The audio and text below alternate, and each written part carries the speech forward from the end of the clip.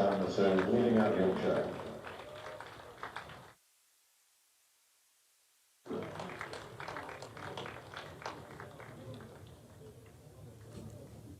Good morning. Welcome from North Marine Road, Scarborough for day 2 of Yorkshire versus Derbyshire in this County Championship Division 2 towards the foot of the table clash, which sees Derbyshire at 47 for 1 on their return to action this morning. Brooke Guest on 13 and Mitch Wagstaff on his highest first class score of 32 not out thus far. 17 overs they batted yesterday evening for the loss of just Harry Kane. Caught Tattersall bowled code without scoring. Yorkshire had earlier posted 297 all out. David Fletcher of BBC Radio Derby, myself Jonathan Doidge of BBC Radio Leeds and the Yorkshire stations, David Townsend as your third voice, and also Kate Holsworth again doing some scoring. So morning from us. We're hoping for another interesting day of cricket. I think Yorkshire were short of Yorkshire yesterday with their 297 on a good but slightly on the slow side pitch, and Derbyshire will be looking to fill their boots on what looks a good batting day. Fletch, and try and post 400 plus today. Absolutely. Morning everybody. Yeah, no, Derbyshire had a good day yesterday. We haven't said that too many times this season, so it was nice to be able to say it. Very positive interview with Alej Dahl. He's always positive. Fairness, he was very pleased with the way that the bowling attack had performed, and very pleased for Mitch Wagstaff, who's still there at the age of 20 and 2 days now. Here's Jordan Thompson for the first ball of day 2 then from the P-Zone Park end. 3 slips in place, bit of swing away from the right-hander, but he started it wide, and no interest from Brooke Guest. But you're right, they'll want about the whole of today and into tomorrow if they possibly can. Whether they're capable of doing that remains to be seen. But that will be the intention, I'm sure. The Derbyshire batsman. So I might get to speak to Mitch Wagstaff at the end of the day. Thompson in again. Straighter this time and just dropped into the offside by Brooke Guest. on Best doing the fielding. 5 wickets for Alej Dahl yesterday, hence Fletcher's interview, although there were runs for James Wharton for Yorkshire. The press did speak to him. He seemed happy, but could have been happier, he said, had he gone on. Still his highest score in first-class cricket. John Thompson between the wires from the commentary box end, and this one is wide of off stump and going further away. The wires, don't expect anything particularly accurate from it. Not that you never do, but there are 4 wires. 2 of them are. Well, one of them is particularly troublesome, but it's troublesome not because it's a wire, it's because it's got a huge ball of tape stuck to it, which is exactly where I'm looking at the pitch. All happy. Thompson again, wide of off stump. And Guest happy to watch it go by. It's one of the many challenges in the commentary box. Indeed. No, nothing. Yeah, absolutely. No, I mean, it's perfectly fine. We can sort of work around it. We'll have to. Turns again then. It's a ring field with the exception of a long leg. As he comes in, and that's wide of off stump. Now Brooke Guest was going to play that and then wasn't, and he eventually sort of did, but by accident really. He was pulling his bat out of the way. One of those where when it's not your day, might have cannoned onto the stumps. Didn't. Not as many in, nothing like as many in yet this morning as there were yesterday. Of course, yesterday could have been just those on a Sunday out. Back at work today, maybe. As Jordan Thompson's in again. Good delivery. Has he got a nick here, Brooke Guest? He has. Johnny Tattersall took a screamer yesterday. Didn't need to take a screamer this time to get his mitts around that one. And an early breakthrough for Yorkshire. Derbyshire 47 for 2. And it's the man that makes things happen. He's done it again, hasn't he? He's done it again. He's done it again. Yeah, a big loss for Derbyshire, that. Brooke Guest has been a decent nick. For him to go for just 13 in the first over after second day. It's a big blow. 47 for 2. Means that Wayne Madsen and Lias Deploy will be exposed slightly earlier than they would have hoped. Brooke Guest returns to the pavilion, and it will be Wayne Madsen back after a spell at Old Trafford in August. Played a couple of one-day cup matches actually. At Durham, he played. I remember. I'm desperately trying to remember the other one, but can't. But he played 2. So somebody said the immortal line to me. Somebody I know who is a Yorkshire supporter of Wayne Madsen always scores runs against. No, he doesn't.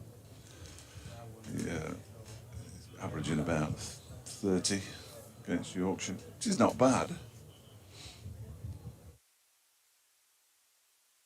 Average is average, if that makes sense, against Yorkshire. So a big test for him. He won't have to face straight away because that'll be Ben Code, will it? It will. At the far end is the Trafalgar Square end. Will be bowling the first over from there. That was the final ball of the first over. So 6th ball of the day. Brooke Guest goes. A bit of that. Wagstaff, test for him still. 32 not out overnight of the young man. Worcestershire, this next one. Thank you, Stephen. First ball from Ben Code. He's left alone outside the off stump. He also gave Harry Moore his cap. I should have remembered it really, but thank you, Stephen. That's the other team that Wayne Madsen played against in the One Day Cup. Whereas Deploy didn't play at all. Not Zach Chappell or George Scrimshaw. 3 slips for Ben Code, coming around the wicket to the left-handed Mitch Wagstaff. As Dodgy said yesterday, it's quite an open stance. That ball, for one so young, certainly. That ball is played into the leg side. You should get more open as your career goes on, because you're taught to be very side on. And then as your career goes on, you tend to get more open. It was fine. Is that the same in the com box? Are you more open with your sit? No, because this is cricket and I'm just sitting down. Like Peter Willey and we've got ridiculously front on Code bowls. Clipped into the leg side for the first run or runs of the day. I think it will just be one. It is just one. Nicely fielded out there by James Wharton, who got to it quickly and got the ball back in. Wagstaff's underway. 48 for 2. Wagstaff moves on to 33. Shiv Chanderpaul. Shiv got very square on, didn't he? Yeah. Kim Bahani got ludicrously square on. Was in the ground yesterday. Was he? Disappointingly never popped in or even waved at me. Just doesn't care anymore. Jeffrey Boycott was in the ground yesterday and just walked back in again this morning, which is good news because apparently, I heard. Yeah, he was helped out of the ground yesterday, not in the best. So Balls and beats Madsen outside the off stump. Good delivery. Bit of pace. Good carry through to the wicketkeeper. I think it might have been something to do with the sun, perhaps, maybe yesterday. But anyway, good to see he's recovered and he's back on the ground. We've had Derbyshire Chief Executive Ryan Duckett up near the box this morning. He's gone round to do the handshakes and smiles over in the marquee. Eat, I'd imagine. Probably a drink. He's going back tonight, so I don't think so. Madsen's pushing this next delivery from Code out into the offside. There's no run. You've got to take your fluids on board. I mean, yes, that is true. I noticed you didn't have much of a problem with that last night. Me? Just a normal night out till a normal time when we left the pub. Not too early.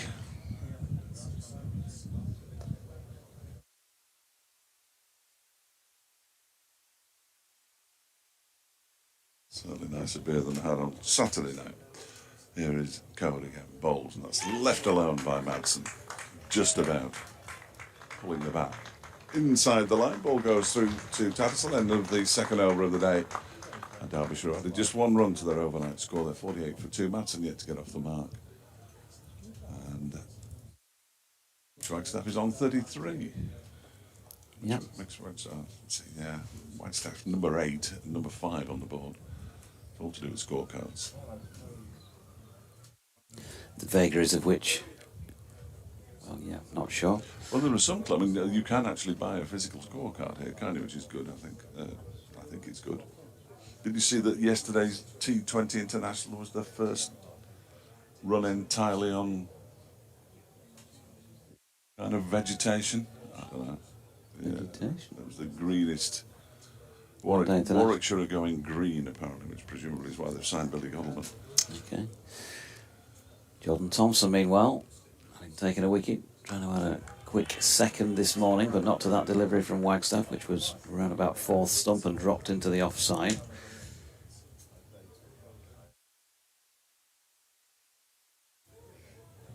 Keith and Tracy Revis down below come to watch their son. He's out there somewhere on the field. Where is he, Rev? Cover, I think, at the moment, in the white floppy.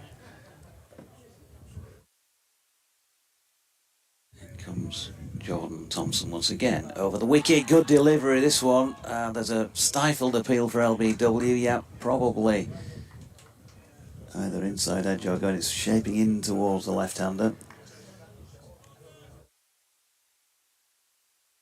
Shake of the head from umpire Harris. Yeah, I can't Ant say, Harris, as he was Ant, apparently, yeah. called yesterday by Howard Ferguson on the PA. That's what I'm going with now. It's been true. And in comes Thompson again. Another ball shaping in towards the lefty aggressively. He thinks about throwing that back of the stumps, but then makes a bit of a Horlicks of it, and that thing of just going his hair back for a moment, because that's what he was going to do anyway. Yeah. It's weird, isn't it? Because they've changed the regulations about that, haven't they, this year? If you do throw the ball aggressively at the batsman and it hits him and he's not left his ground, you're in all sorts of trouble, apparently. And Aaron Donald was saying you get the grade 1 straight away. Thanks for coming. Seems a bit absurd, doesn't it? Yeah. Thompson. In again, another good delivery which beats Mitch Wagstaff and wraps him on the pad, but again, it's got feeling it's going down. Ant Harris,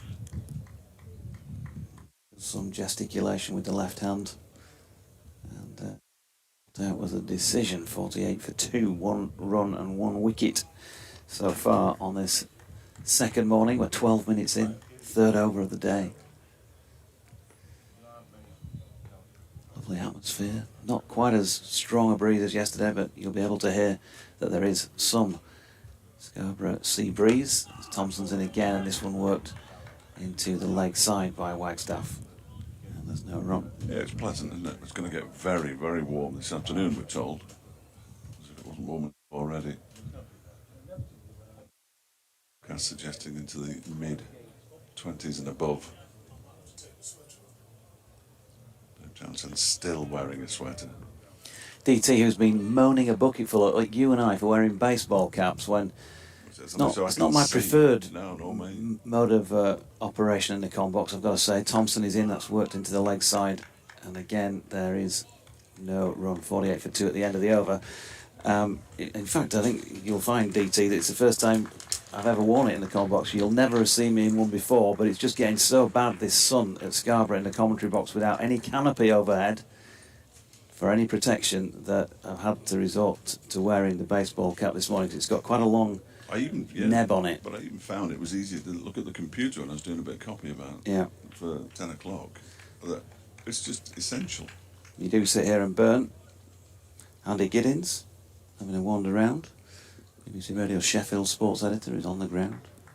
He's never at work, is he? No. Ben Code from the Trafalgar Square in bowling to Godleman, to Madsen, who drives hard at that one on the move. I've got Godleman on the brain. And it flies over the slip cord and down to third man for 4 runs, and he's off the mark. Not necessarily in the way that he would have wanted. No, because, I mean, had Billy hit that would have really been, oh my Godleman, wouldn't it? Well, it would have been remarkable, because he hasn't played since April. Yes. 50 up for Derbyshire, 52 for 2. Yeah, we're getting a bit more of a Richie. accent. No, I don't do accents. Well, neither do you, do you? No.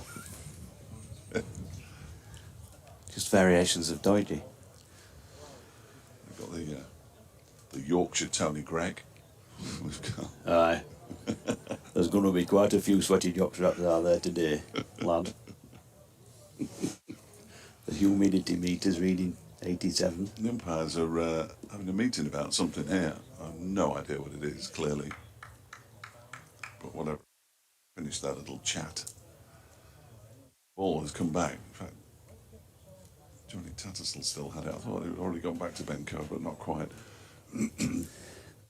Yeah, that news this morning. When I found out last night, we got the embargo release that Billy Goldman was going to Warwickshire, I nearly fell off my chair.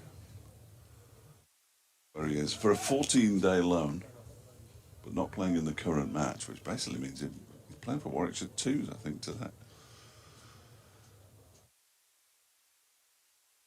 Look that up a bit later on. Madsen waits as Ben Cobra 4 slips in place, comes in and he clips this off his pads down towards long leg for a single. He thinks about a second, but Mitch Wagstaff quite correctly says, no, I'm the senior batsman out here. He is almost twice Mitch Wagstaff's age. Wayne Madsen is 39, Mitch Wagstaff is 20. Must be slightly bizarre for Mads to be now batting with people who are half his age, but there we go. Your Pocklington School maths teacher will be preening on hearing that. It was good, that, wasn't it? It was good, that. I can't imagine that if my teachers are still alive. Wicket balls to Wagstaff, it just pushes this out into the offside, shouted no. I should imagine teaching you nearly killed most of them anyway.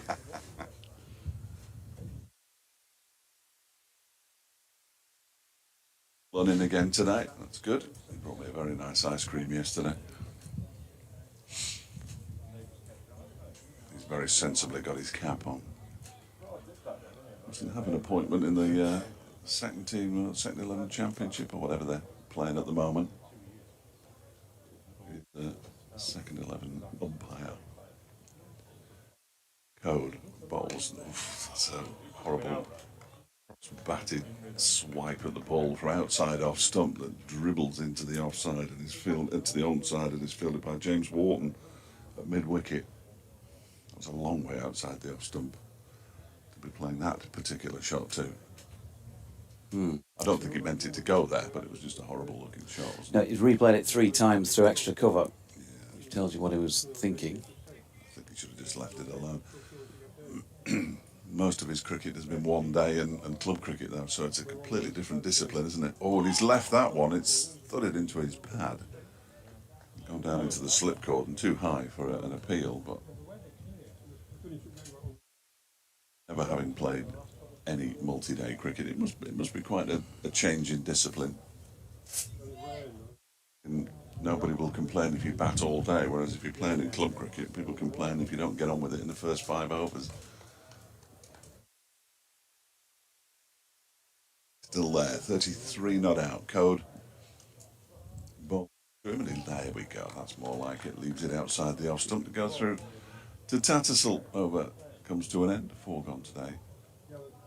53 for 2. Derbyshire 33 to Wagstaff 5 to Wayne Madsen. Ben Nielsen says good morning. Looks like another glorious day. Perhaps this morning the cricket gods will give Ben Code some of the wickets they owe him for this season. He has bowled better than his figures suggest. Quite a few times I'd agree with that, Ben. Andrew Christie says strong start, big day ahead for Yorkshire. Field Code is the key. And Andy Walker, morning to you. The man who makes things happen is looking super sharp early doors. He says looking forward to a cracking day's play. Stay cool. I'm not sure any of us would live up to that tag. I've never been cool in this commentary box, but and you can't say we're trying, can you? Because if you're trying, that's not cool, is it? No. Thompson bowling here to Madsen, who shoulders arms to that delivery wide of off stump. They've gone with 3 slips at this end to Jordan Thompson, a point. Cover, mid off Matthew Fisher, mid on Shan Masood. Matthew Revis is sort of mid wicket come square leg, is squarish mid wicket. Ben Code has disappeared off down the bottom boundary, not so far from the suits at long leg. as Thompson turns again and delivers another one wide of off stump. He's so far this morning been more consistent than some of his starts, Jordan. I know he's talked to us on a few interviews about wanting to start better. He'll bowl both sides of the wicket. He does come up with wicket-taking deliveries, hence man that makes things happen. But there's always that play-off that he might cost a few, and he's talked about it, as I say, a couple of times. He's wanting to drop more regular spot, and so far today, that's been pretty good. And then typically, he bowls one on leg stump and gets put away by Wayne Madsen for 2 backward of square, which is the first time he's come up with something like that this morning. Yeah, entirely coincidentally, of course. Yeah, I remember. Was it the T20? Was it the Championship match at Chesterfield? I can't remember when he first bowled. When he came in to bowl his first balls, he was crippled with pain. Yeah, wasn't he? It was a Championship game. Yeah, something down the ankle. That seemed to spur him on. Well, he did that in probably 3 or 4 games in succession at that point. 2 or 3 games in succession, maybe. He did have a restful match, unusually. Here he is bowling again. And he's pushed into the offside, no run. I mean, if you're thinking about sort of reliability like you do in terms of cars, he'd be a great tyre to have, Jordan Thompson, because he'd go for many thousands of miles before you had to change him. He's very durable. Right. Unlike 1 or 2 other players who... get punctured. Don't encourage him, DT. It's going nowhere, this particular... Here's Thompson again, good delivery. Madsen doesn't play it entirely convincingly, but well enough to keep it down into the offside for Besterfield, no run. Somebody out there who's got one of his nuts missing? No? Somebody in here's got a screw loose.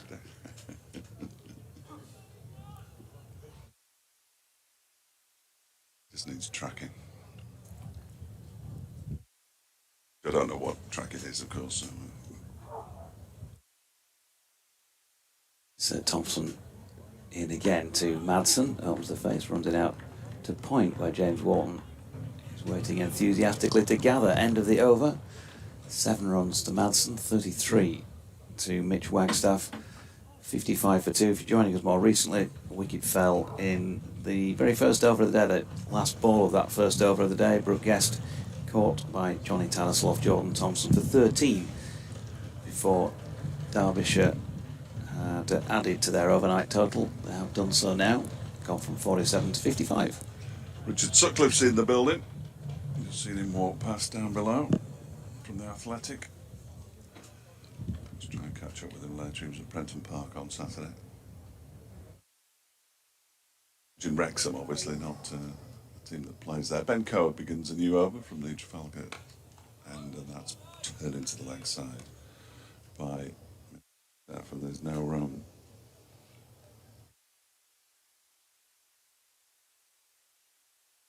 I think he was basically trying to abuse me on Saturday night. I rose above it though. You get used to it after a while. Hot, a cloud in the sky. Got the sun in your eye? Code bowls. Pushed out into the offside by Mitch Wagstaff. No, because I've got my cap on. You won't be surprised if it's a dream. It's 1980s again, are we back in the 80s?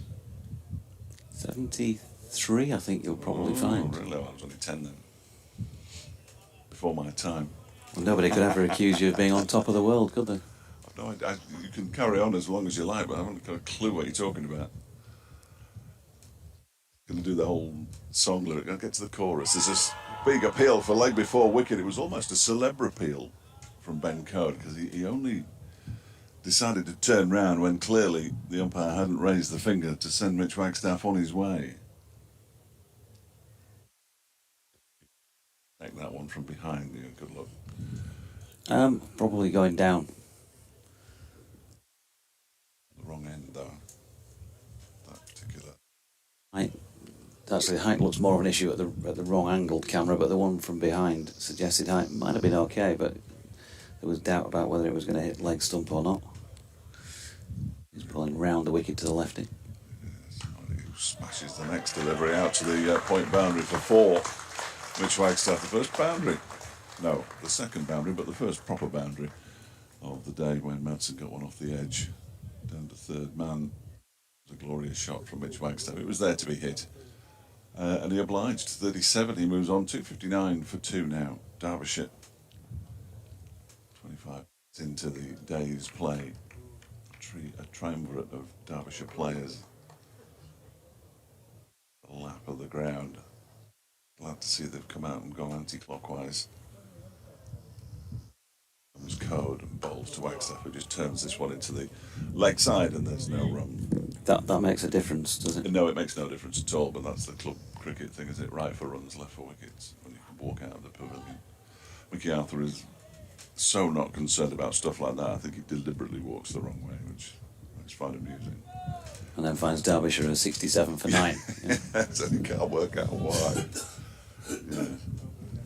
It was Harry Kane, Mark Watt and Zach Chappell. This next one from Code is wide of the off stump, and Wagstaff quite correctly leaves it alone. So 4 runs off the over. Wagstaff's moved on to 37, having added 5 to his overnight score. Wayne Madsen is on 7, and Derbyshire 59 for 2 after 23 overs of their first innings in reply to Yorkshire's 297, which means that Derbyshire trail by 238 ish. Always low too. It's all change in the commentary box. Well, it will be if DT could work out. No, I don't have to go yet.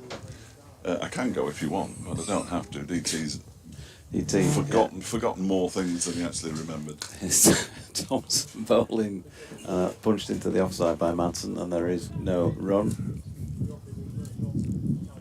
We'll let you swap headphones, and you can disappear if you like for your first update of the day.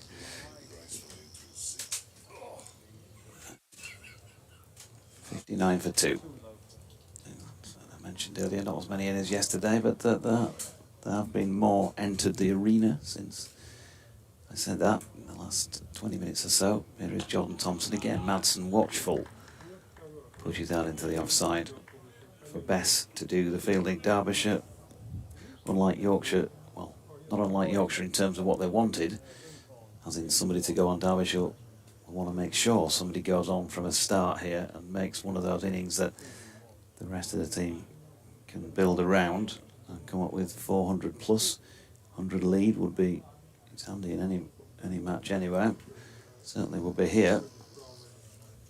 Thompson turns, makes his way away from us. There's a little bit of an offering of swing away from the right-hander, nothing major, and Madsen waited nicely for that and just pushed it in the gap between extra cover and mid-off. Fish around from mid-off to field, they got 1. I think they need to get Madsen early, don't they? Because I can't see him not cashing in on a start, as several of the Yorkshire players did yesterday. I think if he gets to 30 or 40, you could see him going on and going big, if you like. Which was a criticism, really, yesterday, Yorkshire batting, wasn't it? Several of them got to 30, 40, 1/2 century and didn't go on. Thompson in again. And it's just dropped into the offside by Wagstaff. No run. Got to make the most of your opportunities, Doidgy. Don't get that too many in a 14-game season, do you? No. Jordan Thompson, of course, has been Yorkshire's leading wicket taker the last couple of seasons. Turns and makes his way in again. Once more, a little bit of swing, but nothing too taxing. And it's pushed into the offside where Shan Masood does the fielding, and there's no run. So 60 for 2. To lose a couple more early on in Derbyshire and just feel under pressure. Game time left. And want to use every opportunity out there. Mitch Wagstaff, of course, just his second first-class match. His highest score so far, 37 not out. He punches this one to mid-on for Fisher to field. And there is no run to complete the over, so he's not only trying to do a job for his team here, but do a job for himself as well in terms of where his career might be going. Be handy, wouldn't it, to come up with a significant score. Madsen, while he's having a great season, we know what he can do, and a very dangerous player Yorkshire will know if they allow him to get in. Yeah, if you gave them a choice of getting one of these two in the next half hour, it would undoubtedly be Wayne Madsen, because with all due respect to Wagstaff, he is a rookie, but it's an important time, as you say, it's an important time of the season. Four matches between now and the end of September. It could really give you momentum going into next season as a young player. Here's Code, then down the hill from the Trafalgar Square end, and Madsen solidly behind it. Ben Code is a real master at this venue, bowling the right sort of length, and his pace actually, in some respects, I feel it might be more advantageous than the quicker bowlers who get carried away, don't they, DT, with that bounce. They want to bang it in. We saw Jamie Overton for Surrey last year in the first innings that Yorkshire batted when they got 500. It was pretty terrible because he bowled it just a little bit too short and went for a lot of runs from Johnny Tattersall and Adam Lythe's bats. Madsen pushing forward at this Code delivery, gets an inside contact on it and diverts it to the onside of straight for Masood to field. No run. Ben Code is not about pace for him. He's bowling low to mid-70s. He just lets the ball do the work, and on this surface that can often prove to be the ideal. A little bit of movement either way. Right length, as you said, so which brings LBW into, again with the quicker bowlers on this bouncy pitch. A lot is going over. Code bowling pretty wide on the crease here to Madsen, who plays this shot on the walk almost as if he was thinking immediately we're going to go and take a single or some runs of some sort, but then couldn't get it wide of Shah Masood at mid-on.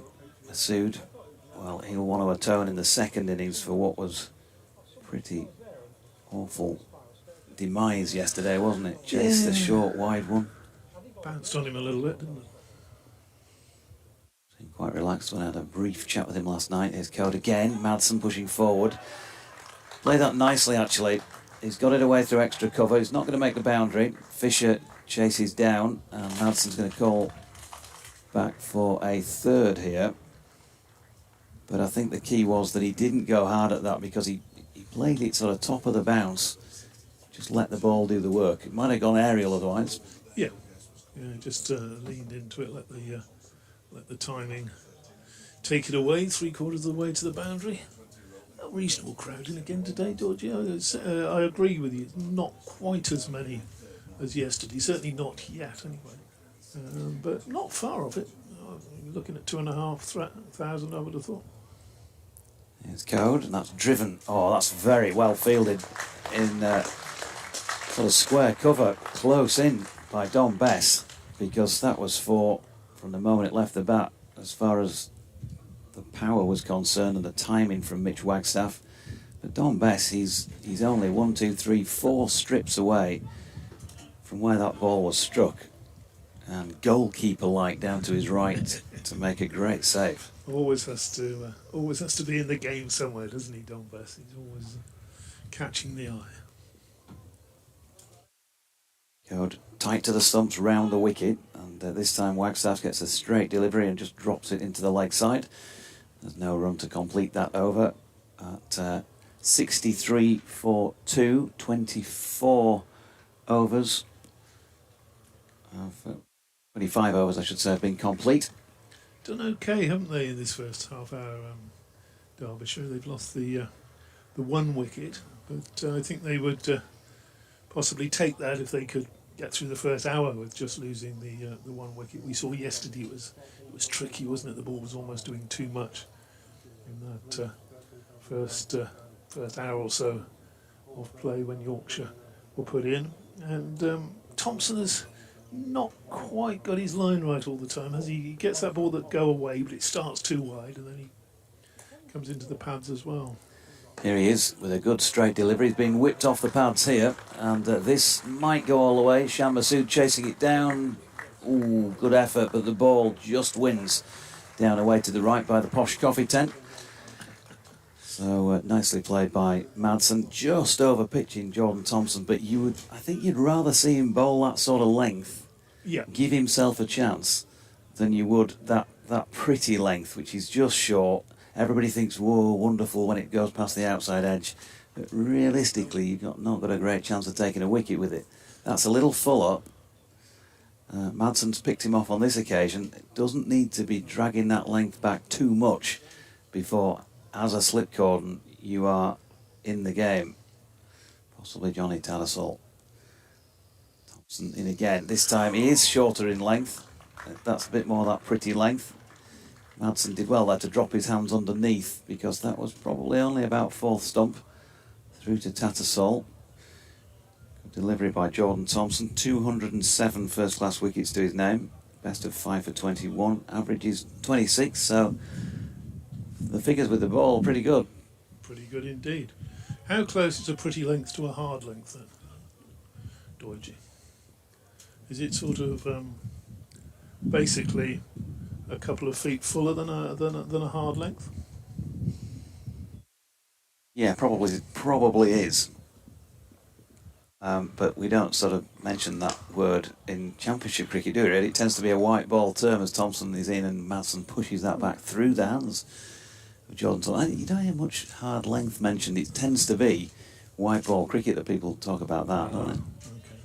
Okay. And the slower ball bouncer and things like that. I thought hard length really is. That's the slower ball bouncer has crept into one-day cricket, hasn't it? Which we used to call in the old days the long hop. Yeah, the rank bad ball at one point.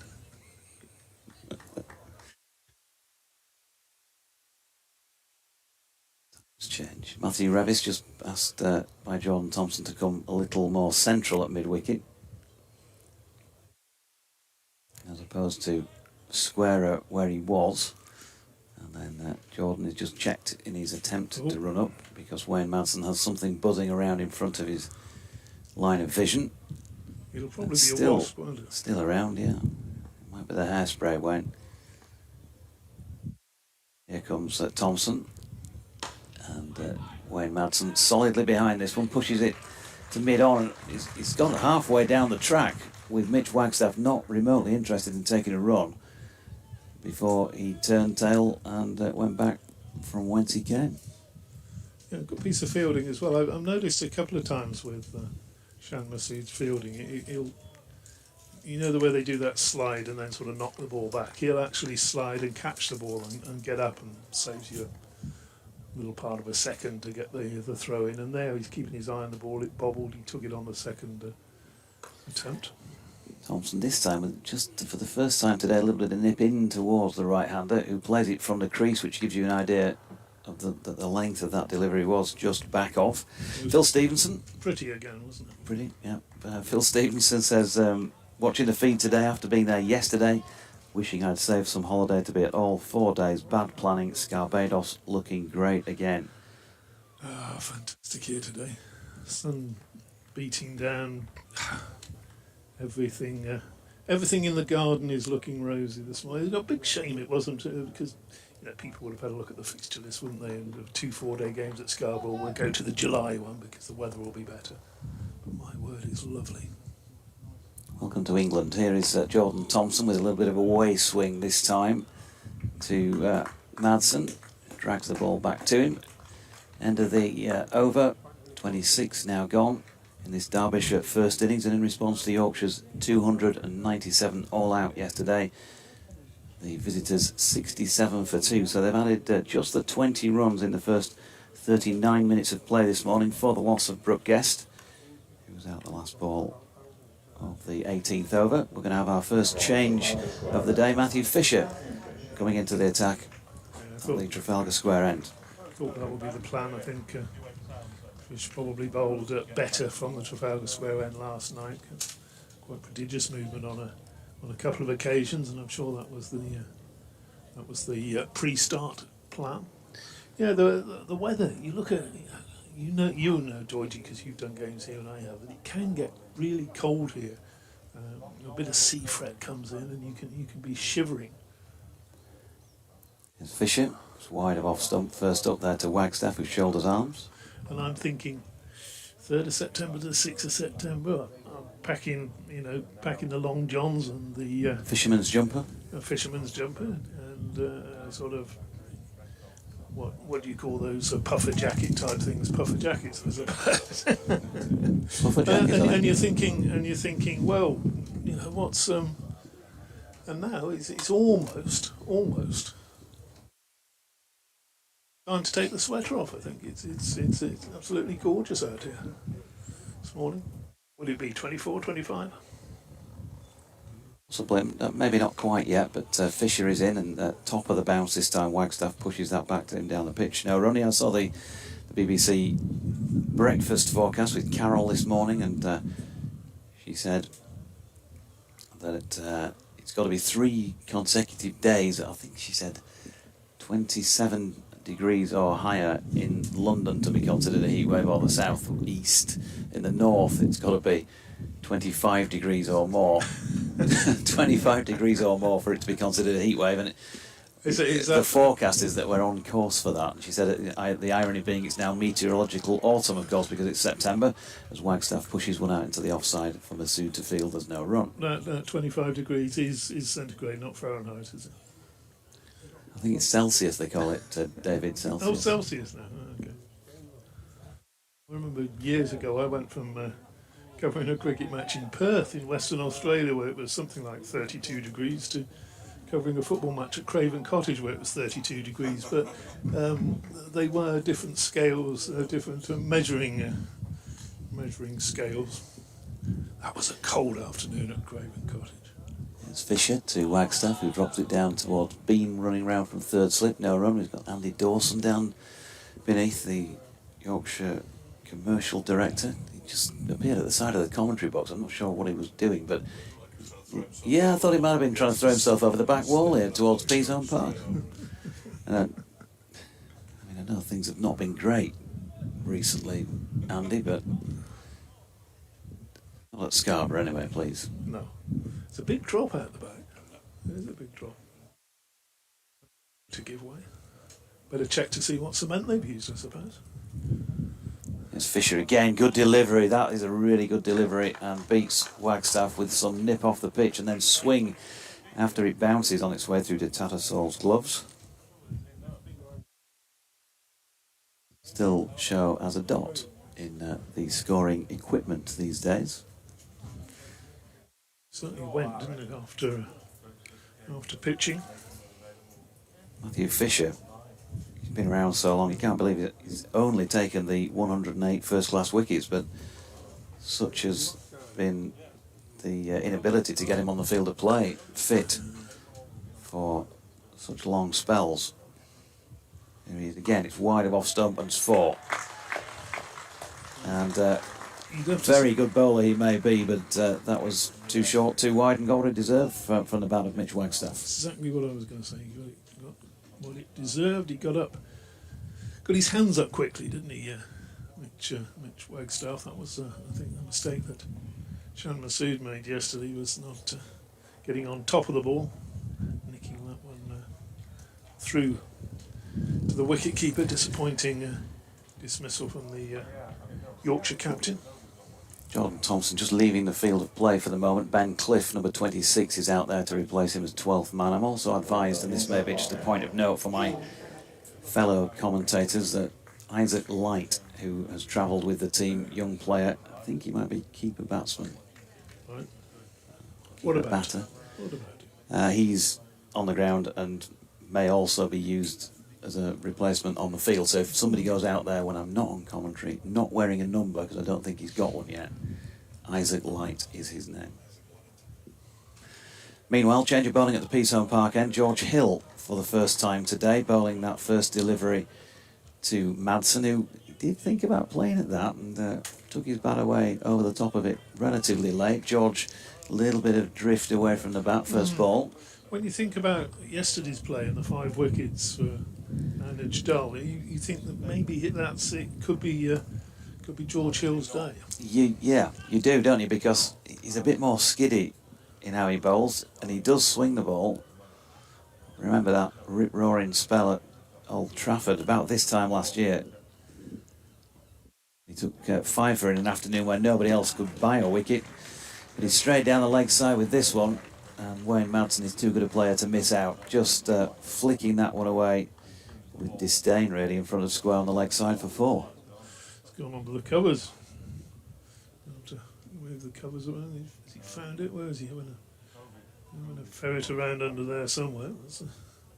No. Oh yes. Ball's come back on. The covers stretched out there in front of the newly refurbished West Stand, looking very nice in the sun this morning. They're close to the posh coffee as well. Dodgy that was. Yeah, posh coffee, posh ice cream down there as well. Very posh. Just Scarborough, isn't it? It is. Hill with 2 slips in place, driven by Madsen up to mid-off, where Bencode makes a bit of a meal of trying to field it, but they won't get a run. Scarborough's not posh. Proper place for a seaside holiday, Scarborough. Fish and chips, and rolled up trouser legs, and Yeah, I think there might have knotted hankies on the head. Not those ridiculous baseball caps the two of you are wearing this morning. What's the one on you're saying? Oh, Rawdon. Rawdon Cricket Club. Here's Hill, and that's driven down the ground nicely by Madsen. Got plenty on that. Masood was alive to it though, and keeps them to 1 coming round from mid-on. We'll see the change round from right hand to left. Fletcher's says Blackrod Cricket Club over on the dark side. Rawdon, of course. Have I mentioned before, Rawdon? Where Headley Verity learned his cricket. Did he? No, I didn't know that. I've seen a fair bit of Headley Verity recently. His final bowling figures were 7 for 9, apparently. Around this time, obviously when war was declared, and he disappeared off to, unfortunately, not return. George switching to round the wicket here. George Hill gets some in-swing on this delivery to Wagstaff, which is Yorker length, really, and Johnny Tattersall can't reel it in cleanly, but cannons out towards the cordon, and he's fielded with no run. 76 for 2 from 47 for 1 overnight, so it's a bit of a grind this morning for Derbyshire, which says a bit about how Yorkshire have bowled collectively, but they've managed to get just that 1 wicket. Ball obviously getting a bit older, but there's not a huge amount of damage to it. 76 on the board, and George Hill's final ball of the over sees Wagstaff drop it into the offside, and there is no run. These teams, well, Yorkshire following that points deduction, firmly bottom of Division 2, 30 points adrift of Gloucestershire. Derbyshire 34 points ahead of Yorkshire, seeking their first win of the season, and of course Yorkshire's only win of the season, their only win since the first game of last season in red ball cricket came against this opposition at Chesterfield just I was going to say just a couple of months ago. Is that right? 3 months ago now, isn't it, really? Start towards the middle of June. What a wonderful choice of venues for the Derbyshire Yorkshire games this year. Chesterfield, which is one of my favourite grounds, and Scarborough, which is probably one of my top 6 grounds. Probably time for me to do a bit of commentary, Doidgy. So, going to be Matthew Fisher continuing. Running away down the hill, bowls, and that's a cracking shot from Madsen. He sort of manufactured a punch through wide of mid-on up to the boundary, which is up there close to the tea room. It's 4 from the moment it left the bat. Well, interesting shot. He sort of got himself into a position. A shot he's learnt from his one-day cricket. Actually, he's got himself outside off stump somehow and punched it very cleanly and very safely through mid-wicket for 4. Fisher again bouncing down the hill, bowls short outside off, and that's going to be 4 more. So this time Madison gets on top of the bounce and Steers it away. Punches it away. Square of the wicket. Down towards the west side and the posh coffee. Hudson very quickly now moving on to 28. 84 2.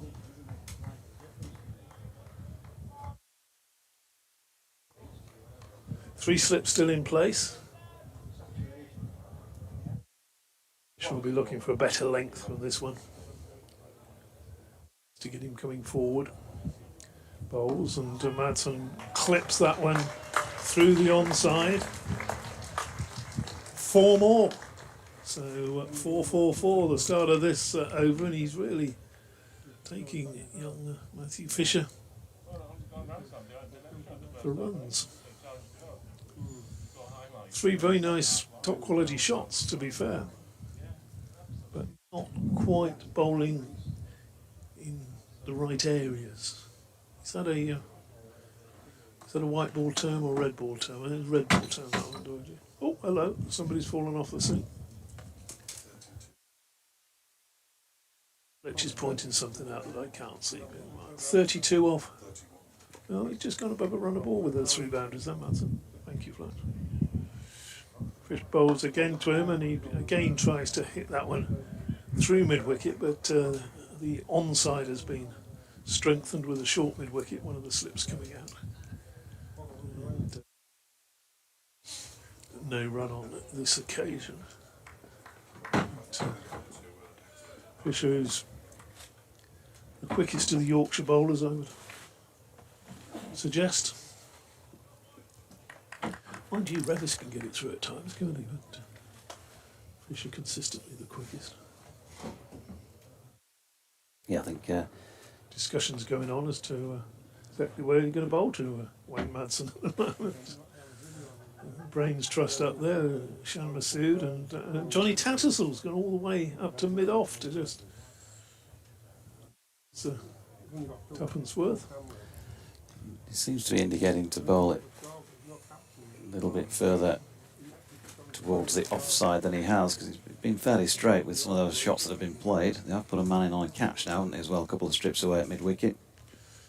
He bowls again, and that's just a back of a length, pretty length, that one, and played back to him. Jordan Geldy says, morning, can I get a shout out for Denby Dale first 11 who secured promotion on Saturday? No. Back in the Huddersfield Conference League. No, you can't. Well done, nice part of the world, Denby Dale. It's lovely, isn't it?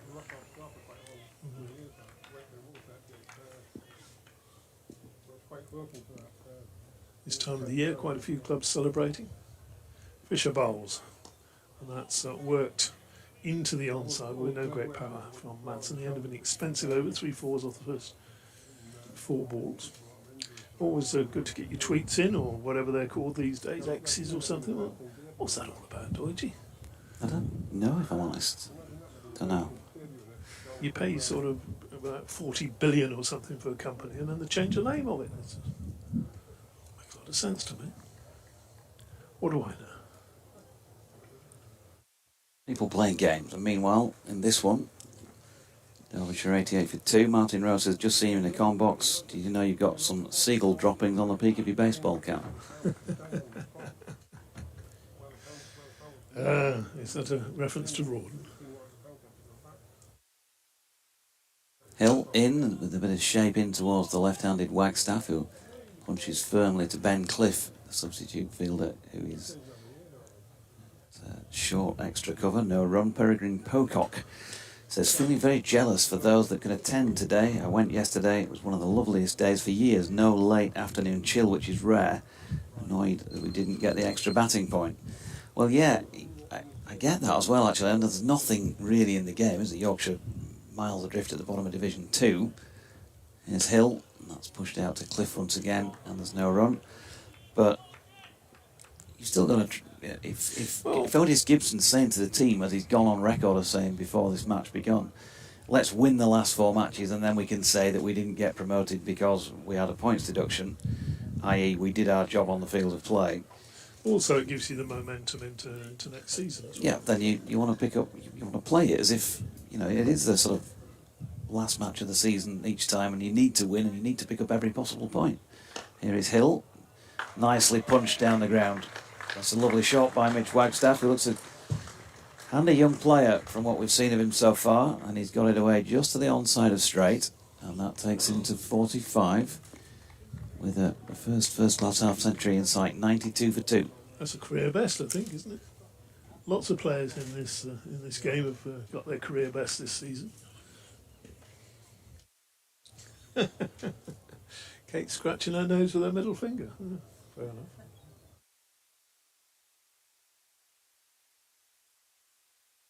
.45 to him, and Madson's got to 32 pretty quickly, hasn't he? He's at the non-striking end now as Hill bowls again, and Wagstaff, an exemplary extra cover drive. Unfortunately for him, he picked out Cliff again. So that's 3 times the ball has gone to Ben Cliff in this over. That's pretty consistent by the standards of the bowler. As you're watching the stream, you can see the bleachers there. Plenty of space if you're in the area and fancy an afternoon watching cricket. Get yourself down here. Winter will be on its way soon. Hill again. Wagstaff works off his legs this time, and Don Bess is on hand to field and wing it in almost over the top of the outstretched arms of Tattersall, who spared his blushes. Dot ball, 10 fours. Kate kindly informs is against the name of Mitch Wagstaff from the 45 he's got on the board. That's a pretty high percentage, isn't it? Boundaries, 90%, just under. Yeah, here's Hill again. Wagstaff opens the face and runs it out backward of point this time. Fisher gives chase. They're going to get back for a comfortable 2, taking the total to 94 for 2, and Wagstaff to 47 at the end of that over. Jordan Thompson appears, stage left from the changing rooms, and he's going to replace Ben Cliff back on the field after, what was that, 2-3 overs off it. We've got the sight of probably about half a dozen people up on the balcony away to the left. The Boundary Hotel, if it's still called that.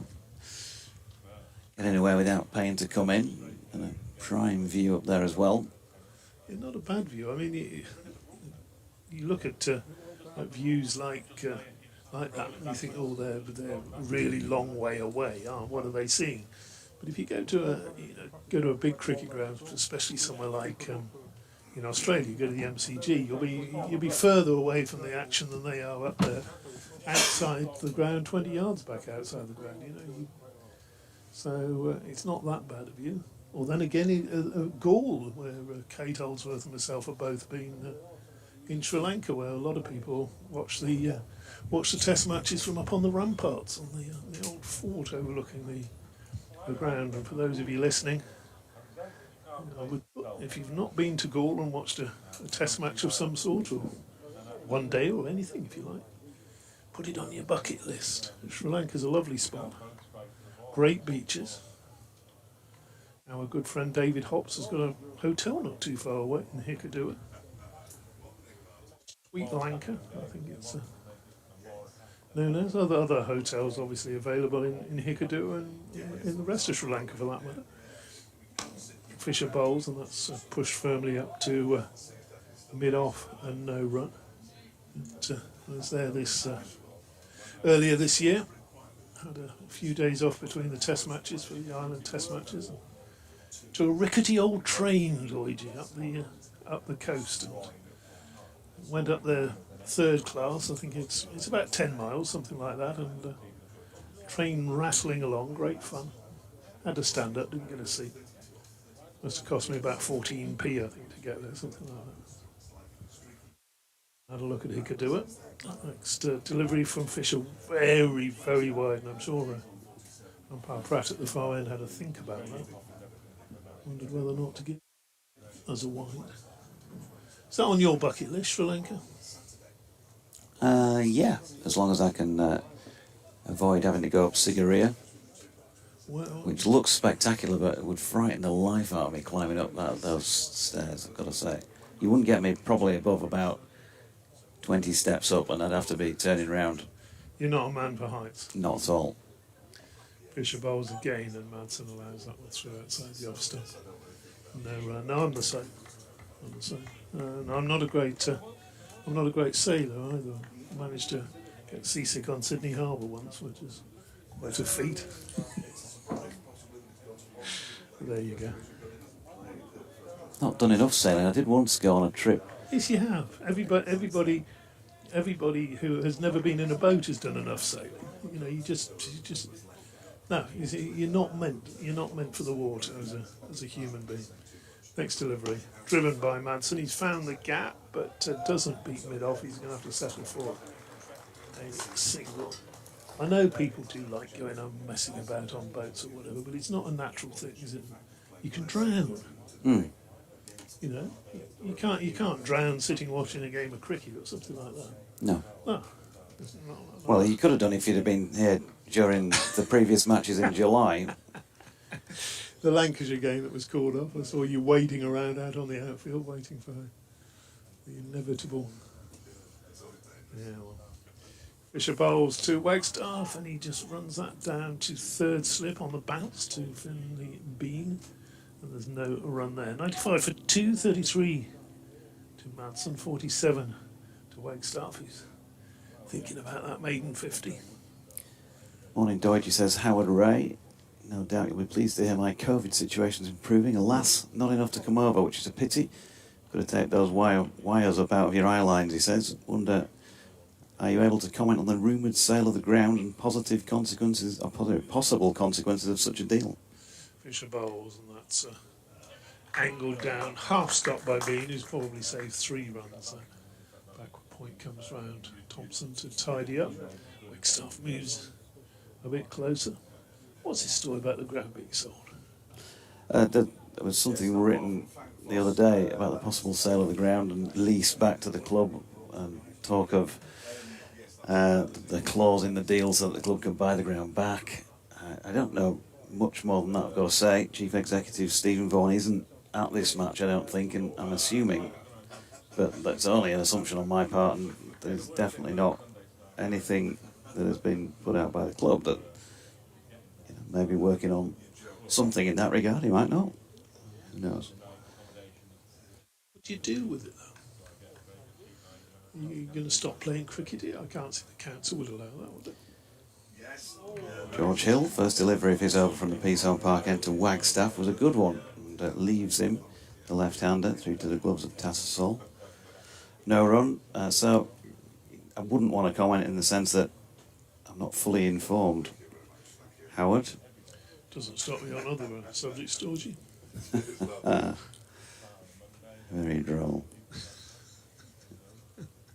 Grandson Liam at Wheatwood today, so not here.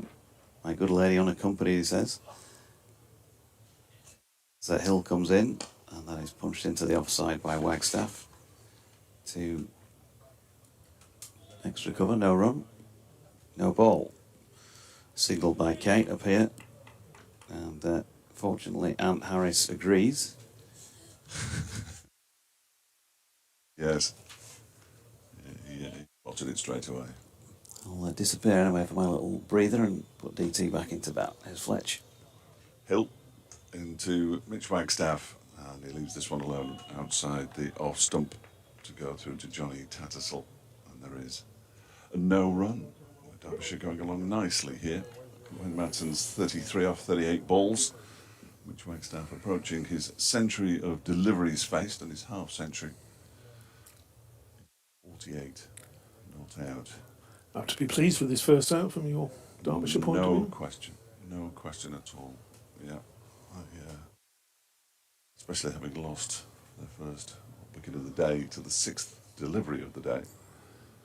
Hill around the wicket, bowls to Wagstaff, and there's his half century. Just guides it down to the vacant third man area, and it's a maiden first class 50 for Mitch Wagstaff in only his second game. It's been a terrific knock. He came out last night in difficult circumstances, survived, and is now thriving on day 2. He moves to 52, and the 100's up for Derbyshire as well. They're 102 for 2. 11 boundaries in that half century for young Mitch. He'll be pleased a couple of days after his 20th birthday. I think we found out yesterday. Yeah. balls and beats him. That one goes very close to the outside edge and through to Johnny Tattersall. A really good response. Did I just From keep a Helm. little bit low? Was that my... No, I think he gave the impression that it did. Whether it did or not, and you'd have to look at the replay. But, yeah, 99 deliveries. Wagstaff, who is Here we go. almost twice. half Yeah, the he age. made it look low. He did make it. He sort of buckled his knees a bit, didn't he? So just the two slips, and Wagstaff drives but doesn't time it out into the offside where it's fielded by Wharton. That's an enough looking shot. Yeah, no, he's done exceptionally well, Mitch Wagstaff, I think. Previously played against Gloucestershire this season. His previous first-class match. He did get a few games in the List A 2022. Opening the batting, generally. None this year? No, I don't think he did. And that one is driven to Shan Masood this time. And there's no Harry Moore, who in the List A, he's currently, I think, on duty. I'm just going to check, see if he's playing. He is currently not playing for the England under-19s. Yeah, I can see him there, so that's a shame. But he's certainly with them. There was some suggestion that he might end up playing a first-class match before the end of the season, but he's only 16. Oh, Quick bowler. End of the over, of course. 102 for 2, 33 to Madsen, 52 to Mitch Wagstaff. Hampshire got a couple of cracking youngsters as well. With the quick bowlers that we saw in action at York in that 50 over competition. It's a good competition for that, isn't it? For seeing, it can be. seeing the lads coming through. Yeah. So Fisher bowls again, and he's dropped the man back. Sweeper on the cover boundary. Madsen punches the ball out in that direction. I seem to be describing Madsen as punching a lot of shots, but he does, doesn't he? Yes, he does. Yes, he does. Can I ask you a quick favour? Well, what would that mean? Can you move to there so I can look out of the window to see the pitch? Well, I suppose I can, but no, Doidge has moved his way out of Well, the he's box. gone to meet his adoring public, hasn't he? Just Well, both of them. well, if they both hit, oh, that's marvellous! I can see everything now. Thank you, Martin. Much appreciated. No problem. I'm close to our scorer now, so we'll get all the facts. Next delivery is a flat-footed drive, doesn't make contact by Wagstaff. No, when I say facts, I mean that's obviously a loose term with Kate Holdsworth and her career best stats and things like that. Yes. But she had a good night in the pub last night anyway, so she made up for one or two sort of excitable comments in an effort to get on air, wasn't it, really, yesterday afternoon? Very, very much that. Yeah, very much that. Fisher bowls. The ball's threw outside the off stump. I can't see, but I'm sure she's scratching her nose with her middle finger again. Well, now, yes, and now that you've moved to that particular chair, you're within range. Yes. So just Yes, be careful. yeah. Just be careful. I'm sure Oh, we're on the telly again, look.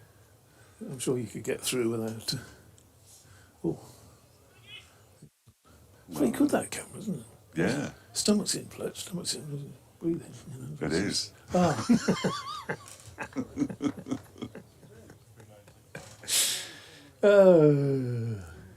Fisher to Wagstaff bowls, and that's short, and it's hit in the air and gone. That is a poor way to get out for Mitch Wagstaff. It's helped it around the corner to square leg, and the wicket falls, and he's had a case of the young man getting to that first half century. Maybe he thought he's achieved what he set out to do this morning, and his concentration waving a little bit like more a senior batsman when they get to 100. They're always a bit susceptible, aren't they? The first few deliveries afterwards, and that ball stood up there, and good applause for the young man as he walks off. He's He's not as happy as he was in the previous over when he was celebrating that 50. That's a disappointing way to go. If he'd have got a Jaffa from Fisher and just nicked off or something like that, then fair enough. But just really helped that around the corner.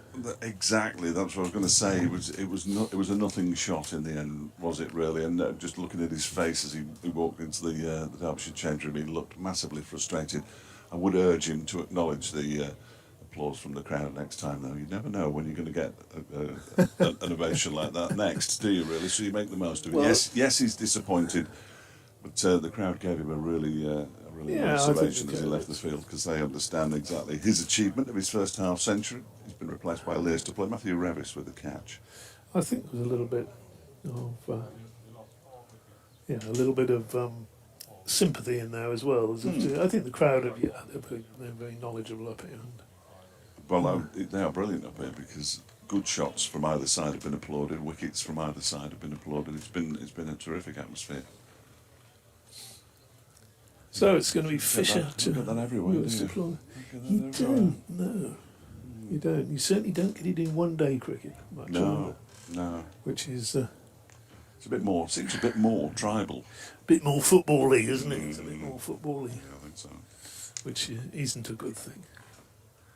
4 slips then for Deploy. He gets a good delivery first up. I think that was a pretty length, that one. It looked pretty from here. I'm no good. I'm no judge of that kind of thing. Gone through to the keeper with a little bit of shape on it. Even an interesting theory, I think it was last year, from Mike Selvey about ball movements. He said sometimes when I had to think hard about this one, Fletch, you might like this one as well. Okay.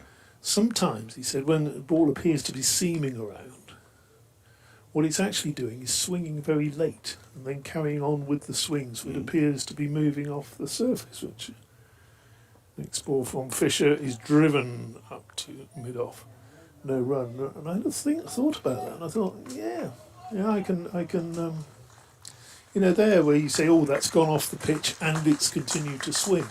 Actually, perhaps maybe it's just started to swing, hit the pitch and gone. That's the end of the over. Wicket for Matthew Fisher. Hasn't been at his best this morning, but that certainly wasn't his best balls that took the wicket. But he's got one. He's in the wickets column. And 3 for 3. The ball that swings very late can be as troublesome as the one that pitches and leaves, of course. But it's a slightly different conundrum for the batsman, isn't it? It's just slightly different. But watching it from a distance, as we are, it would be next to impossible, not being ex-professionals like Mike Selvey, to actually tell what's going on. It's Ben Code then brought back into the attack for you, Fletch. Bowling to Wayne Madsen, who defends the first delivery out into the offside. Leicester play over 1,000 runs in the Championship this season, second highest run scorer in the Championship, I believe, behind Alex Lees, who's got 1,400 or something ridiculous. He has batted well, but he can be a slow starter. Again, they need to get. We said there with Madsen. Now Madsen's got to 34. You wouldn't expect him to give it away. You wouldn't. Now, as Code is into him, and that beats him all in. So that did swing and continue to move after it had swung and pitched. It did something. Yeah. Madsen in all sorts of trouble. He just leans on his bat because he could do nothing about it, really. It's a fine delivery from Code. Squared him up and everything. Yeah, you do. Just as close to an unplayable ball as you could get that, I suppose. If he'd have taken a pace down the pitch, he might have been able to play it. But it was sort of pitch in middle and going away to first slip. What can Code do this time? Well, Madsen dances down the track and smashes him out towards long on for. Well, I can't see where it's landed, and the umpire hasn't told me where it's landed yet. It's gone for 6. Wow, that's quite a big hit out there as well, because we're a little left of centre. And that's a big boundary down. And he used his feet. He thought, I'm not going to let this one swing late, and absolutely pummeled it over the head of Shammasud, a long way over the head of Shammasud, it should be said, and all the way for sixth, the first of the Derbyshire innings. Immediate reaction from Yorkshire, helmet coming Stand out up. for You're not using your feet again. Johnny Tuts. He's standing up to Ben Code as he often does. And That's all right. So, keep the batsman honest, keep him at home. this Code is in, and Madsen plays that one off his pads into the leg side. Revis does the fielding at mid-wicket. Good to hear from Nick Hartson, who's listening from Kiel in Germany, and he's heading for Helsinki tomorrow. Good to see Derbyshire making an effort, he says. I think they're doing slightly better than that, Nick.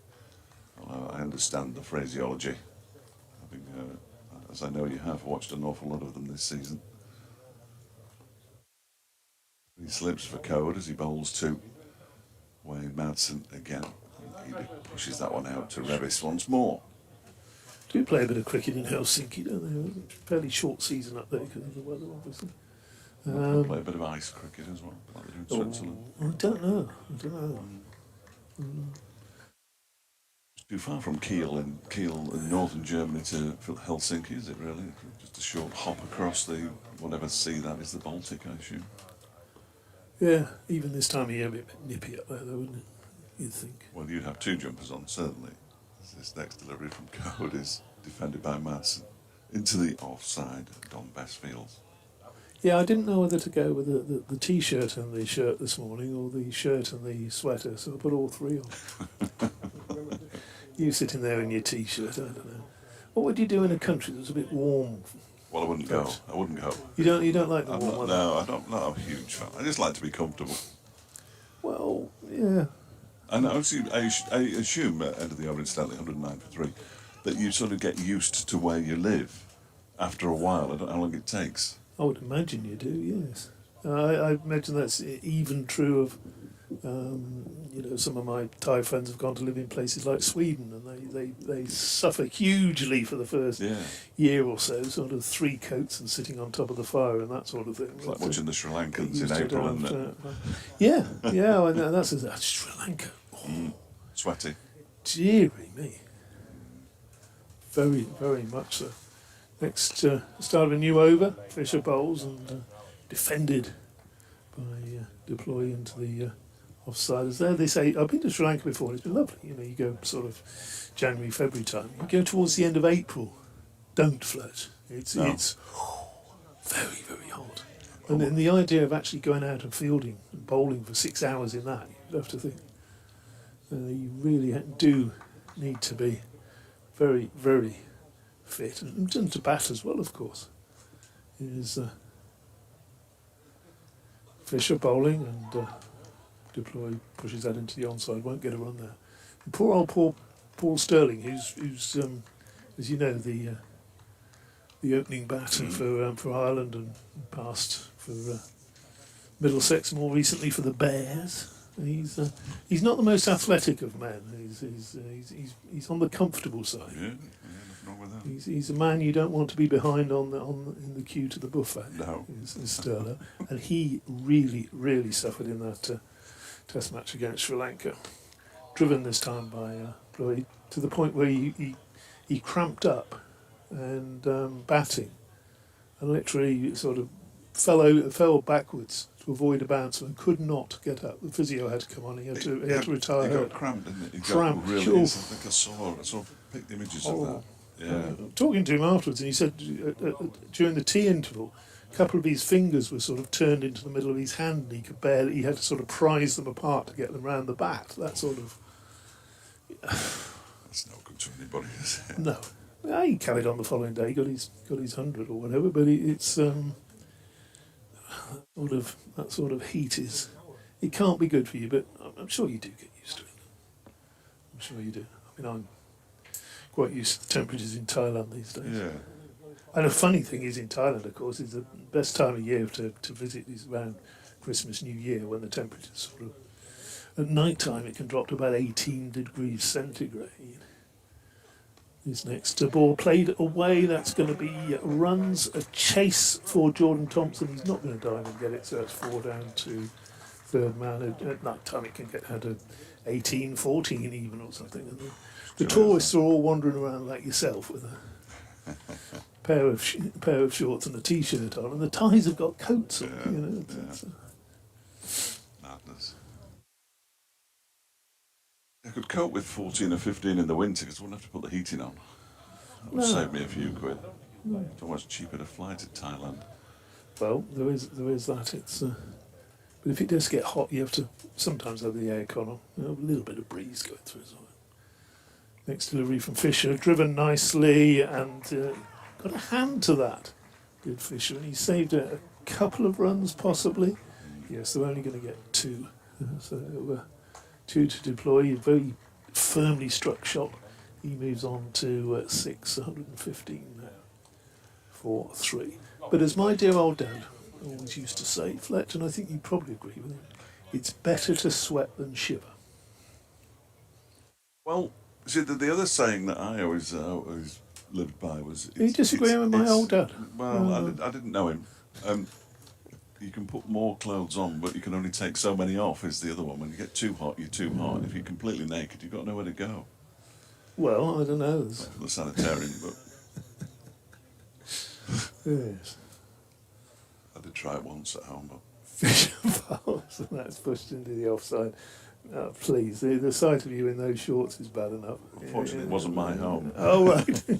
You know, it can... That would have been a surprise for your host. Oh, Fletch, just... what are you wearing? Looks as though it needs ironing.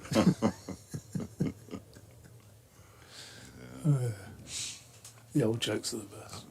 No question. 115 for 3. Talking about Laurel and Hardy in the pub last night. You know, you're much older than that. Yeah, sorry, you just said that. It was a good little night. A little couple of pints in the, Yeah, it was nice, wasn't it? Very the North social. Riding, which is a proper old pub, isn't it? It's got sort of public bar and a saloon bar, very close to the ground, and a wonderful selection of ales, both cask and what's the other one? Cask and keg, isn't it? Cask and Yes. keg. Yeah. I'm more a keg man myself. Yours was very cloudy. It was, but that's how they're meant to be. It's a sort of hazy beer. You know? Yeah, I was concerned about that kind of thing. Jordan Thompson is warming up again. If you need to warm up, stretching it will probably be a better description. And it'll be Ben Code to continue from the Peaceout Park end. Bowling to Wayne Matson, who defends the first delivery up towards Shan Masood, a very straight mid-on, and there's no run. Young Cliff is back on. What's his first name, Cliff? Ben. Ben Cliff, thank you very much. He's Is Yeah, is it young? well, he is young. They're all young to me. But Yes, I do like a beer where they've sort of put half a field of hops into the pint. And I think most of them have been left in. That's the bit that I'm not massively keen on. Oh, that wasn't too far away from Adam Lythe. That second slip off the edge of Wayne Matson's bat. Sufficiently far for him to get 4 runs down to third man, but not far away. 119 for 3 now. Derbyshire 44 to Wayne Matson. The deficit down to 178. I do like these modern microbreweries, you know, that are inevitably run by a young bloke with a man bun. You know, Yes, they're all very, very hipsterish, aren't they? Yeah, very well manicured beard. Yes. With the oils every evening for whatever reason. That's good. It was a good night out. I even managed to find a pizza at the end of it, so everybody was a winner. And we walked back to the hotel again. It's exhausting me, all this walking. There is Code in again, bowls to Matson, who drives with the inside half of the bat up to Shan Masood.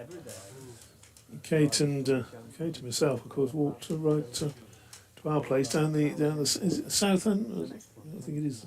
Yeah, you'd be at the south. South end somewhere. So I'll walk back past the railway station down that way. So decent little walk through town. She had to stop to get some fish and chips, but obviously a honed athlete like myself, I just picked at a few chips. The fish would have been better as this one is just popping on Matson a little bit, gets a leading edge out into the offside from that delivery from Cope. The umpire And Harris goes and has a look at where Code is landing. It's one of those quiet warnings. Code just turned around to have a look. It's not by no means anything official or even close to it. And the line, but just having a look. Yes, yeah. But you did want to find a chip shop that was open. Man, you did leave early, didn't you? Code is in. Manson pushes that off the back foot up to Thompson at mid-off. Well, Ramsdale Fisheries, which is down our end, it was favoured of Callie's, Dave Callahan's back in the day. That closes at 7:30. That's remarkable, isn't it? Well, it's you all think the so for the tea time. yeah. Lots of families here. They're not going to be going out at 11 o'clock at night. I suppose it's probably not worth. 7:30 is a bit of a dash in our town. You always want to sort of go and have a piece of fish there to remember Callie. Code. Balls to Madsen, just clips it into the leg side. There is Cliff to do the fielding. And Madsen moves on. 245, Derbyshire 120 for 3 at the end of the over 6 to Leas deploy. Madsen's ability to count to 6 is undiminished. Despite his advancing years. Well, probably enhanced by his advancing years, yes, because it's the old pros who tend to do that. I remember very long time back in the day interviewing young Mark Ramprakash about, and he's running with Mike Gatting. They'd sort of run each other out once or twice and become very close to. Doing so again, and I said, "Well, he said, well, it's difficult with Gat because you've got to remember, 5th or 6th ball of the over, he's always looking for a single. You've got to be on your toes." And I thought, well, that's a youngster. He's talking about the skipper like that. And he's come back, and I said, "What's this about getting a run at the end of the over then, Gat?" Well, I said, "You don't score runs at the non-strikers then, PT."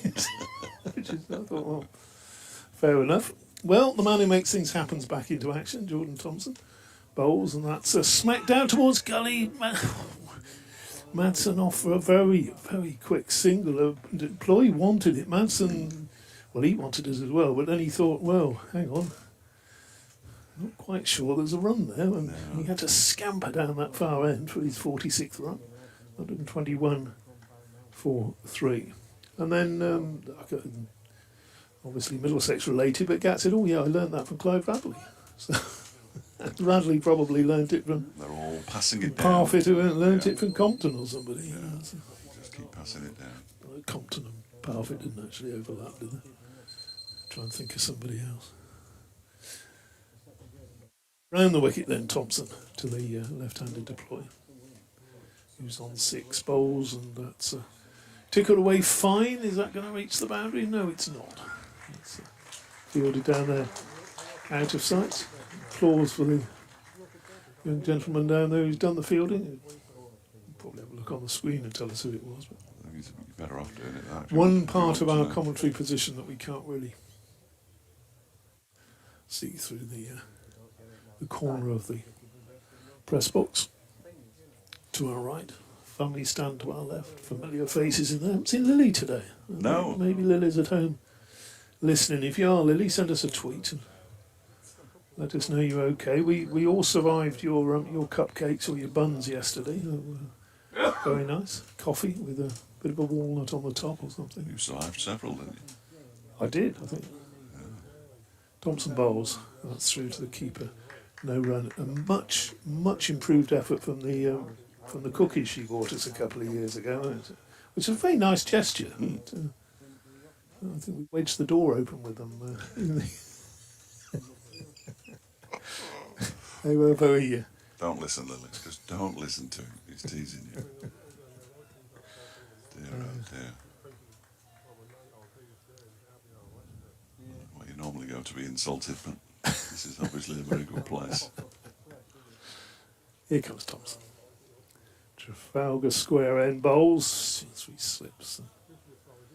Excited for a minute there, but Madsen allows it through, and there's just an inevitability about Wayne Madsen when he sort of gets to this stage, isn't there? 46 not out. There is, but he has in recent years sort of got into the 60s and 70s and sort of hit the buffers in red ball cricket. Certainly not in white ball cricket, where he's absolutely flourished. 2 centuries in T20 cricket in the last 2 seasons. Next delivery from Thompson is again outside the off stump. A little bit of movement, a little bit of bounce taken by Tattersall about chest height in front of George Hill at first slip. You're coming up to doing your Yeah. 12 o'clock, are you? Almost inevitable 12 o'clock update. Deutsch's adoring fans are obviously not letting him back into the box. But, They've locked him in a cupboard, so he can't come back. so sort of elbows out as he approaches bowls. And again, just in the corridor uncertainty there, but Madsen was pretty certain that he was going to leave that one. Off at the bat to it, raise the bat. End of the over, goes down and taps the pitch. And a word with deploy. It's going to continue. Sure, and Zach Chappell have returned from wherever they've been. George is holding what looks like batting equipment, which is entirely pointless, quite frankly. Lenny.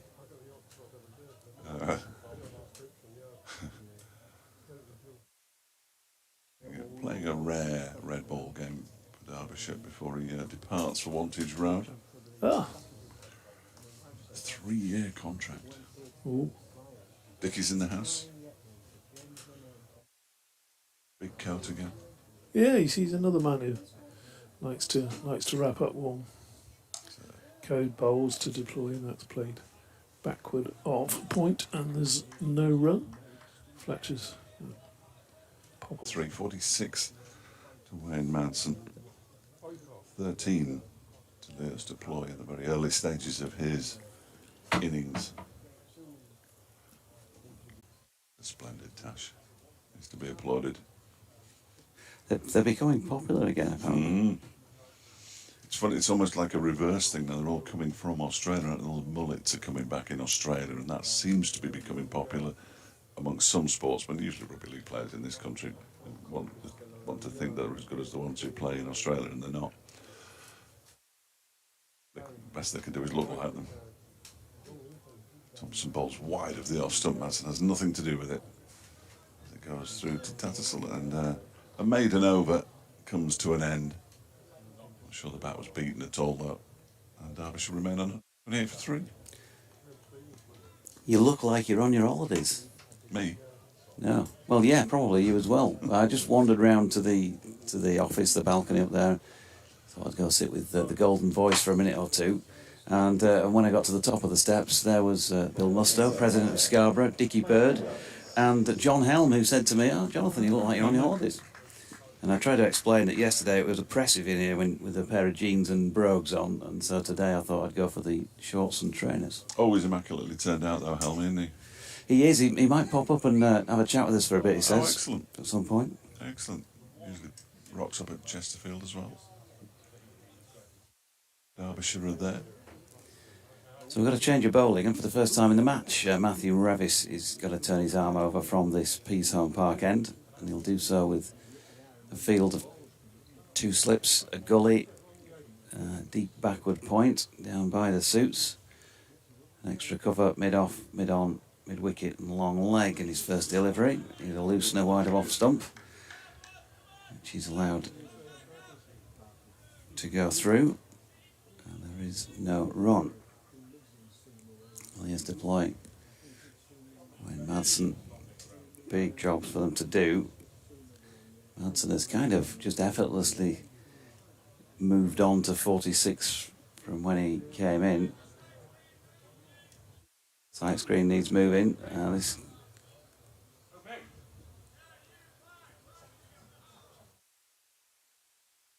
it's one of the chaps just beneath the commentary box. I've been there for the...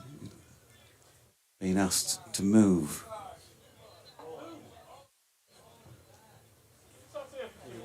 Should we all go as well?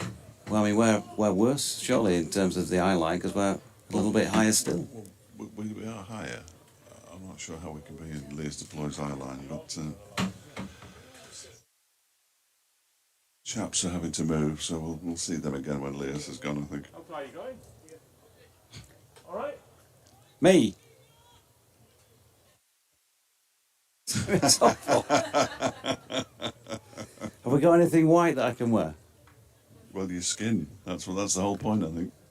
Certainly not doing that. Thank you very much. Don't.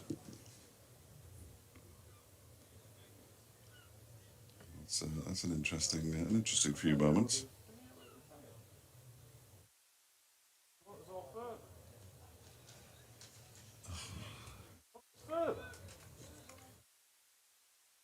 Who? No, the chaps Oh, down the chaps there. down here. Yeah, the chaps down there, I think. I'm not sure, but I think so.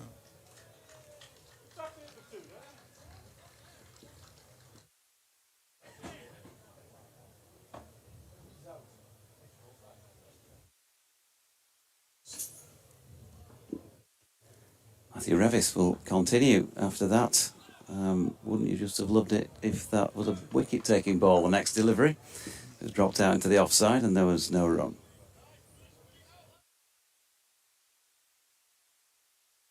Backs to Billy Godleman, who somebody had moved in Bridlington, he would have stepped away. Getting on at the community ground at Edgbaston, which I assume is that one where they park their cars on. Here's Revis and deploy. Pushes that out square on the offside. And they get through for a single. 15 then to him, 130 for the loss of 3 wickets. Seem to be able to see that okay.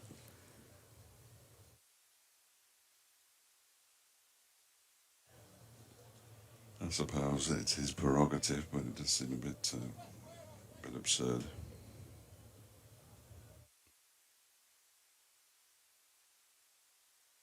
Revis then, making his way into bowl here to Wayne Madsen, who sees that one okay as well and drops it out into the offside, and there is no run.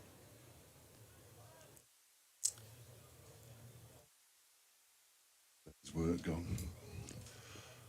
But to rearrange the game that was supposed to be played on Saturday for the 19th of September, which is the first day of Derbyshire's game against Sussex. Not massively helpful, no. I might be able to make it, but... Revis in again, straight, and slightly skew whiff. Madsen drops it out into the offside. No run. The gentleman down receiving attention is, I'm pleased to say, moving to some extent, whereas he was doubled over the bin, wasn't he, for a little while. Checked his blood pressure. He appears to be... He was getting a pat on the back as if he might have tried and cracked a funny like people do in these situations. And somebody's having a laugh at him. Meanwhile, Wayne Madsen's having a waft at a delivery wide of off stump and misses out. End of an eventful over in some ways, not really. Lengthy. Lengthy over here. 129 for 3, 46 to Wayne Madsen, 14 to Leas Deploy. I was reasonably surprised yesterday when spectators were allowed in this particular section. You're sort of asking for a bit of trouble, aren't you, at some point, but for it to be this long into the match, an innings and a half almost, before one of the batsmen decided that wasn't appropriate for them to sit there seems a little strange, but there we go. All sorted now. Close the windows, not that that would have made any difference because they're just ordinary glass windows, aren't they? They're not reflective or anything outside, I don't think. We'll soon find out. Next delivery, guided, full length from Thompson, but guided down to third man by Leas Deploy for 4. That's a one-day shot if ever there was one. He moves to 18, 133 for 3 now, Derbyshire. Got a bit of previous in that respect, of course. I've mentioned it a few times on air, but there was the time I was at Trent Bridge during COVID and there was nobody in the ground. And I went on a 30-minute break off air and sat at the side of the comm box just to the right as you look at the field there, you know, just a random seat. Thompson bowls a short of a length delivery that Deploy helps to gully. I was moved on by a steward who, you know, the tower at the far end by the changing rooms, somebody, the runs things or whatever, what they call ops people or whatever, had decided that Busybodies, I think. nobody was allowed in the stand. That included me, even though I was sitting in splendid isolation, nowhere near anybody else. And I was moved on. Johnny Bairstow came walking down the pitch towards me and asked if I would move one of the advertising boards on first floor level because the sun was shining off it in his eyes. I hope you said you couldn't. This next one, he just gets his bat down on that one. Lays deploy, went forward, spearing towards his stumps from Thompson. No wrong. Well, I did say that I'm not sure if it goes wrong. I'm not sure Nottinghamshire would want the bill for my left arm or left foot. Indeed, if I dropped it on my foot, you know. That's true. Retired, couldn't you? There. Sutcliffe's had enough. Part time. Son of ball to deploy, who gets an inside edge, goes down towards backward square leg. There's a run around the boundary for Ben Code, and the batsman come back for 2 runs. And 35 for 3, 20 to deploy. And these partnerships, they're getting in the 40s and 30s and 50s and all that kind of thing, but nobody's going on. Happening throughout the Yorkshire innings, it's happening in the Derbyshire innings as well.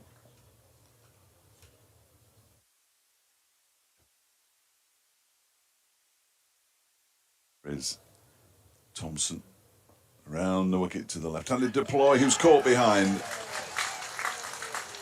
Who isn't caught behind? The umpire says no. The umpire says no, and deploy stays there. Tattersall throws the ball in frustration towards the stumps and misses. And Me. That is given not out. Yeah, he started to walk. I'm not sure that he did, but he's just turned around to remark his guard. He's walking towards the stumps rather than the pavilion. Whether he's touched it or not, he is not walking there. Argue that case for him. It's not my position to defend Derbyshire in any way, of course, but I thought he'd edged it. I didn't hear anything. It was just the way that the ball moved. DT says he did, which is a good effort for a man of 70. With deteriorating hearing. Eh?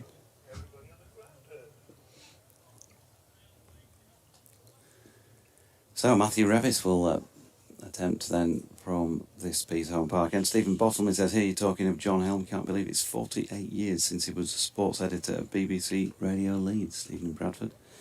Yeah, he was, wasn't he? Not for that long before he was off to do national radio, Radio 2, of course we remember John on, as Revis' first delivery of the over to Madsen is solidly blocked. No run. You did well to avoid bigger and better things there. Mentioned your employers.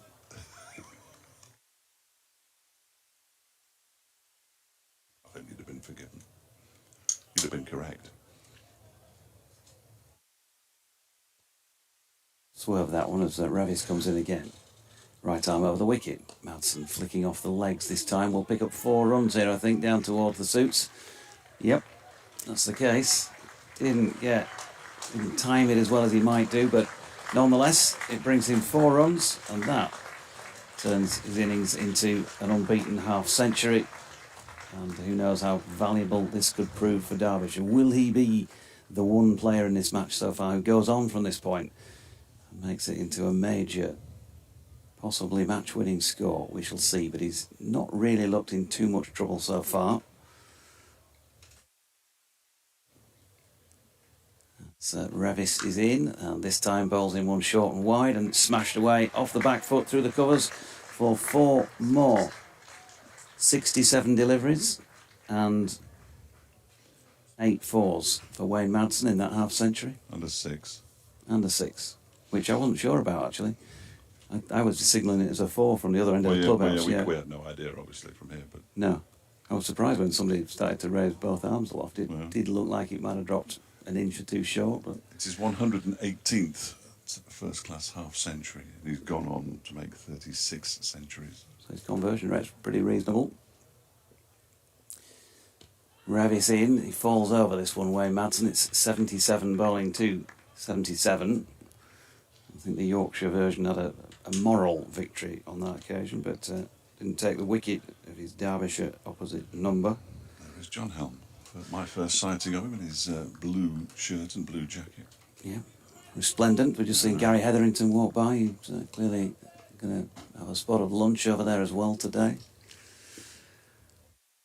Revis, meanwhile, bowls here to Madsen, who drives through the offside, and Jordan Thompson enthusiastically picks up and shapes to throw down the wicket at the non-striker's end, but then keeps hold.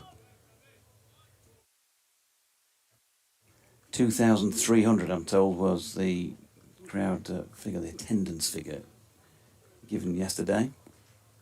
Wow. I'd like to see it full then.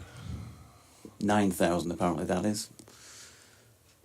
Ravis in, and that's punched up to mid-off by Ben Code, and there is no run. Well, Bill Musto was telling me that in terms of the figures.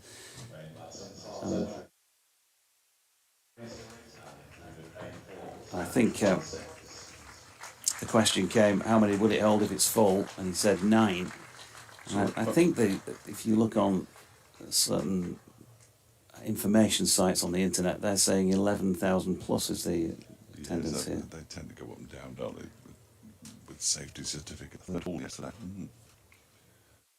Felt more. There was a good atmosphere, wasn't there? DT's now just being provocative by sitting directly in the eye line, but of course it's bowling from the other end. Shame. That would have been funny. Jordan Thompson's going to continue from the Trafalgar. Is it square?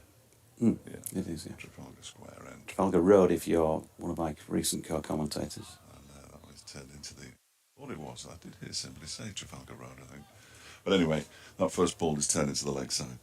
Fielded by Wharton. There is no run to strike. He's got 20. We have a roundabout.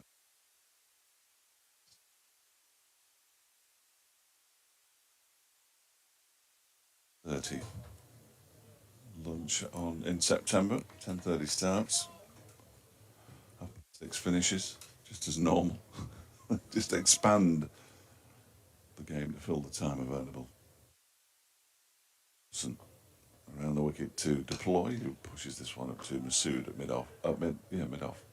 And there's no room. Mid-something. Good afternoon to David Fernley, who's back from Turkey and listening in. He says it was a bearable 33 degrees on his holidays in Turkey, but a sea breeze every day, and rollerblading waiters bringing me beer all day. Yeah. I dare say Griff will be booking a flight to Turkey then fairly soon.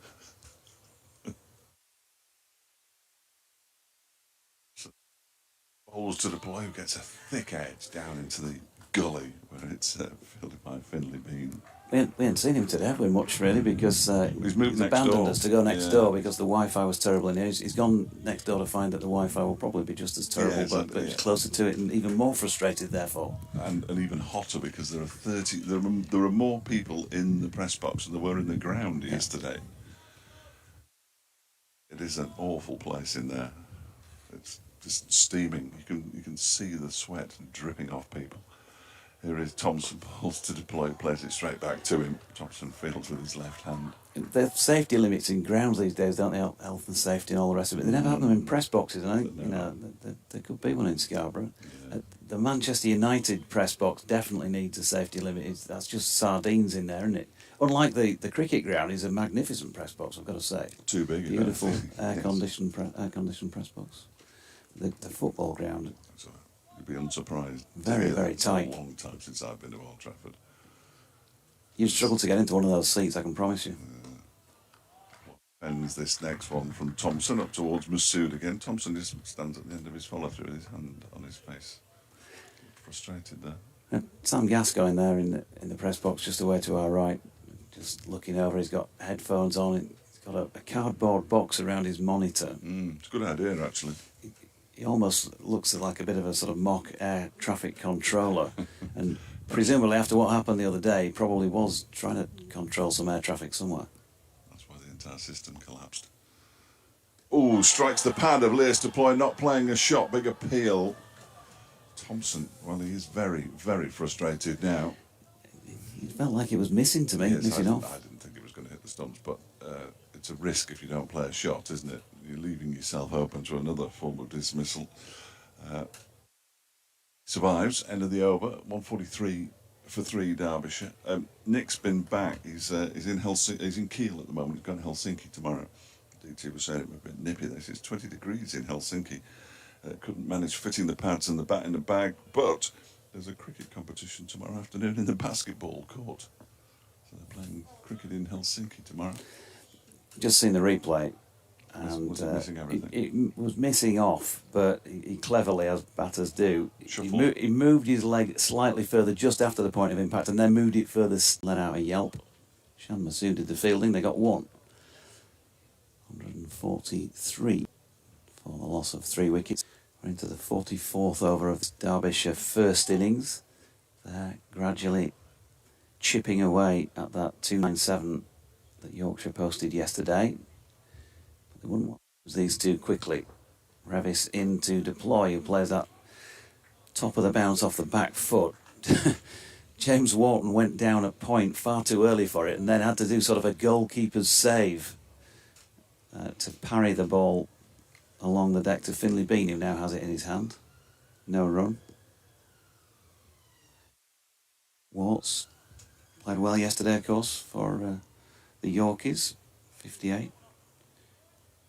First class best.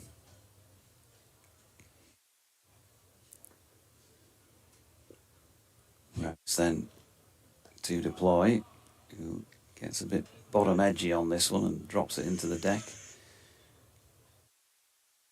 Fisher in the big white floppy. There is no run. It is hot today. It's obviously been covered cricket here now for the last few seasons. Probably about 50 days of cricket now. And I can't think of a hotter one, even though we are in the first week in September. During all of that time, there's been plenty of sunny days, but I can't remember the temperature gauge being up as much as it has in the last 2. Here's Revis again. And nicely played, Leas deploy. It's just a little bit over-pitched by Matthew Revis, and in doing that, he's also sprayed it probably at about 5th stump width. And deploy got his hands through it, and he's driven that square through the offside for 4. Super shot along the deck all the way. That takes him to 24. Derbyshire to 148 for 3. Closing in on lunch, they might get another over in, depends on how many deliveries there are left in this one in the first instance. 2. So it could end up in the last one before the break. Deploy drops it into the offside for Fisher to field. We'll probably get a chat between the 2 batters at this point, or a bit of gardening. No, in fact, umpire Ant Harris is taking it upon himself to kill a bit of time by just checking on Matthew Revis's front foot mark. Maybe he's had enough for the morning. 12:29 ticks over. Peckish, isn't he? I noticed we've got no bags arrived today. No bags have arrived. No bags today. No. I've got to do it at 1 o'clock as well today. Disappointingly. I might have a 12:33 actually, but nobody's asked me for one. As Revis is in, and that's dropped in the offside. And there is no run. 148 for 3 then, with Madsen 55. Deploy on 24, and they have decided that they're going to carry on for 1 more. Checking watches and all sorts out there, so yeah, we're going to carry on. It's good-ish. Except if you lose a wicket. Except if you lose a wicket, in which case it's really bad. But they probably would have lost the wicket in the first over after lunch. I've no idea if that works like that. Jordan Thompson, it's his 5th over of this spell, just the 8 runs conceded. And he's on his way into bowl to Wayne Madsen with 3 slips in place, and Madsen gets struck on the pad. That was a very half-hearted. Do you think there was some back? Yeah. It sort of felt there was a noise as if it hit the inside edge. Can't see clearly from where we are because we're behind him, but or indeed from the replay, because that's behind him as well. It's a bit like old-fashioned Test cricket, remember? Yeah, one end. Yeah. Well, you knew which end they were bowling from in those days. Nowadays you can't tell, can you? It's obviously an issue with the camera at the far end of the ground. Thompson is pushed up to mid-off by Madsen, no run. Peter West had just at this point is straightening his tie, wouldn't he, for his little bit on the balcony? Looking for the loudspeaker. Yeah. So he could sit next to it and get blown off his chair. Jim would just be getting ready for his last memorable magnificent before the lunch break. As he used to say when somebody taking a wicket or a catch. Thompson into Madsen, who gets right behind that one. Thompson then kicks the ball to mid-wicket. I know we get nostalgic about these sort of things, but they work. It was They a were- great time to learn your cricket. They were great days. Yeah. Great days. Learn your cricket. Just, you learn your cricket in your own way with your own local club or school or whatever like we did, but learn your cricket from just listening and watching. Fantastic. And with John Helm in the ground today, Yorkshire TV Granada used to do the Roses Roses, matches, yeah. but you never saw it all because they still had to take the high road on. And here is Thompson, bowls to Madsen, who cuts this one in the air out towards the backward point boundary. There is a fielder out there, so we'll just pick up a single and move to 56, 149 for 3. Yeah, he came on with us at York 2 or 3 years ago, did John, and we went through all that, actually, the Roses stuff, and he got some really good tales from the broadcasts in those days. But yeah, you're right, actually, I'd forgotten that bit. But yeah, you watch the 2 hours in the morning, and then Absolutely. you'd see about 45 minutes in the afternoon. 5:15 till the news in the evening. Yeah, That's right, I can't move.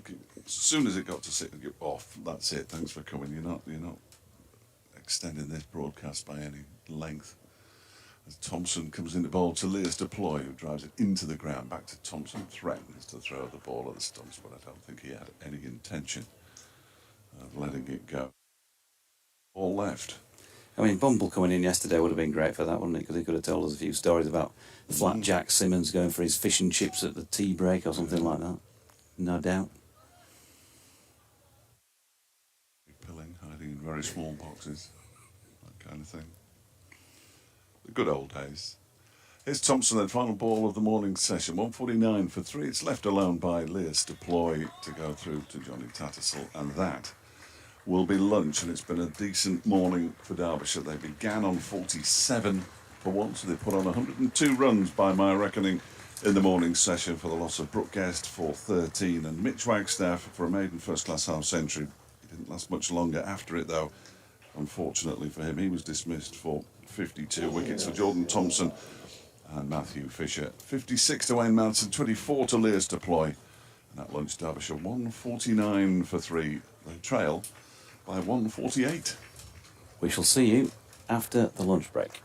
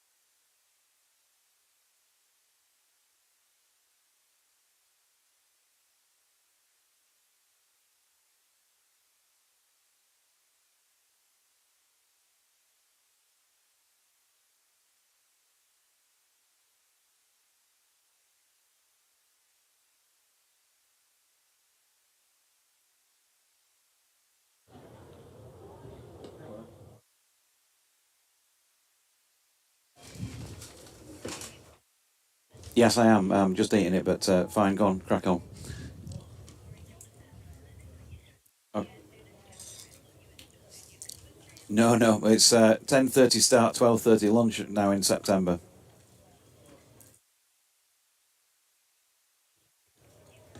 Okay.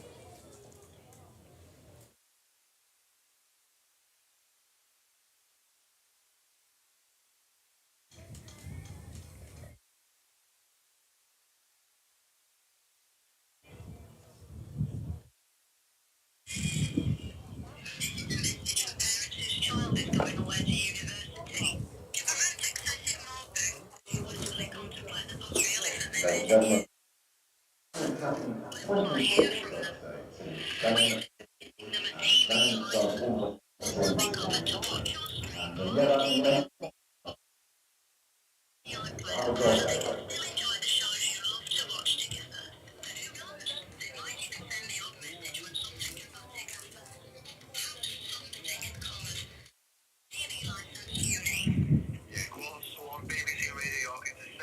the county championship match between Yorkshire and Derbyshire at North Marine Road. Our reporter Jonathan Deutsch is there for us. Yeah, good afternoon. It's lunch here, and very nice lunch it is too, I've got to say. With an egg sandwich and some crisps. But you want to know the score, and that's 149 for 3 Derbyshire, of course, in their first innings. Yorkshire made 297 all out yesterday. They resumed on 47 for 1 this morning and lost a wicket at the very last ball of the first over. Brooke Guest was caught behind by Johnny Tattersall off Jordan Thompson for 13. A stand then which took them to 103 before Yorkshire's game of county championship cricket. He'd made his first class half century, got to 52 before being caught by Matthew Revis off Matthew Fisher. 105 balls and 11 fours against his name, and looks a promising young player. Wayne Madsen, meanwhile, had been out there for a while. Dangerous Derbyshire player with lots of experience and many runs to his name, and he's got another 56 not out by the lunch break. Leas Deploy, this pair really key to Derbyshire if they're going to be good enough to take this game well away from Yorkshire. He's not out on 24, and at the lunch break, Derbyshire 149 for 3. They're around about halfway towards what Yorkshire made, with 7 first innings wickets in hand. If Yorkshire could snaffle those pair fairly quickly in the afternoon session, they'd feel like they were on the front foot, but at the moment, Derbyshire in the ascendancy.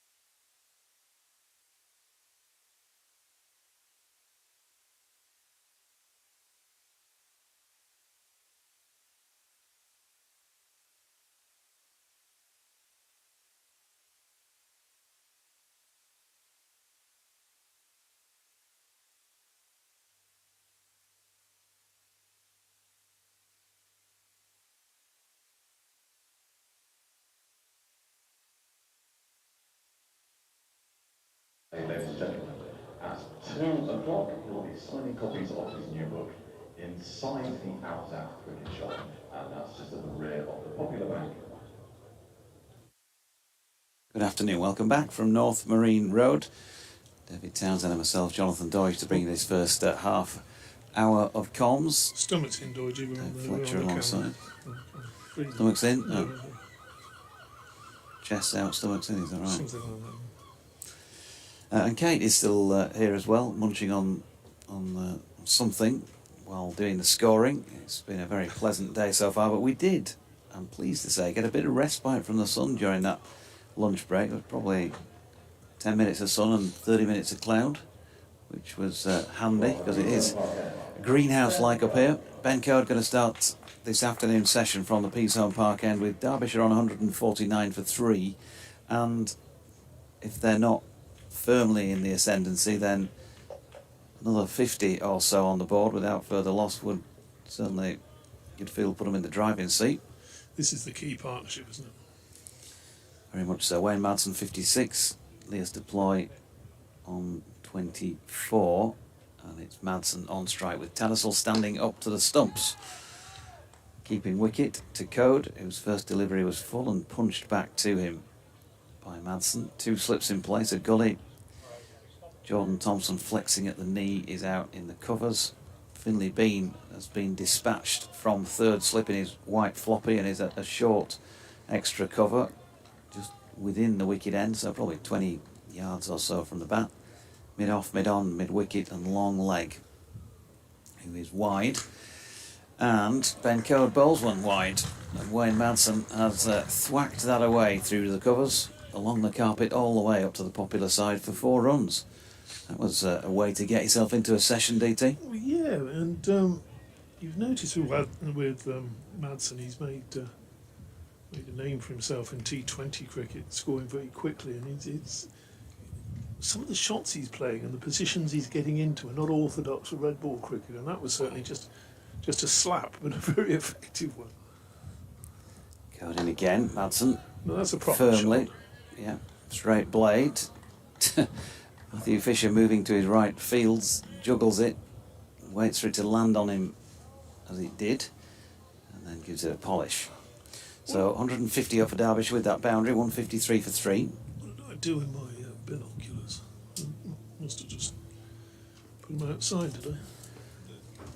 What did you do with your powerful binoculars? That's my iPad. Here is Code, and he's gone short and wide again, and Madsen got a good contact on this, but that's a very good piece of fielding by Jordan Thompson, diving to his left out there in the covers. Glorious afternoon. I said there was some cloud cover during lunch. There are a few white wispy clouds overhead, but not a lot to break things up for the spectators, who are largely in hats. Cody's inside edge of Madsen's forward push. It was a little win for the bowler, but Code so far with just the 1 wicket to his name in his 13th over here, 1 for 50, including just the 1 maiden, so not quite as neat and tidy as we are normally accustomed to with Ben Code. His economy rate is 4 and over. Generally speaking, it's more like 2. Again, a little bit of drift in towards the right-hander, and that is flicked away to Shan Masood at mid-on to complete the over with a dot ball. 153 for 3 after 46 overs of their first innings. Derbyshire in response to Yorkshire's 297. The movement of people again beneath our feet down at ground level. The rope is dropped by the crowd safety officer and they're allowed to move in. Crowd safety officer's changed today as well. He's, I think we, as well as having these fancy things like Cricket Archive and ESPN Cricinfo websites and BBC websites, Playfair Cricket Annuals and all of that, we need a sort of crowd safety officer manual so we can name them. Young chap, pair of shades on. There was a lad with blue hair there earlier, I think. Thompson from the Trafalgar Square end, first over from that end in this afternoon session. It was a ball short of length, and Leas Deploy turned it to mid-wicket, where James Wharton did the fielding. And there's a bit of crowd safety officer chat going on, and in fact, your man who was controlling the rope but has now vacated his position. I'm not sure if he's been given the jurisdiction to do that, but he's taking off the outer jacket as Thompson is in, and Deploy strikes that firmly to Matthew Revis in the covers, and there is no run. He's taken off the black jacket. He's put the crowd safety jacket back on, to be fair, and he's now got a white long sleeve shirt underneath, so that's not so bad in these conditions, is it? It'll reflect the sun. Seems to be an important crowd safety discussion taking place down there. So Thompson comes in round the wicket to Deploy, who's keen to get his first runs of this afternoon session, because he walked into that and you could tell just by his momentum through the shot that he was thinking about, at the very least, dashing a one, but he just pushed it too square towards Revis and had to return to the crease. Yeah, but I think they might be handing over duties, a sort of, not so much a changing of the guard as a changing of the crowd safety officer. Thompson in, it's wide of off stump, and Deploy this time steps across and shoulders arms. It's through to Tattersall, who took a bit of a whiz-bang catch to dismiss Harry Kame yesterday, and then an easier one for his second victim for this innings. Brooke Guest, first wicket of the day today.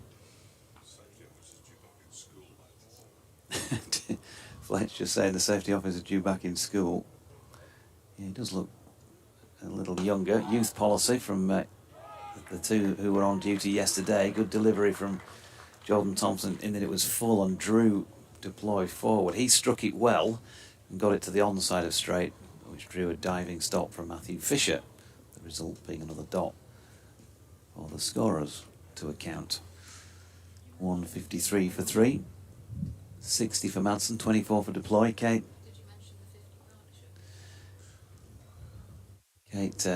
would like us to mention the 50 partnership. Jordan Thompson is in, that's dropped into the offside. Wayne Madsen very keen as well to get down to the striking end and was sent back. It never really run there. Are we sure? We double checked it's the 50 partnership. We better check it's 50 partnership because Kate was wayward yesterday with her statistics, as we have mentioned. 50 partnership between this pair. They came together on the fifth ball of the 33rd over, and they've got to the end of the 47th now. They are the two main men in this Derbyshire lineup. Be looking to certainly get up towards 200 before they're parted. Code in, the ball again that's just offering to shape away from the right-hander. Tattersall standing up, drawing Madsen back, just keeping him honest with that back foot in the crease. Actually, Tattersall himself, yesterday when he was batting, I was standing square on when I was off air, and he had both feet in the crease at this end behind the line. His front foot was just behind. It's not often you see them batting that deep, is it? Especially with the back and across so often that you see from the trigger movement, although I've got to say Johnny didn't go back and across from that point. Cody's in, and with an open face, Madsen has taken this full delivery and run it away backward of point. But Don Bess is out there to retrieve and return, and they're back for 2. Suits out away to our right, far corner by the marquee. I'm not quite sure how many of them are actually watching the cricket at this moment in time. The deck chairs are largely vacated and most people seem to be inside.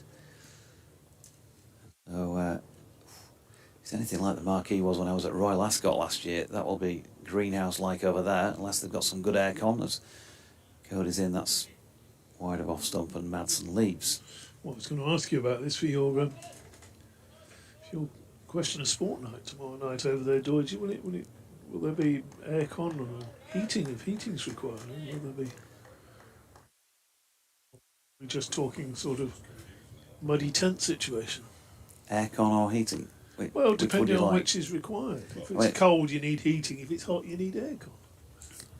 Code to Madsen. Good delivery, which he plays from the crease into the offside, no run. I mean, when you get to your age, circulation being it is, I mean, you might need, at the moment, you're perfectly fine, aren't you, with this heat wave, but then once it gets below 20, Oh.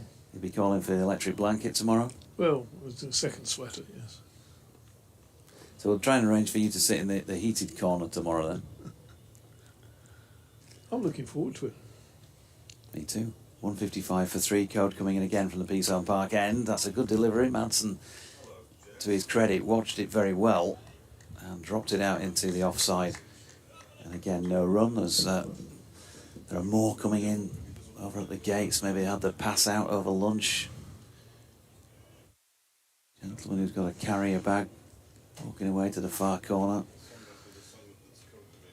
Looks very pleased with himself. Might have got a good meal deal somewhere. Everyone's got a meal deal on these days, haven't they, as well? It depends on which establishment you go to as to what the price is for pretty much the same thing as Revis, Code, I should say, comes in and Revis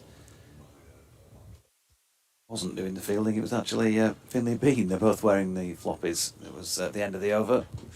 Either way, 155 for 3. Madsen on 62 now. Well put together knock and deploy. Well, see how threatening he can be in other matches between these counties this season. He's on 24. Sandwich, snack, and a drink. What do you go for with a snack, Doyd? You were a packet of crisps man, or you were a chocolate man? Generally speaking, packet of crisps, I've got to say. Here's Thompson in to deploy. Drops that into the offside. Thompson fielding his follow through, no run. Well, I say that may be part of the meal deal, but then I might add a chocolate bar as well. I suppose, yes. And being a canny Yorkshireman, you know, to have to check to see whether the crisps are cheaper than the chocolate bar or vice versa. Well, marvellous. Wonderful. Some of the pricing these days, where do they get it from, these supermarkets? Unbelievable. Thompson from the Trafalgar Square end down the incline towards us, and that's a beautiful shot by Leas Deploy for 4 runs. Right over the top of the bounce. It was just a little bit too wide from Jordan, and he laced it away through point for 4. Thompson must be getting a bit frustrated, mustn't he? Because he was convinced he had Deploy caught behind just before lunch. Deploy even looked as though he'd started to walk off, and the umpire was having none of it. And then an over later, 2 overs later, struck him with that ball that came back, and no shot offered, and probably going over the top, but again another very close one. And he gets slapped through the covers. Mind you, he could have the last laugh. Here he is again, angling one in towards Deploy, but this time he's turned it away back at a square on the leg side. James Wharton was quickly across though, and will keep them to 1 run. There's a movement of people out there on the field of play, but that isn't because it was the end of the over. It's just because we've got the switch from left hand. Game nicely poised at this moment in time. It's one of those, isn't it, where if you stuck 2 wickets on the wicket column, 160 for 5, you'd feel like Yorkshire were getting on top. But if you stuck another 40 runs on 200 for 3, I feel it was the visitors who were starting to dominate, and they may be doing so. Jordan Thompson has strayed in. This is what we were talking about earlier when he was bowling from the Peasholm Park end. He started pretty well this morning in terms of consistency of where he was dropping it. He's bowling a left-hander and then a right-hander now, and this time he's strayed too close to leg stump. Madsen is too good a player to miss out, and he's whipped it away through square leg for 4. Yeah, Thompson there, Madsen took a few paces down the pitch as you would do if you were about to run, and was Thompson following through, and he sort of just gave a sort of shrugging gesture to Madsen as if to say, you know, you've taken that off middle stump, but you hit it with the bat, it doesn't matter really where you take it from. Thompson over the wicket to Madsen, who gets another delivery which he turns through mid-wicket, very strong through that area. There's a dive from 12th man Ben Cliff, can't reel it in. It was chased down by, I think it was Don Bess out there, who is calling for some assistance now.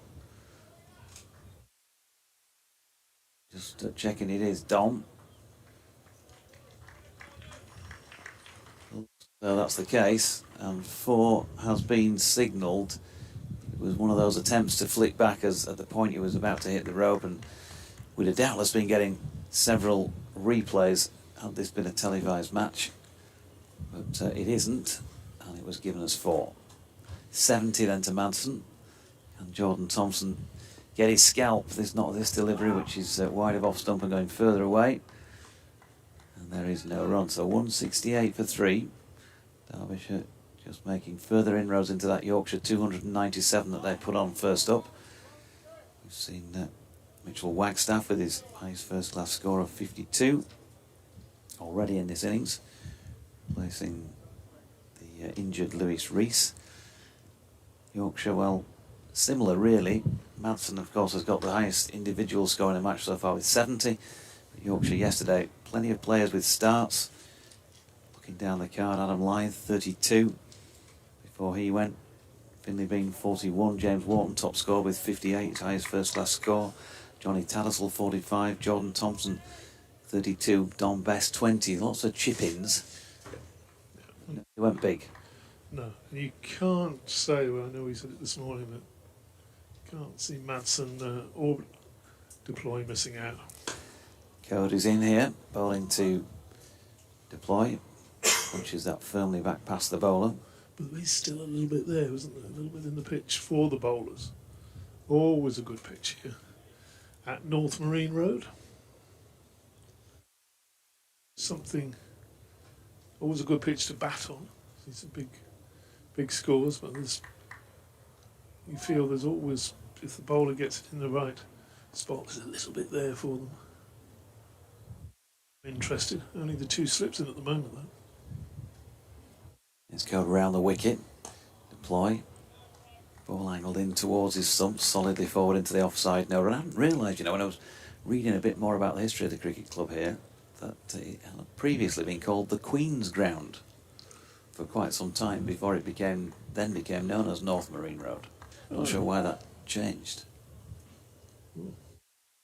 She sold it, did she? Maybe. Code turns. Number 10 on his back, leaves us behind past umpire Ant Harris, and that is firmly pushed out to the offside. Tell you what, had Revis hit, that would have been interesting. He fielded that at cover, drew back. I was standing very close to them this morning on the periphery when I was doing a circuit when they were going through the fielding drills, and actually Matthew Revis hit the rubber floppy stumps on several occasions, so he's got a good aim. Very difficult for us to tell from end on quite how close he was there, but he did put his hands on his head as if to say he might have been within 6 inches of it, something like that. It often goes to the fielder, doesn't it, when there's no real replay. A direct hit, the umpires are inclined to give it. Code over the wicket, but he strayed just the wrong side of leg stump here, and Madsen, with no fine leg, just flicked it away for 4 up to the foot of the Trafalgar Square stand. 74 now to Wayne Madsen, 30 to Deploy, 173 for 3. The pair came together when 103 were on the board, so 70 partnership now. Just getting away from Yorkshire. Stage, I wonder whether it'll be time for a bit early for Don Bess, I would have thought. Yeah, but we know at this venue things can change quickly. A pocket of wickets possibly. Code is in, it's full. Flicked into the leg side where there's a tumbling stop by Revis. Matty Lamb due in next, and then Anich down. It's Thompson, Zach Chappell, Sam Connors and George Scrimshaw, who rather kindly, Fletch suggested, was making some comments about their carrying batting equipment and would he know how to hold it properly and that sort of thing, which I thought was a little bit uncalled for. Going again, Madsen just draws it to the leg side of straight on its way past Code. Masood round to field. That will complete over number 50 in in this Derbyshire first innings then. 173 for 3. They're working themselves into a strong position. Yorkshire, they felt yesterday they were 80 to 100 runs short at 297 all out. They kind of had that excuse, if you like, I say that in a kind of italics or inverted commas, that they were put into bat and that they would have bowled first themselves. So didn't get the pick, but that's cricket. This doesn't always go your way. Jordan Thompson is in, edged, caught. Very well caught as well, on its way down to terra firma by George Hill to his left at first slip. It's the end of Leas Deploy, and he's gone for 30, and Derbyshire 173 for 4. And boy, wasn't Jordan Thompson happy with that dismissal. He thought he'd had Deploy a couple of times earlier, and that time a genuine edge. It was one of those, was he going to carry to first slip? Taken very low down by George Hill, who's looking a little bit relieved with himself, thinking that's just died on him. And have a look at this on the replay, the celebration of Jordan Thompson has, I think, made an effort actually to run away from the batsman, so it doesn't appear that he's actually celebrating in the face of Leas Deploy there, because obviously you don't do that, you can get into trouble. That's the end of Deploy. He just looked round, made sure it had carried, and he was one of those that was dying on George Hill just by his left boot. Picked up, and that'll be a big relief for Yorkshire. If nothing else, they'll be bowling at 2 right-handers for the first time in this innings, because obviously Mitchell Wagstaff opening and making his left-hander, and he was third out, and Deploy left-hander came in to replace him, but we've now got 2 right-handers with the appearance of Matty Lamb. Deploy, of course, had made that 170 in the match that Yorkshire won at Queen's Park Chesterfield earlier this season, so that would be part of the celebration, I guess, from Jordan Thompson. They've seen at first hand how dangerous he can be. As DT says, all right-hand combination. And Lamb, typically, having taken the wicket, Jordan has dropped one down the leg side this time, couldn't nail that first delivery at the new man. And stepping across to the left, Tadasol takes it. Jordan Thompson with 2 for 41 against his name now. It's been pretty good stuff largely from him, though. It's been a little bit less consistent in terms of line when he's had the right hand, left hand to deal with. But he's not gone for many, has he? 2.5 or so and over. Into his 17th now. 7 of them have been maidens so far. So there you go. Been tighter on some days. And Lamb pushing into the offside this time. It's round to field. Just 50 deliveries and 5 fours involved in that Leas Deploy 30. Yeah, just at that sort of stage that Yorkshire were yesterday, weren't they? They were recovering from being 129 for 4. They're getting up towards 200. Obviously Derbyshire going the other way, looking comfortable at 173 for 3. Now lot on shoulders. Thompson in again, but throws one wide of off stump this time, and Lamb leaves.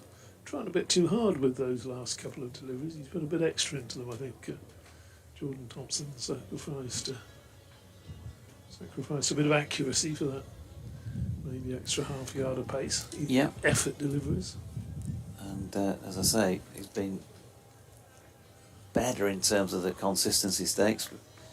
Still not quite nailed that, but he's certainly the cheapest on the economy rate front in this Derbyshire first innings. Good delivery this time. That really is a good one. And Lamb can neither get forward nor back to it, and has a little fiddle at it. And I'm not sure that the replayed shot that he was telling us he was intending to do was his best either. But he survived it because he beat him, and it was through to Tadasol's gloves. Yes, he's very close to getting a splinter on that one, wasn't he? That really would have changed the balance. 73 for 4. Lamb then trying to get off the mark. Thompson trying to take his wicket before he does, and he nearly does with this delivery, which is wide of off stump. And he's half playing at it, half not really. Gets an inside edge, not so far past leg stump. Ends up with a dot and a round of deserved applause there for Jordan Thompson. A wicket taken over from him. 2 for 41 come the end of it from 17 overs and 7 maidens. Derbyshire 173 for 4. 8 maidens, Kate is correcting me because that was a wicket maiden. Yeah, doesn't miss much, does she? Well, not today anyway. That's an important blow because had Derbyshire got to 200, less than 100 in arrears with 7 wickets, you'd have fancied them for a decent first innings lead. I think they need at least 40 or 50. Ben Code going to come in and bowl this first delivery from the P-Zone Park end as I'll step out. He was going to bowl it, but he's now on his way back to his mark because Wayne Madsen wasn't ready. Fletch is back and he'll continue with DT. Marvellous. Yeah, big wicket for Yorkshire. That. Knew they'd get one eventually. Here is Ben Code from the P-Zone Park and bowls to Madsen, who just guides this one out into the offside. And there's no run. Finlay Bean does the... Bit of a surprise because he'd made the start as many batsmen have. So many batsmen, both innings. Yeah, but one of them was going to go. You thought it was going to be deployed because Madsen has looked very, very solid. He gave that sort of, well, it wasn't even a half chance, was it? Very early in the innings when he flew one past flying first boundary, wasn't it? Over down the third man, yeah.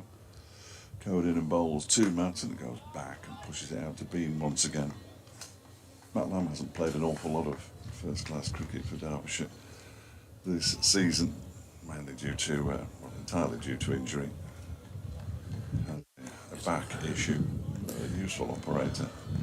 Nervy old first over. He was all 5 balls away of the over.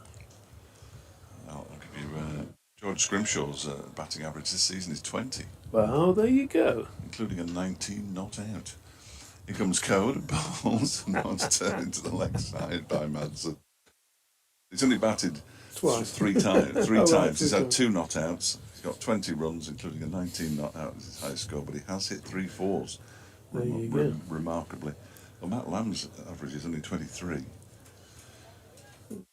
The best of him this season. To him and to the Derbyshire followers, I'm sure. An opportunity here with Wayne Madsen, 173 for 4. Madsen waits and defends this next Code delivery up to Shan Masood at a very straight mid-on. Some colours can hang around, but he's actually hit 14 fours and 3 sixes in 9 innings, so they can hang around. He hangs around quite quickly. Oh, we like that from a tailor. Yes, I don't like that at all. It's one of the changes in cricket over the last sort of 20-25 years. It hasn't been for the better. Code bowls, Madsen pushes out to Bean in the covers, no run. This getting getting 9, 10 and Jack in the nets for half an hour, working on their technique so they can nerdle out another 10 runs at the end of the innings. Yes, it's valuable. Yes, it counts, but entertainment-wise, no. Give me a Norman Cowans any time of the day,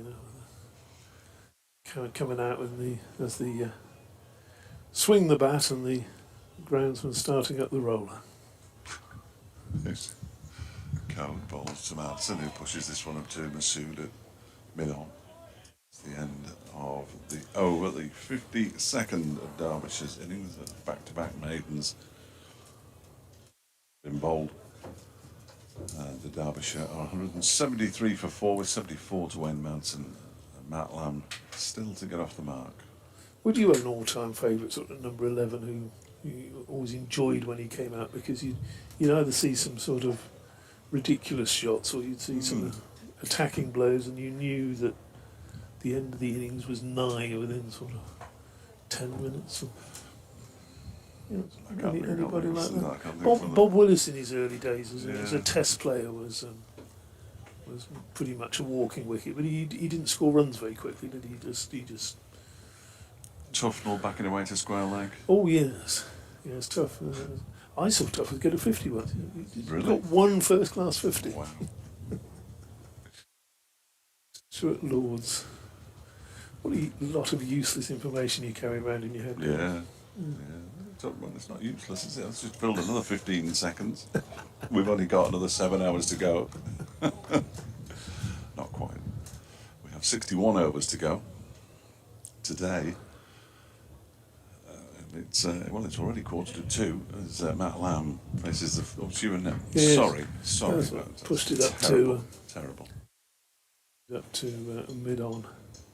And there's no run. How many of these spectators walking around do you actually know? Or do you Well, just that's Andy Giddins, who's the sports editor at Radio Sheffield. Oh, right. He's already trying to sort. Richard Sutcliffe, who works for the Athletic, he's here today as well, and they're all people who I've obviously Doidgy knows them as well, but I've come across in my previous jobs. So I think we're all going out for a drink tonight.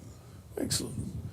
Thompson bowls, and that's pushed into the offside by Lamb, with probably the most confident shot of the 7 deliveries he's faced so far, which is not saying a lot, a very low bar. We're all going to different pubs, but we're all going out for a drink tonight, so that'll be nice. Yes. I think we're going to the same one as we went to last night. That's my suggestion, because it's not very far away. It's not very far away. It's very good beer there, Yeah. although you don't like the cloudy stuff. No, I know. I really won't drink You the found one, the pint that you like. Yeah, nice. Yeah. Thompson bowls and Lamb drives, and that is a good shot, and it's a good tumbling stop there. Matt Revis by the look of him. Short extra cover, but growing in confidence, Martin, through the extent of the 8 balls of this We innings. found that the wires are moving still, because they're now dropped further. That one with the tape on it has dropped even further, and it's In fact, now. it's good position now. It's much better, isn't it? We can actually see again. We can see the pitch. Well, we could always see the pitch. It's just I a bit mean, annoying. swinging on it worked at lunch. Thompson bowls again, and that's a better delivery on the line of off stump. And sort of hastily corrected forward defensive from Lamb is squirted down backward at point. 3 slips for the right-hander. Backward point. Shortish extra cover. No, he's not short extra cover, but he's possibly 5 metres in from where he could be in the mid-off, and not quite your regulation onside field, but he's got a mid-on and a mid-wicket. So plenty of room behind square. Next delivery is driven nicely, but again, not timed and not off. No run there. Great number 11s of our time. Or entertaining number 11s. Trying to think of a few more. Been a good few go out and give it a wallop, haven't they? These days, I suppose, Test match. Stuart Broad was could be very entertaining towards the end of an innings. Now retired, of course. That next delivery is wide outside the off stump. Not really. Lamb would have done very well to have got a bat anywhere near that. It's gone through the keeper at the end, but no, that. Stuart Broad retired. There was nothing on the television about that. But didn't he do it right? You know, he just Told Sky so they could get an hour-long montage ready, and then came out and told them again. Yeah. told him again, and then he came up and then took the final 2 wickets to level the Ashes, walked. Working for Sky. But then you've got somebody else who'll go into the media box, Jimmy Anderson, when he retires. Wouldn't that have been the perfect time for the 2 of them to walk off into the sunset together at the end of that? Jimmy's too young to retire. Here's Ben Coward bowling to Manson, who drives him straight down the ground for 4. That was a good shot. Couldn't have got it much straighter. If he had, it would have hit the stumps. He moves to 78, 177 for 4 now, Derbyshire. That was beautiful from Wayne Manson, 120 the deficit. I shouldn't really have had to have looked that up, in all honesty, but I did. 120 behind. Kind of lead would be good, but they've got some work to do just to get level at this stage. Code bowls to Manson again. That one is left. He was A touch. Yeah, I think he was leaving that on a height, really, wasn't he, as much as anything? Sort of checking what he'd done. Durham are building what looks to be a commanding first innings total, 156 for 2 after 39 overs. It's the Durham way, isn't it? That's in reply to Sussex's 266 all out, so still 110 behind, and they'll knock those off in about 15 overs. As Code goes in and bowls to Madsen. And that one is mistimed into the onside.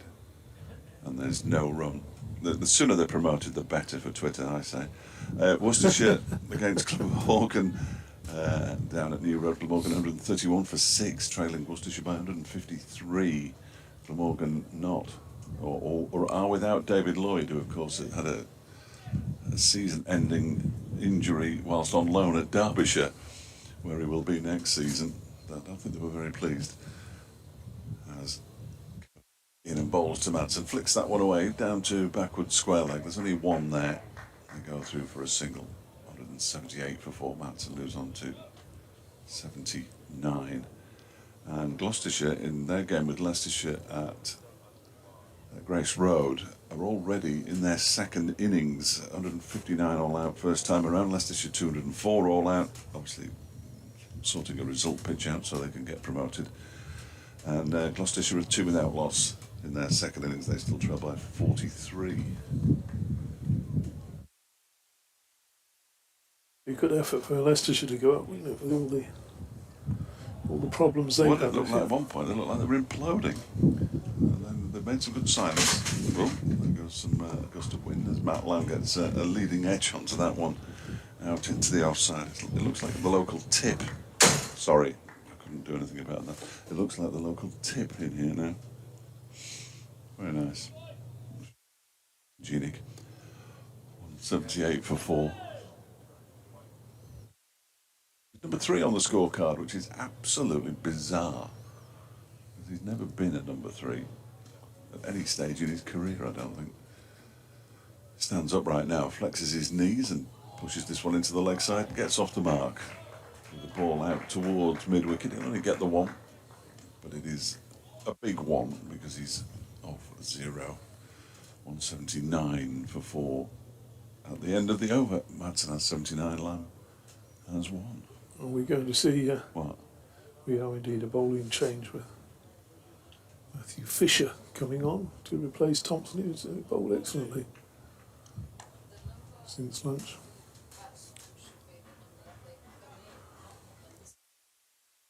Well, no, I disagree with that.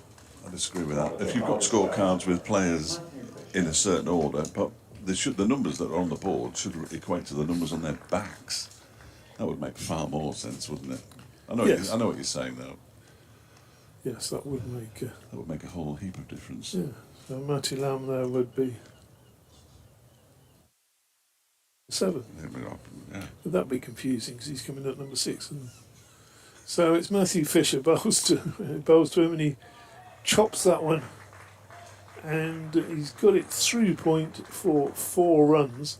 A diving sort of half stop there by James Wharton. Who did he get a bit of hand on? He's not happy with himself. He's definitely got something on it. Not happy with himself. Thinks he should have stopped that. It was hit quite hard, though. And I'm sure the bowler thinks he should have stopped it as well. Yeah. Here he comes from the Trafalgar Square end. Fisher bowls, and that's clipped firmly to mid-wicket. Oh, he's going to get a run there as well. That was a sloppy piece of fielding by Your mate. yeah, Don Bess, is it? Yeah. He's always doing something, usually positive, but that on that occasion was negative. Always catching the eye somehow, Don Bess. The bowler would be more disappointed with that Yes. than even with the 4, because at least with the 4 it was well struck. I mean, that was just a shot, a nothing kind of shot into the leg side. Around the field. Madsen on strike now. He's on 79. He is Fisher bowling to him, and he's going to move on to 80 now. He guides that one behind square. James Wharton, who covers the ground in very, very quickly is in to field that and stop any thought of a second run. What are you looking at? You've been stunned by George Scrimshaw's batting average, haven't you? It's sort of completely thrown you, having made No, I knew he wasn't. scurrilous and quite possibly libelous I knew comments he about wasn't his very batting good, average. and the figures back me up. Listen. Next delivery is outside the off stump, left alone by Lamb, no run. Has he? You see, he's hit 3-4s. Were they deflections or were they sort of gorgeous cover drives? Do you really expect me to remember him? Well, yes, because he hit so few of them flat. There was a couple straight down the ground at Sussex, actually, to be fair, and they were very nice shots. Yeah. It made up for the fact that he had to be taken out of the bowling attack for bowling too many short pitch deliveries. Fisher bowls outside the off stump. That one pitches and moves further away. Taken in front of the slip cord. No run. Just in that sort of early afternoon, very relaxed, maybe rest my eyes for 10 minutes sort of mood, aren't they? Just have a quiet little snooze. Yeah, it'd be nice, that, wouldn't it? Yeah. Ready when you are, really.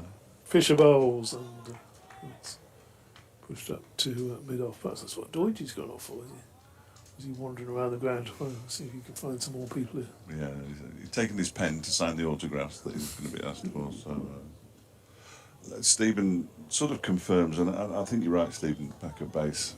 He says that all of George's fours came in consecutive balls at Hove, but two of them I think were certainly straight drives. One of them might have been slightly streaky, but not. He might have been not out in that one. He would have been, wouldn't he? Vague recollection. Anyway, and George Hill is coming back into the bowling attack from the Peacehound Park end.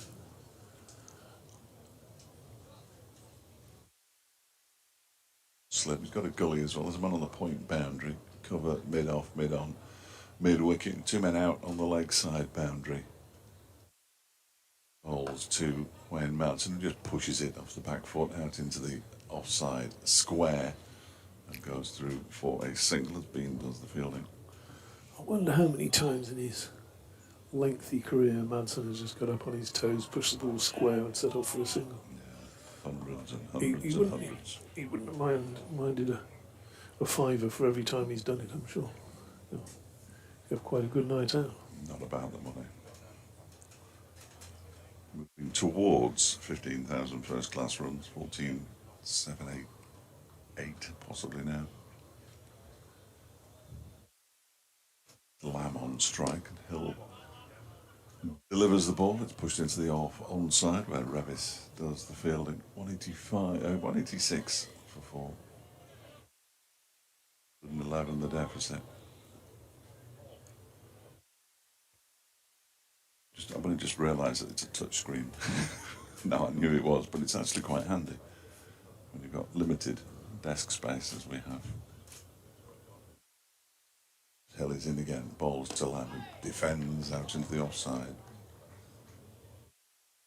Late on that one, wasn't it?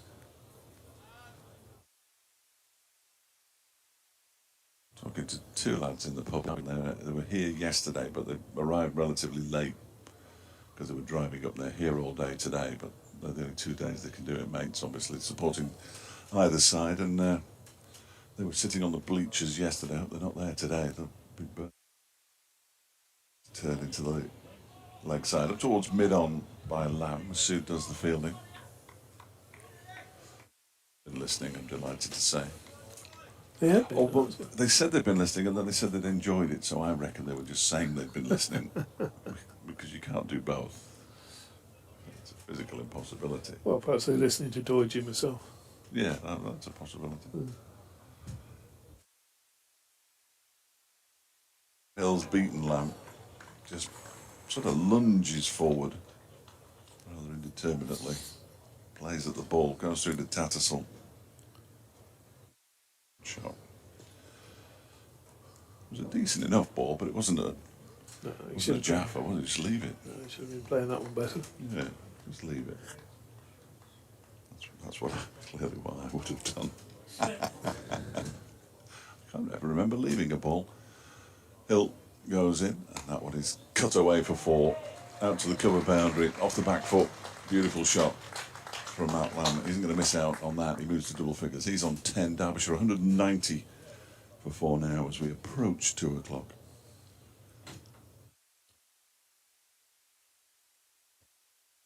To go in the day, that was the final ball of the over.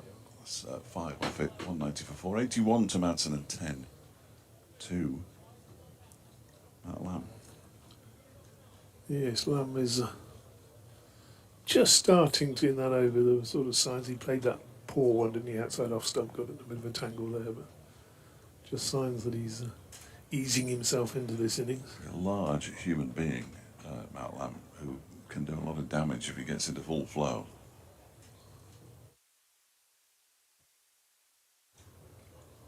It was interesting to talk to.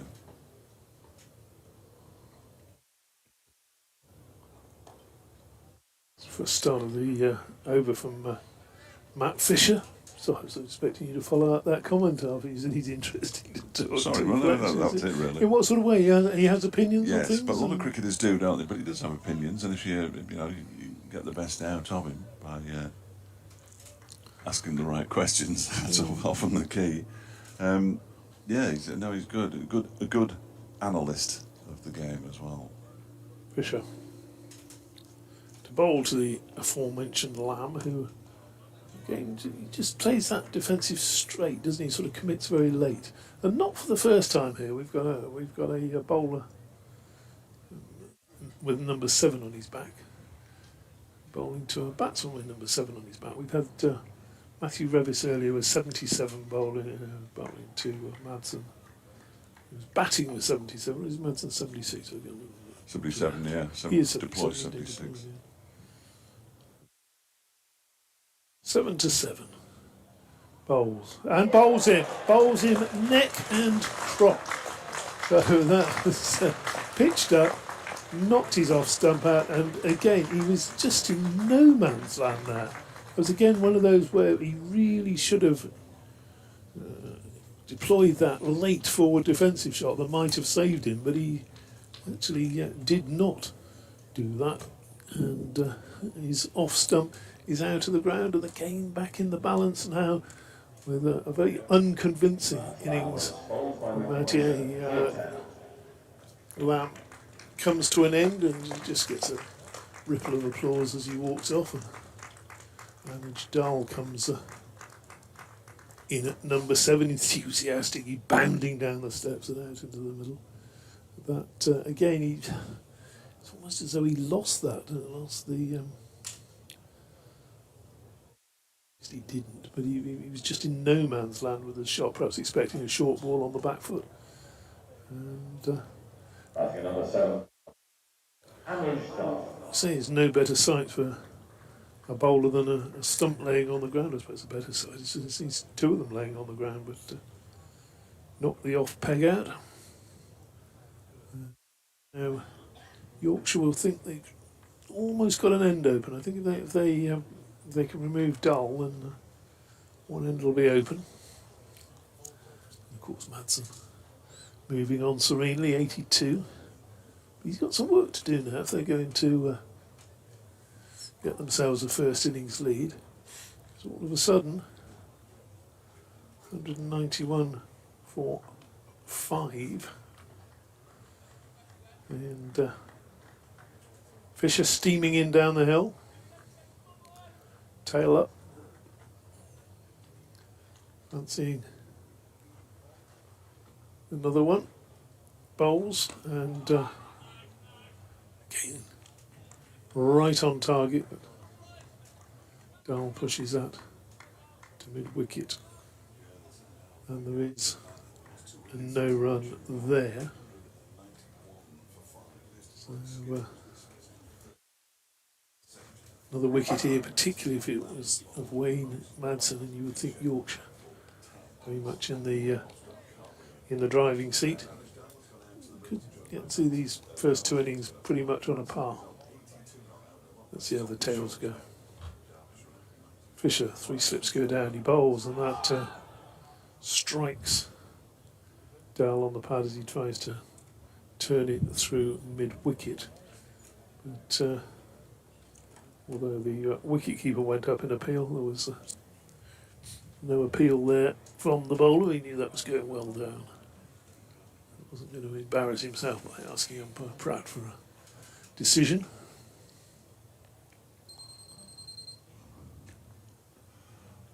Here he comes.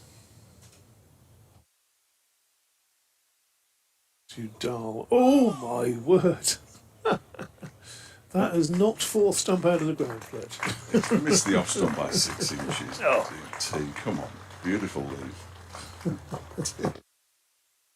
You're doing that, please. Let's have a look. Here we go. You can see the replay here, and it's. Oh yes, he's missed it by comfortably. It's just the angle I was looking at. Missed it by a distance, hasn't it? Really. Possibly knocking the sixth stump out. Well, the ECB will bring in a version of the game with 6 stumps at some point, I'm sure. No, that would move things too far towards the bowler. I think they'd take the stumps away altogether. Let's go back to the one where you had to land it in a hole.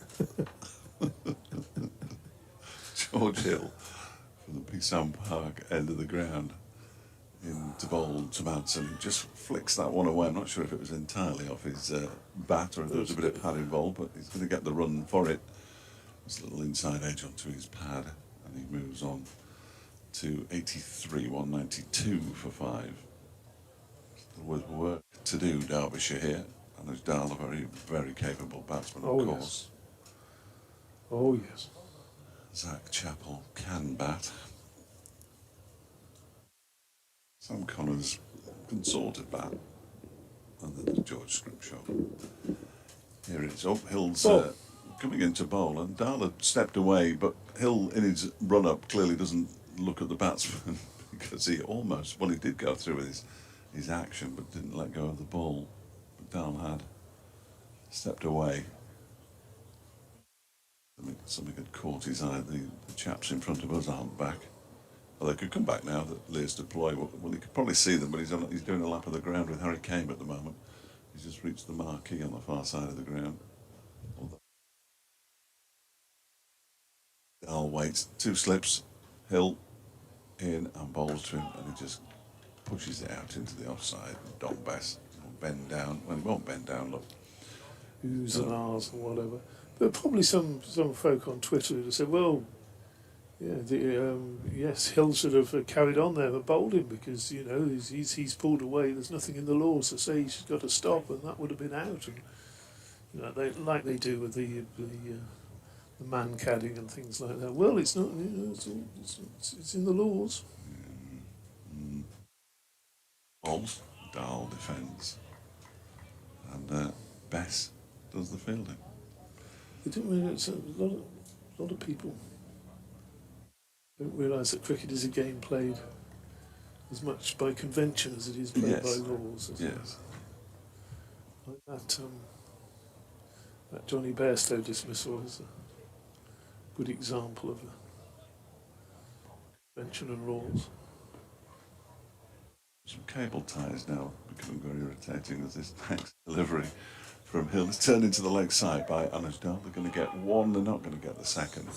Oh, Anuj was after a second. Well, he is rapid, so yes, yeah, he has lapped partners on occasion. No, he's walked out nearly out to mid-on. 193 for 5. The other bowler with numbers against numbers might have been Scrimshaw against Yes. Live. Oh, yes. They were both wearing 9. Of it in this game. Hill bowls. Oh, and he's beaten Madsen. And that's a good effort with the batsman on 83. Just a tentative push at that one, really, outside the off stump from the Derbyshire batsman. And it goes through to Johnny Tattersall, but it wasn't far away from the edge of his bat. Now, if Marty Emerson was here, he'd start talking about the tide coming in or turning or whatever, and a bit more movement in the pitch and things like that. Well, thankfully he's not. You do get these quirks sometimes. Oh, you at do? Seaside. Yeah. I was thinking earlier as Hill bowls to Madsen and he defends this one out to the offside. Bess again does the fielding, and it's the end of the over. 193 for 5, 1 to Dahl, 83 to Madsen. It just after lunch, the wind appeared to be blowing straight in. It was a colder wind, and I think it was a colder wind because there was a little bit of haze in the. It almost went a little bit hazy, but it's stopped being hazy now. Talk about the sea fret rolling in at Yeah. times as well. Yeah. Perhaps get that more at Hove than you do at Scarborough. Seaside grounds, so much a part of county cricket. Long may they remain a part of county cricket. Absolutely. Absolutely. Still have a new over from Fisher, and it's pushed back to him, and there's no run, to which he'll be coming in probably at the end of this over. He pinched a minute off me earlier, but I'm not going to claim it back No. at this stage. Well, we're not petty on this side, No, are we? no, quite happily go a couple of minutes over.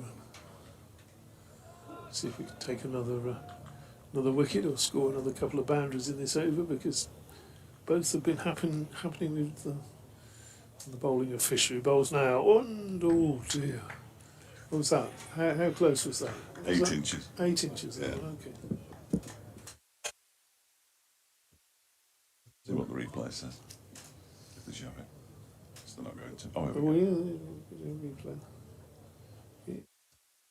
So it's high as well. Yeah, Isn't it it? was. High as It well. was, yeah. A little bit of movement still for Fisher. Do we just saying something? Can't make head or tail of it. Fisher bowls and Dahl looking to punch that one up to mid-off. Doesn't really get hold of it. What's he buying? Well, he's got a bag of goodies there, but he never shares them. All he's got. That's where he keeps his spare clothes. Sort of, yeah.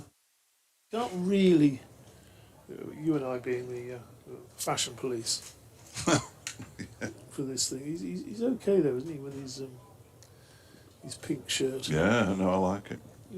It sort of works. Cerise, I would say.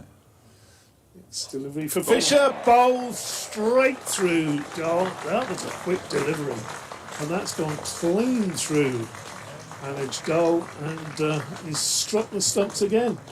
Middle stump knocked back this time. Fisher has hit the stumps twice in 2 overs, and again it was that ball angling in. He's just beaten Dahl for pace there. Just threw him for pace, and that's excellent bowling by Matthew Fisher. 193 for 6, and all of a sudden the game has swung right back in Yorkshire's favour.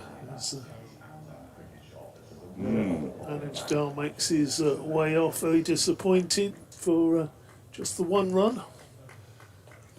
And well, it was your day yesterday, Alan. You had 5 wickets and a catch yesterday, so you know it's a great level of cricket, isn't it? So, I'd forgotten Alex Thompson. How could I forget Alex Thompson? He's the new batsman. Again, as I suggested, he was in the side possibly because he was a better batsman than the Mark Watt, who's out helping Wayne Madsen tell down as the 12th man. He's got an opportunity to prove it here.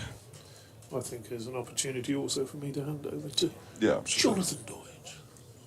Tomo averaging 27 in the championship in 7 innings. Only 1 not out. Alex Thompson. Got some work for Derbyshire to do here. Still trailing as they do by 104. Quickly things change. 173 for 3 becomes 193 for 6. Good. Twice rattling the stumps in successive overs without conceding a run. Thompson just takes his guard, flexes his knees, goes for a bit of gardening. 3 slips. Thompson. This next delivery from Fisher is pushed out by the new batsman into the offside. There is no run.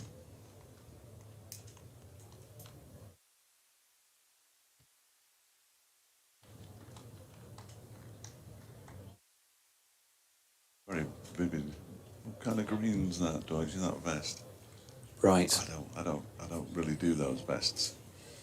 Fluorescent. Strange looking thing. Looks like he could almost be a steward at a football match. Look more like a yellow to me, a yellow highlighter pen sort of colour. This next delivery from Fisher is defended, kept out really, as much as anything by Thompson. And it's the end of a second successive wicket maiden for Matthew Fisher, who now has the very impressive figures of 3 for 45 from his 14 overs. Derbyshire 193 for 6. Madsen on 83. And Thompson yet to get off the mark. Yeah, I'd suggest that the last, well, since lunch, the last hour and a bit has been Yorkshire's best hour of the match so far in picking up those 3 wickets, although they haven't yet managed to secure the wicket of Wayne Madsen, and he's going to have to sell that one ever more dearly as far as Derbyshire go. Not to say they can't get in front here. George Hill from the Peasholm Park end, and Madsen playing a little insecurely on this one, inside edge towards wicket. No run. It's been that usual flurry of activity between overs at this end, the Peasholm Park end. The lady scurries across, even though the rules say she's not allowed to do so. She's done so in between deliveries and gone underneath the rope away to our right. Hill, flapping in the Peasholm Park and Scarborough breeze, punched into the offside by Madsen and kind of tipped around the post really by Matthew Fisher at extra cover. Hence they get a single as he diverted it to Ben Coder mid-off. Should have there for Wayne Madsen, wasn't it really? Just scuffed. Oh, he wants a drink. I thought he'd scuffed his elbow. Just been having a chat with Paul Hutchison up on the top, the side, the popular side up there. Pint in hand with a couple of mates. I think they're all staying around for the dinner tonight. Hooch, as he's of course nicknamed and has been for decades now. Former Yorkshire, and did he play for Middlesex? Sussex? I'd have to draw his record up on screen, but certainly Yorkshire, England A. Left armour. George Hill in, and that's turned into the leg side by Alex Thompson, who would be the taller of the two right-handers out there. Probably not that difficult, because I'm not sure what actually Wayne Madsen measures up at, but he wouldn't be the tallest. No, and Alex Thompson 6'5". So it's quite easy for him to be the taller of a pair of batters out there. Until George Scrimshaw gets out there. Tallest. Hill in again, pushed back down the pitch once more, no run. I think George Hill should be effective here, as I think we speculated this morning. He's coming in at just under 4 and over at the moment, so not one of his devastating spells. He did have a little bit of a time of things where he came on infrequently but would pick up a fairly early wicket. Hasn't managed that in this innings so far. He strikes down either thigh. Turns and leaves our commentary position behind and comes in again. It's wide of Alex Thompson's off stump, and he chooses to leave. Still plenty hot enough out there, I can promise you. Standing up on the top of the banking. Definitely, when you survey the ground from the top there, you can see everybody's attendance would have to be down, I think, on yesterday's 2,300. Beyond that, you're guessing. As Hill is in, Thompson thinks about playing at that and then pulls the bat across curtain rail style to complete that George Hill over with Derbyshire on 194 for 6. Just a heads up that at 2:30-ish we we should be hearing from BBC Radio Leeds is Richard Stead for an update from me. You'll probably have gone by then, won't you? Well, I would hope so. Here's my ice cream arriving. I'm going to go now. On with the daily ice cream. Good to see. More waffle by the looks of it as well. Oh, yeah, a bit of waffle.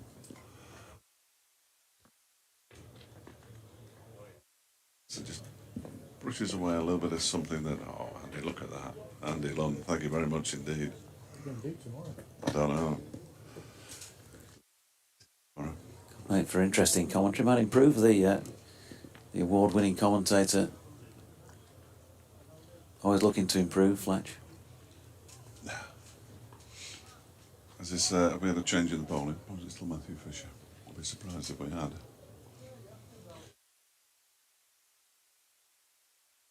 Madsen who drives, but straight to the man at mid-off. And there's no run. It must be warmer today than it was yesterday, Dodgy, because when the ice cream arrived yesterday, it still looked very much like an ice cream. This one is melting rapidly. It could be gone by the end of the over without you actually touching it. Oh, don't worry about that. Fisher turns. Beautiful. Way into bowl to Madsen, who drives, but this time straight to Revis. With a tumbling stop out in the covers. So it doesn't look like Andy's going to be here tomorrow, so anybody out there who is coming tomorrow, you know where we are. There's only one of us. A man for himself in this commentary box. They are very nice. These are the posh ones. Yeah. Must be with a waffle car. Next delivery, Madsen drives again. He can't time it. And this next Fisher delivery, oh, would have shuddered right the way up his bat handle and into his arms and up to his shoulders. But when you had those rubbish bats that we had when we were kids, and you hit the ball wrong and your hands went numb. Actually, your hands actually went numb. You can still feel that now, yeah. What is that all about? My first bat, no other label on it apart from genuine willow, it said. Yeah, it's genuine. Not your fake willow, this. Fisher bowls and a run off him. There we go. Hasn't happened for a while. Just clipped into the leg side by Wayne Madsen. He moves on to 85, 195 for 6. And you know when you're sort of all playing as kids, and if you're lucky enough to have the bat, everybody else in the street wants to use it. And people had said to each other, can I borrow your Grey Nichols or can I borrow your Slaz? Yeah. Or whatever. But in my case, it was, can I borrow your genuine willow? Quite the same, is it? No. Not quite the same. Here again. And he goes for the pull shot, the hook shot there. There's Alex Thompson, misses it by some distance, I think. And then practices the leave, which is probably the better shot to play to the ball that was delivered. I'll turn your mic off after this over and then you can get on with it. Why? I can cope with both. Nearly eaten most of it already. Here's, stop it, Fisher in a ball to Thompson, who drives him, flicks him really out towards the long on boundary for 4. It was almost a half-hearted dive really by Shan Masood. And the first boundary and first runs for Alex Thompson from the final ball of the over. Matthew Fisher's furious with himself. He's wafting his floppy sun hat all over the place. And Derbyshire moved to 199 for 7. The deficit below 100 now, with Madsen on 85 and Thompson on 6. George Hill to continue at the Peaceholm Park end of the ground. We'll spare you all the eating on the microphone until he's finished. One thing I do enjoy about doing this job is watching Matthew Fisher bowl, and no finer sight when a bowler knocks down a pole, as he did with that wicket of Matt Lamo standing at the top side. It looked spectacular. George Hill, maybe he's trying to do the same here. He's bowling to Wayne Madsen, and it'd be handy if he took out his pole from Yorkshire's point of view, but not with that delivery, which is punched back along the deck to George. The same gentleman has two 99s with him. He missed out on a flake there, Fletch. I'm happy with what I've got, Doji. Both in terms of ice cream and in terms of life. He's just licked one of them. He's probably, I hope he's not going to hand that to somebody else. Hill again. And he comes away from the Peasholm Park end of the ground, and Madsen walking into this shot pushes it back along the pitch to the bowler. Matthew Fisher will have a word. I think I said that about Fish just because he's got that. He's got a classic sort of bowling action, hasn't he? Measured, lovely high front arm, all the things that you certainly back in day were taught about bowling, getting side on and on. Presents the seam.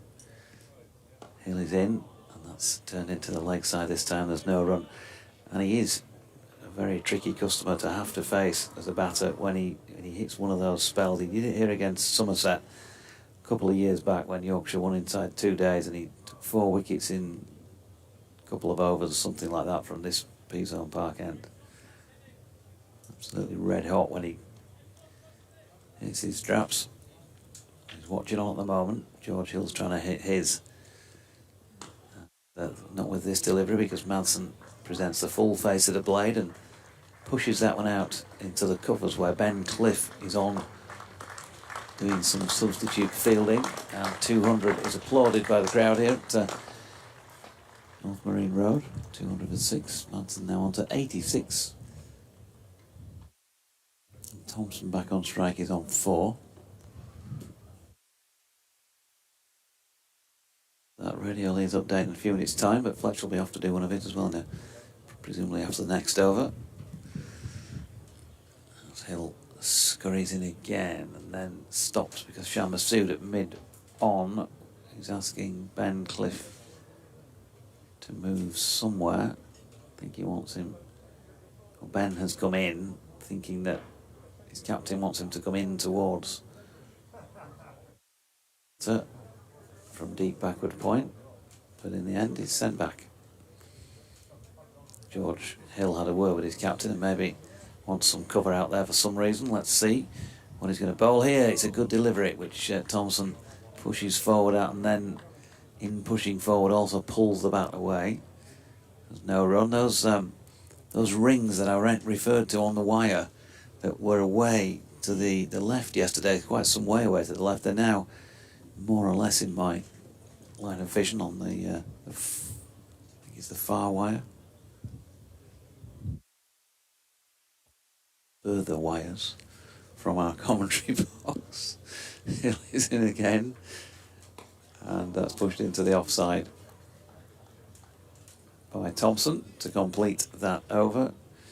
Fletcher's discarded the cans, so I shall continue till this 2:30 update. He's got to go and do one of his own.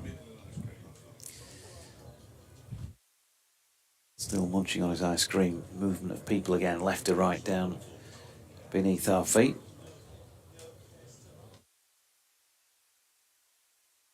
A few have stopped off at the local hostelry for a pint to top up the lunch before they've decided to come back in.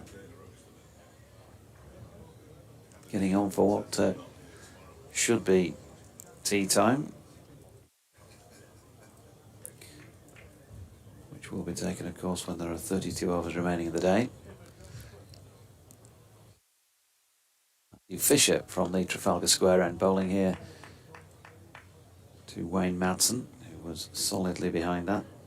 And there's no run. Just checking on number of overs remaining. 51 remaining before that delivery was bowled. So I make that 19 still to be bowled before the tea break. It's quite a long time from here.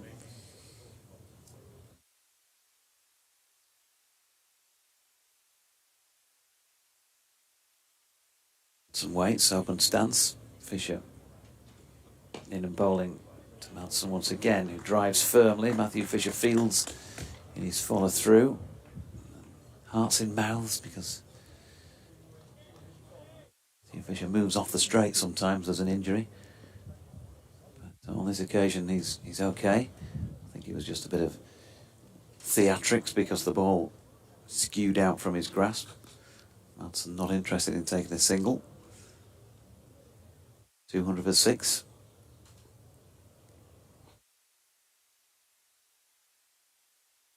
Madsen waits. 2 slips in place. Hoping for an opportunity, not with this delivery. He's appealing for caught behind here, and that will be a spectacular catch again by Tattersall.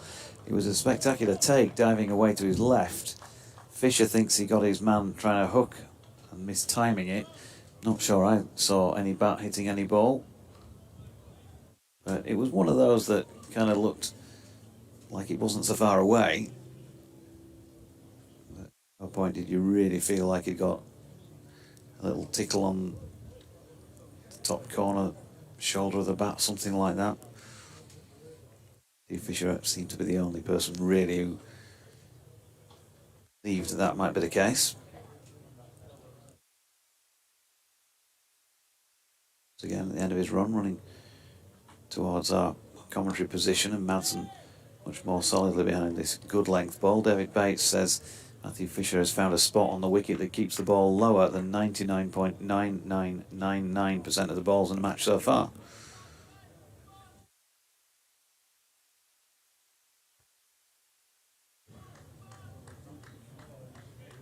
BBC West Yorkshire Sport at gmail.com, or at Jonathan Doidge at Fletch Sport, or at DO_cricket. If you want to get in touch with us.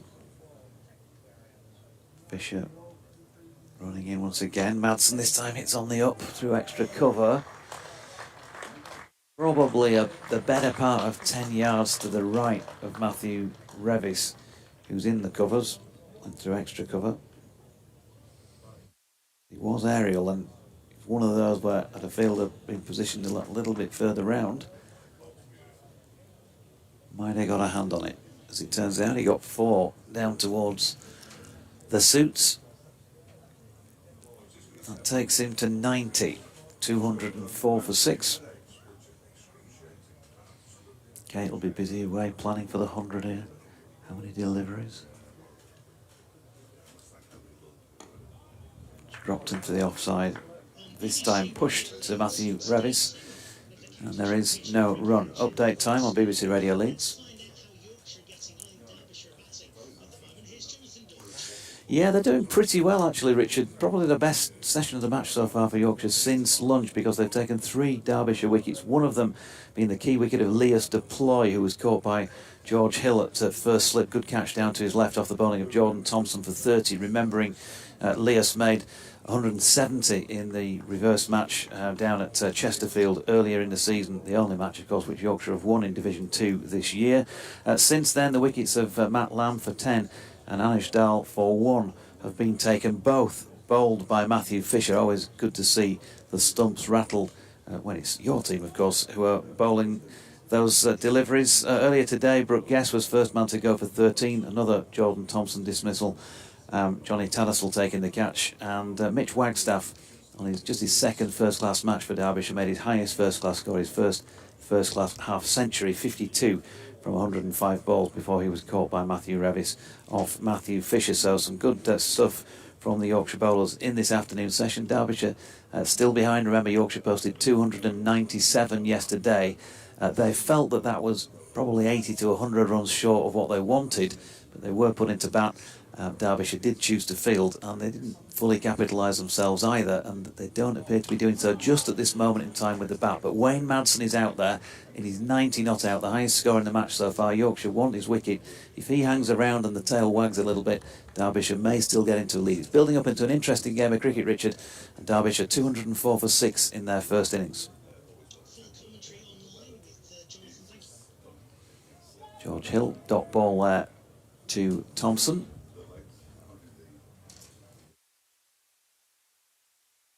And in he comes again from the Peasholm Park end. Solidly behind this one, Thompson once more. Shan Masood at mid-on does the fielding. There's no run. Wayne Madsen. We all think, don't we, good pitch might be a bit on the slow side, a little bit dead, but that should be improving as the match goes on, because there ain't been any moisture, barring overnight dew, since yesterday morning. Hill is in. Thompson, solid block. No run. So you should think batting conditions have gradually been improving. It doesn't look easy picking up your wickets, but at the same time, the scores that the batters have put on the board so far, DT, suggest that maybe that nobody quite feels like they're ever in. Might be one of those type of pitches. With the exception of Mr. Madsen, perhaps. Yeah, who's looked fairly consummate since he walked out, really. That's dropped into the offside by Thompson, and Jordan Thompson does the fielding in the covers. No run. Matthew Revis is just going through a few warm-up exercises. I wouldn't mind a few overs from Revis running in from the Trafalgar Square end. I think that might be a good move. Yorkshire skipper. Hill turns, and with that slightly shuffly style of running, he's in, and with an open face. That's run down backward of point. Matthew Revis will give chase. Thompson will get back for 2, taking his score to 6. Derbyshire's to 206 for 6. It's the end of the over. 64 of those now complete in this Derbyshire first innings. So I reckon they're 91 behind. There is a look at the backs of the guest houses for those of you looking at the street. They're not 91 behind, they're 93 behind, because the board had already been clicked on the total, but not on Thompson's score there. He's on 6. Were you getting ahead of yourself? It's just a guess, isn't it, with the scoreboards around the country, really, to be honest with you. I mean, the one at Essex is sensationally far behind. It's probably 3 deliveries behind. So you're just guessing with every delivery, unless you keep your own score. You can't see the one away to your left there. It's a bit too tight on the angle. You've got to lean right out of the box. And the one away to the right it's almost last week's score that they put up. So Revis from the Trafalgar Square end bowling here to Madsen, who flicks off his legs, and it's fielded by Finlay Bean. He's played that tremendously well since he came out, Wayne Madsen. Anything that's straight or middle and leg has gone, generally speaking. He found a fielder on this occasion. Clearly got a great eye for that type of delivery and wants to get through that shot. Then just slightly wide of off stump this time, and Madsen drives firmly but along the deck to Jordan Thompson at extra cover. And interesting that the ball he hit in the air in the previous over that went for 4 down towards the marquee went through about where Jordan Thompson now is, so he's been moved a bit straighter than Matthew Revis was in the previous over when he was fielding at cover. Hugh Fisher having a breather after that excellent little spell that he bowled. Revis into Madsen, who solidly blocks this one. Let's just check back on that Matthew Revis spell, Matthew Fisher spell even, if we can.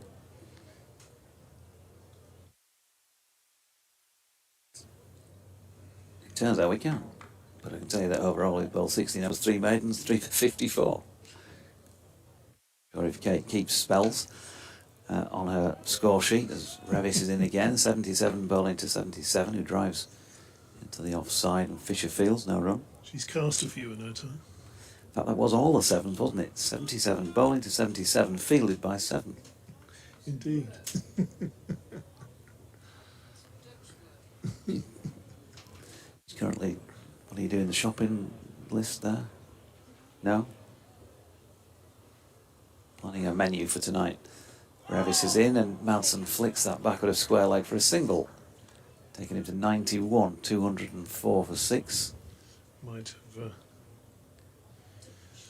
be a night for fish and chips for me. She's writing something in Dutch. It's casting a spell again. That's what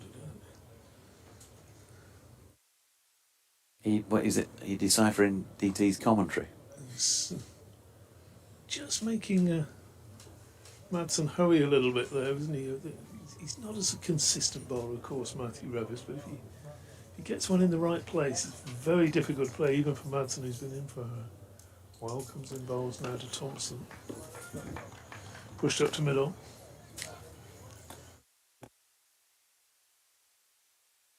$204 for 6 at the end of that one.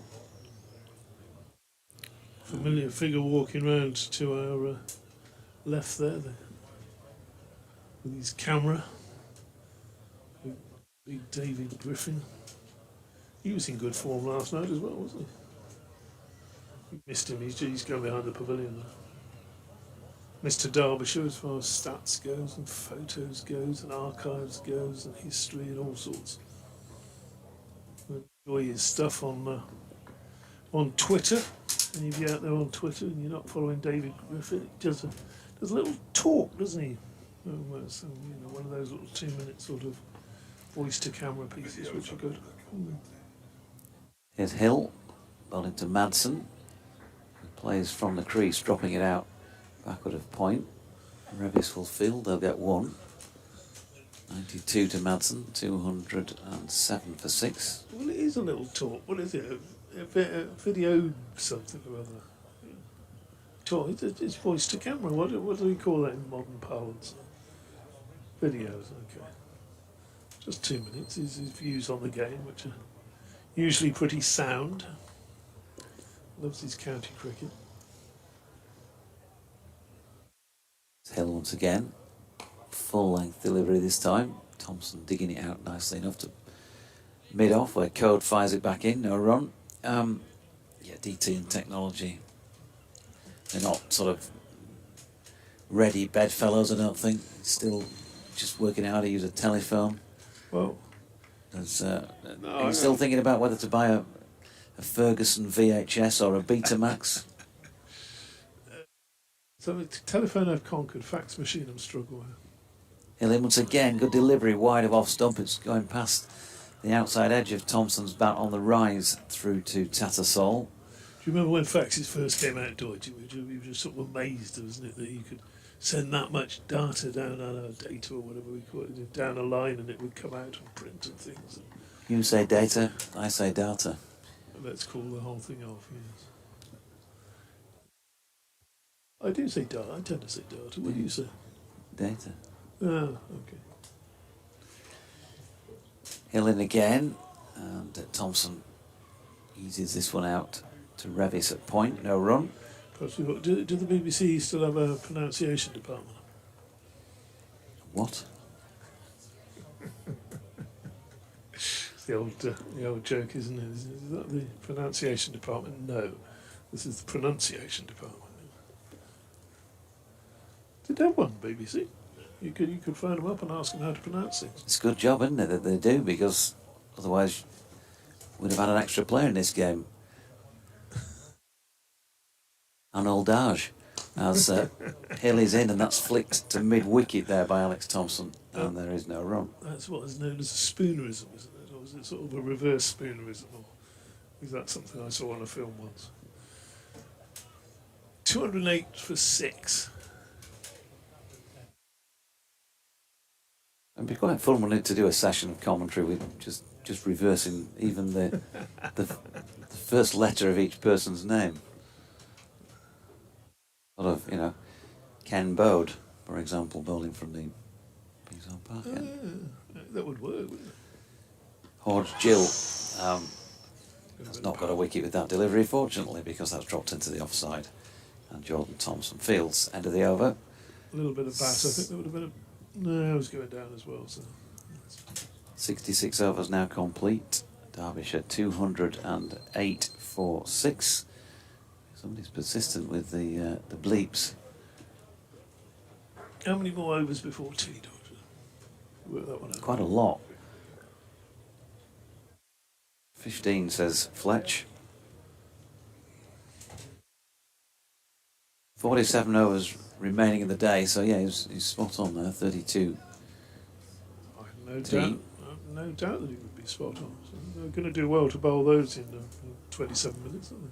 Here's Revis down the slope from the Trafalgar Square end to Madsen, who checks the bottom of his bat, having tried to drive that, but he might have got that vibration we were talking about earlier. I'm sure it's probably, if he has, nothing like as painful as the ones that we used to suffer as kids in the playground. Yeah, I was. Remember those days? I used to go to primary school in the summer, about 7:45, so you could have a game of cricket for an hour with the wickets painted on the wall. Remember, in the playground. As Revis is in, and that's flicked up to mid-on by Madsen. Your first No bat was a genuine willow. Genuine willow. My first bat was a Ken Barrington autograph. Was it really? Did you play like the great man?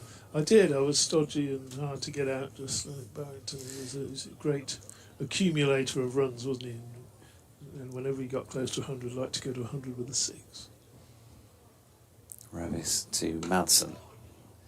Solidly forward into the offside this time. Thompson feeling at cover, no run. I was reading just records last week, actually. It's not something I do very often, but for whatever reason... Oh, I was writing a quiz, wasn't I? That's right, and I called up the records. A quiz. And this isn't an answer, or a question, in fact, but I did notice that Ken Barrington, he does a fantastic record, hasn't he? Oh, yeah. For a player who doesn't get loads of mentions when they talk about the greats, but he's right up there. Revis is in, and that's dropped out into the offside by Madsen, who takes on the field, and good support from Thompson gets them comfortably through. Yeah, he was one of those guys, a bit like Geoffrey Boycott, that you'd want batting for your life, you know, if you had to go in and not get out. The number of times he would go in and just be the rock in the middle of the England innings. I see those batters in the 1960s. That was Marvellous. well, I was talking to Georgie yesterday about having spoken to Peter Parfit, who was a very, very good player with Middlesex. Revis in, bowled him. He's got him. Alex Thompson didn't get his foot forward into that whatsoever, and it's clipped the stumps, and Revis takes his first wicket of the match. Derbyshire lose their 7th and are now heavily reliant, you would think, upon Wayne Madsen to get him into a position of having a lead in this match at the halfway stage, as it were. Very, very expansive shot that, wasn't it? And really looking to a straight driver ball that playing all around it, really. I think it's a big disappointment for Derbyshire fans, because Alex Thompson can bat. Yeah, I was already. I guess he should have known to some extent from the couple of dismissals from that end that Matthew Fisher has bowled people with. You've got to get there, haven't you? And he just didn't feel like he got anywhere near the pitch of that one. A little bit of nip. Have a look at it again, whether there was a little bit of late movement, either swing or off the pitch. But he just seemed to play all around it. So here we go, George. Look. Yeah, it all did nip back nicely, didn't it? Whether he just got an inside edge or not, but that was. But look at his. Yes, he's just plonked his foot halfway down. Like a half forward movement, isn't it? Yeah. And I think it's clipped to the top of middle and leg, really, hasn't it? It's come back in. Ball's come back in. Good delivery from him. So what we're saying, he hasn't got that consistency. Look, here's a slow mo. Let's have a look where it pitches. Look, on the stream, it's pitching just out of length, and he's clipped the top of the middle and leg.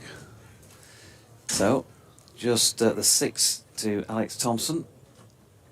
He's got to go and consider what he did in the dressing room there, as you do. Head teacher would have go sit in the corner, lad, and just think about what you've done. Possibly. I've been joined by a certain John Helm, who has appeared stage right. Going to come on for a chat with us, old boy. Can we sort that DT? That's the DT to transfer those cans. That's Matthew Revis then. Comes in here to bowl to Zach Chappell, who pushes back to the bowler in his follow-through, and there is no run. That wicket, by the way, falling after 66.5 overs, 209 for 7, and Thompson, Alex that is, making 6 from 23 deliveries, and that included 1 boundary. Well, it's a pleasure broadcasting royalty alongside John Helm. Great to have you back on board, old boy. How are you? Very kind. I'm very well, thank you. I feel great, especially at Scarborough in the sunshine, unlike a month ago. It's beautiful today, isn't it? Doesn't it look glorious as well? Looking resplendent today as well, putting us to shame. Well, I have been in the marquee. Yeah. That's my excuse. You mentioned earlier on you thought I was on holiday the way I'm dressed, as George Hill is in and that's pushed into the offside by Manson. There's no run. Just missing the shades. Yeah. Well, they've been on from time to time. Good time over there. It looks very well populated right now. Yeah, I would think there's about 300 people in there. I've met some very interesting people. As always, Mr. Boycott's there. He was taken ill yesterday, but he's happily back. No run. My friend Mr. Cope is in there. Yeah, a lot of very interesting people from all different sports as well, by the way.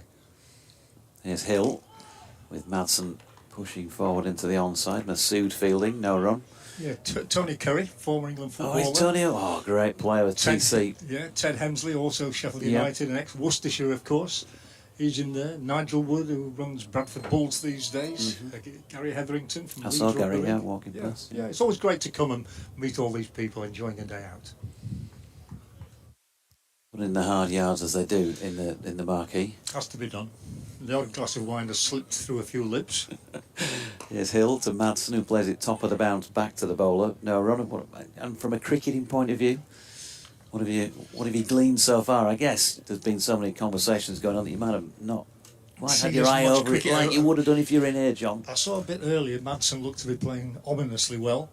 And I think it's nicely poised, isn't it? Because 297?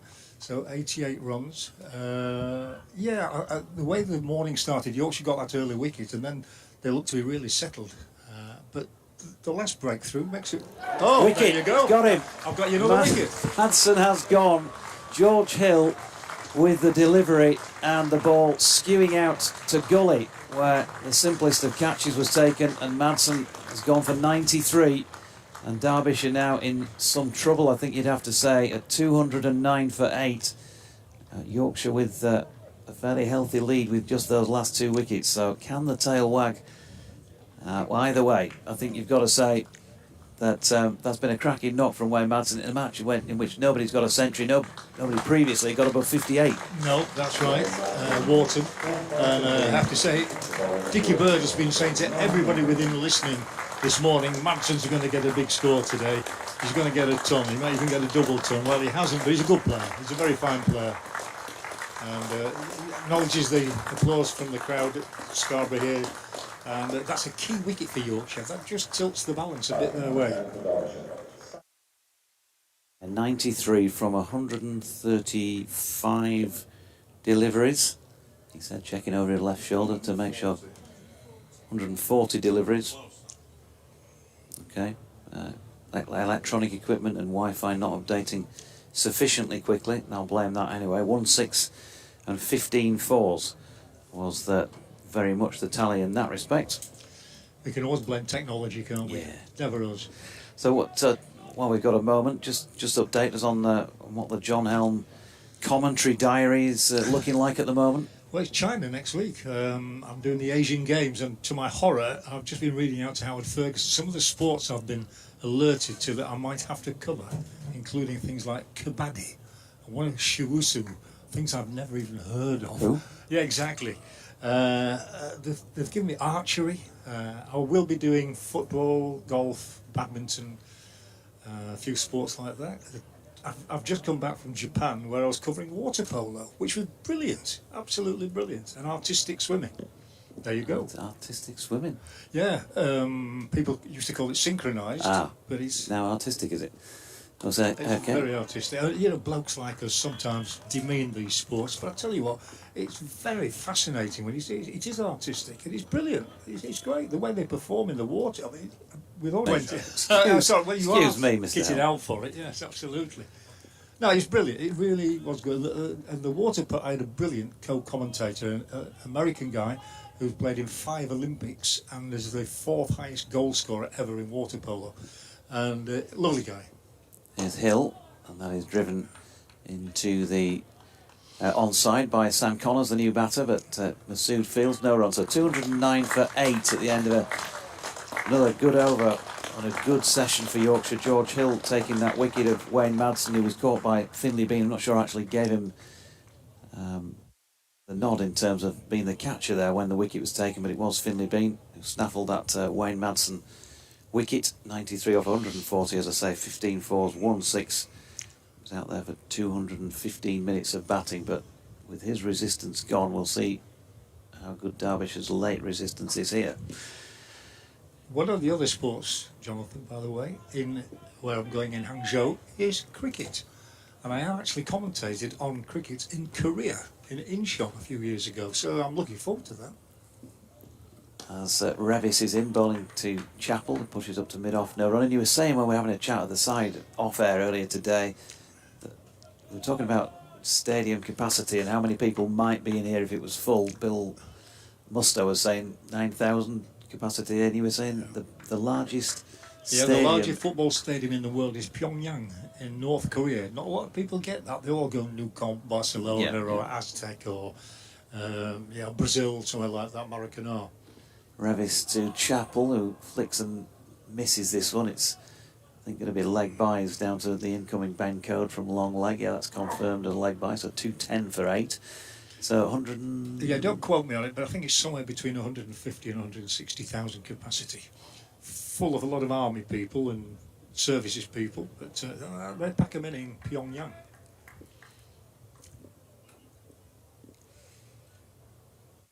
Connors then just takes his guard to face his first delivery from the Trafalgar square end. Both these batters on naught, and he's hauled this one away over mid-wicket for 6. That's some introduction. No ball also signalled. So Matthew Revis not at his best with that one. Sam Connors has a bit of fun. 218 for 8 now. We've done this before, but listen, I'm not frightened of a repeat, as you know, on these broadcasts, and we did this when you were at York with us, but just thinking back to those days when you used to do the YTV Roses match commentaries. Great to listen to. We were just having a laugh earlier on when I'd said I'd mentioned I'd seen you.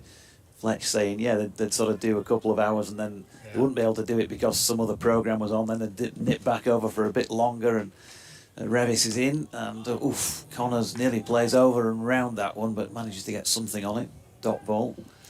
I mean, it must have been a bit weird broadcasting as well, really, because you're trying to keep your eyes over it for an update when everyone comes back to you. Were you sure? I suppose you would have been sure how long you were going to be on for each time because of the scheduling. Well, not quite, because really? we had one horrendous game against Lancashire where the players came on and off 15 times during the day. It was just one of those where you'd have a quick shower and they'd be off for 20 minutes and then they'd be coming back. And I was the presenter as well as commentator. So the presentation position just to our left on the balcony, the commentator position immediately opposite the Trafalgar end.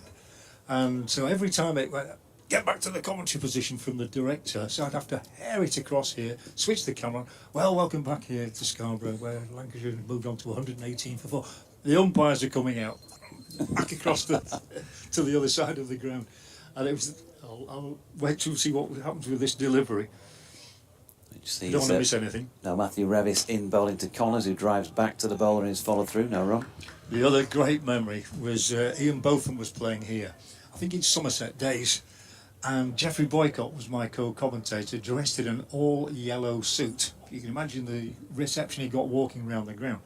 And Botham picked him out and had a little bet with the batsman at the other end that they could hit the ball straight into the commentary position and aim for the yellow suit.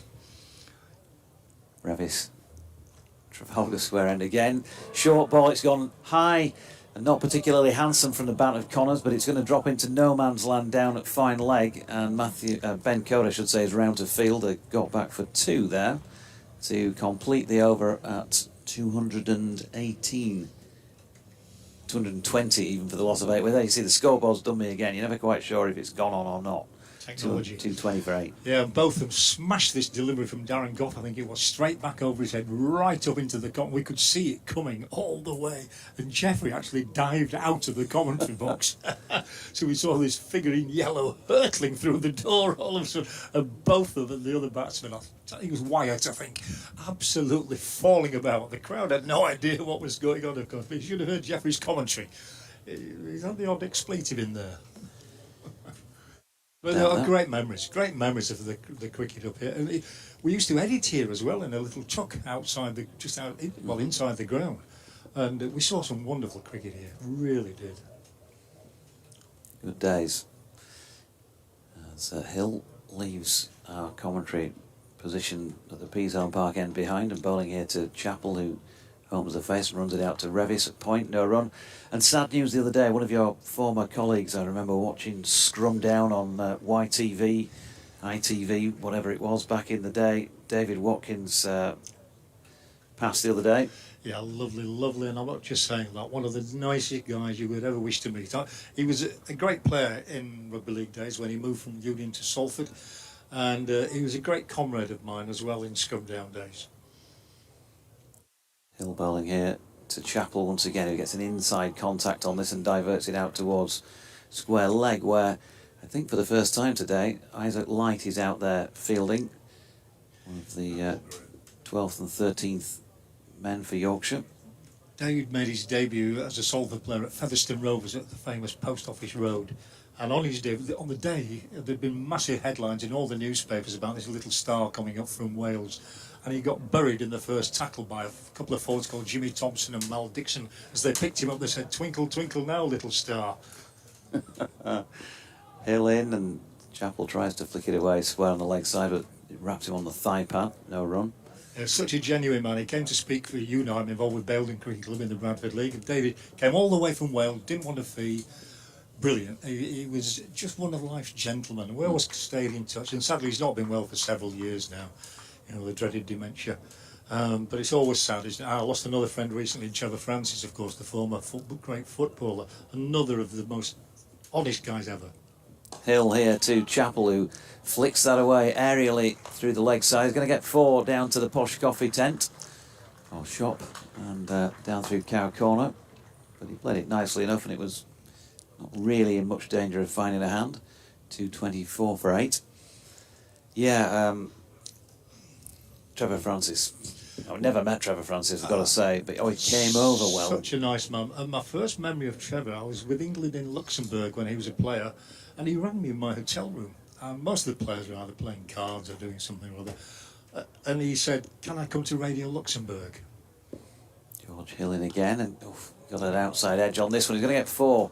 Zach Chappell through third man because it's vacant. That will annoy some people, of course. Probably yes. George Hill. So Trevor was bored, basically just stuck in a hotel, and a bright young man. He was only 19 or 20 at the time, and he just thought it would be fascinating to go and have a look around Radio Luxembourg. The boat ship anchored away, and I took him, and he never forgot that either. And then when we did the World Cup in Italy together, he was my co-commentator for ITV, and he used to ask for a plane every now and again to go to get his suits, because he always had his suits made in Genoa, where he played. As one does. Hill to Chappell, who drops it out into the offside this time. And there's no run to complete that over at 228 for 8. So Yorkshire still with a reasonable lead here. I'd certainly rather have one than not. Derbyshire trying to get somewhere near with these final 2 wickets. We got still officially with the tea break to come of 20 minutes. Theoretically just over 2 hours of play remaining, but we know it's going to be more like 3. Yes, something I've been like talking that. with some of the Derbyshire committeemen, by the way, and remembering the days where you had people who played cricket in the summer and football in the winter. Yeah. And Derbyshire had 3 at one time: Ian Hall, Ray Swallow, and Ian Buxton, who all played for Derby County in the summer, and Derbyshire in the summer and Derby County in the winter. Chris Balderston. Yeah. Could you imagine that nowadays? Ted, as you mentioned. Yeah, Chris Marples. Yeah. Yeah. And then there were others who kind of dipped their toe in a bit. On his side, Bottom, of course, was on Man United's books when he played a few first team. Yes, he did. And David Bestow played Yeah. for Bradford City. Yeah, of course. Brian Close, of course, played for Yeah. Arsenal. Yeah. Goodness me, could you imagine that now? Somebody, Dennis Compton, somebody who played football for Arsenal and cricket for either Yorkshire or Middlesex or whatever. Just unthinkable. Talent Ted there. Hensley. Ted Yeah, Hensley, yeah. yeah. Yeah, so 228 for 8. Jordan Thompson is going to have a go now from the Trafalgar Square end. Bowling here to Connors. There's an appeal for LBW first up. Didn't feel like it now then. Jordan Thompson is just walking away gingerly there as if he just held the back of the left thigh, as if the hammy might have gone. Fletch, who was a notorious athlete, back of the knee. Yeah.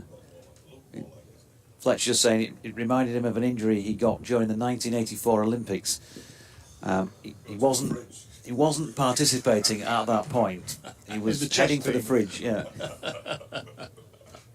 I'm glad to hear you still have a bit of humour on these broadcasts. We always used to have a laugh, didn't we? We were always able to have a laugh. There's always a funny side to anything in sport, and I think it's great when you can reflect that. You don't offend too many people these days, though, John. Ill-chosen joke. So Thompson's in again. Oof, Connors just waving the bat aimlessly at that one, really. That was an interesting shot, I say, that word in inverted commas. We were talking yesterday about the days when there really were genuine number 11s. Mark Robinson was one for Yorkshire, wasn't he? Good gracious me, could barely knew which end of a bat to hold. And most Bomberwells at Gloucestershire, every county had sort of one who was guaranteed number 11. They used to say, get the roller ready as soon as he went out to bat. Thompson. And he comes again then. And Connors this time, he's trying to play an orthodox shot with a flick into the leg side, but doesn't make contact with it. Both these batters on 8, 209 for 8 when they came together, so a handy little 19 at this moment in time. But, they'd want to frustrate Yorkshire. Always that bit of frustration when last pair or penultimate pair put a few on. Thompson in again. Connors this time giving him a charge and flicks it away back at a square leg. Matthew Fisher tumbling stop down at long leg. They get 2. Yeah, I was actually at Chesterfield this year when Yorkshire somehow contrived to almost lose a match in which it seemed nailed on. You know, Derbyshire were something like 14 for 4 in their second innings, 400 behind or something, and they nearly made it. You know, Yorkshire won by, I think it was 2 wickets in the end. Incredible. 3 was it? Thank you. Corrected. Amazing. Jordan Thompson in again, and Connors this time flicking to the leg side. Takes on Masood and gets there for a single. Just looking back to the match at New Road, where there was a last wicket partnership in Worcestershire's first innings that went on and on really and effectively killed the game. And then they decided, because they were following on, they sent the last pair in as the first pair in the second innings because they both had their eyes in from having batted so long. Yeah, so you got that unusual. That's unheard of, isn't it? Yeah. Thompson into Chappell, who plays quite firmly with plenty of bottom hand in it, but straight to Masood at mid-on. No run to end that over at 231 for 8. Yeah, just looking back, it was Finch 24 and Gibbon on his debut 41 not out, who went from 179 for 9 to 242 all out, but batted to get that far for about 35 overs for the last pair. So when they got back in the dressing room, they were told to keep the pads strapped on and they were going to go straight back out, and did. And they managed to get another 31, about another 11 overs in the second innings before they were separated. I love cricket statistics and records, things like that you couldn't make up, you know. I can't remember what the record ever, last wicket stand was, but it was something crazy. I wish I could think of the name of the player who was involved. He was a batsman who wasn't really, he made his only ever century, I think. Someone like Alan Mullally, which he was another genuine number 11.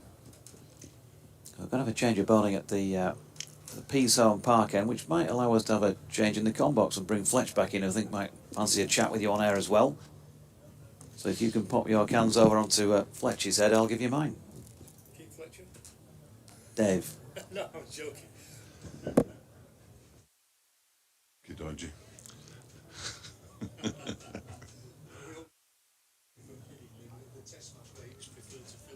Just switch that, press that button down, dodgy. He promptly dropped 3 catches, did Fletcher, at Headingley when Phil Sharp had been left out, one of the great slip fielders of all time. You could say the Headingley crowd let him know about it. I can imagine. Dear, oh dear. Matthew Revis is going to be bowling to Sam Connors.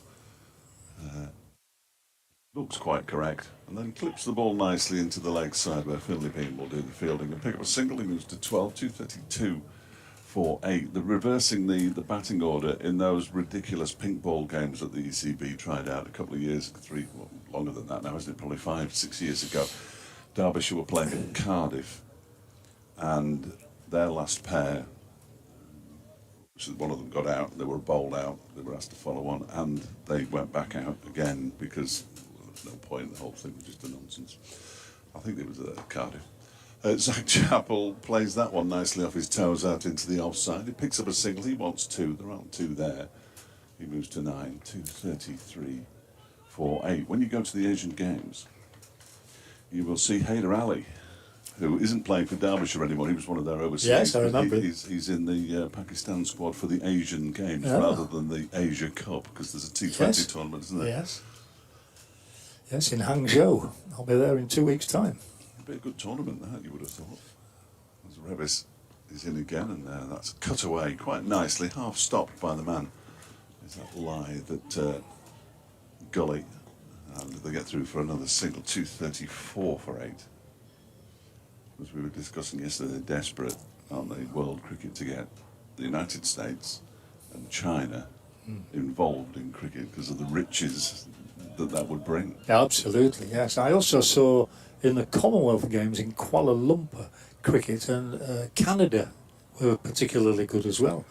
It is extraordinary. If you look for it, you can find some extraordinary games. Absolutely. Next delivery from Revis is defended by Zach Chappell. And there's no run. Yes, it was, I was brought up in East Yorkshire. I never liked it, but I had to live there because that's where my mum and dad were. And the Roses match, because obviously Granada would cover one and Yes. Yorkshire would cover the other, wouldn't they? And it always tickled me when Take the High Road came on at 3:30 and there was no cricket on. This ball's always been smashed away by Zach Chappell.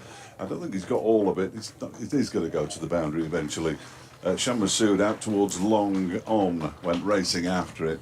And Zach Chappell, who's a big enough individual to hit the ball that hard, moves on to 15, 240 for 8. This is very reminiscent of the way the Yorkshire innings when their tail enders had a pop, but the bowling wasn't particularly good, I didn't think.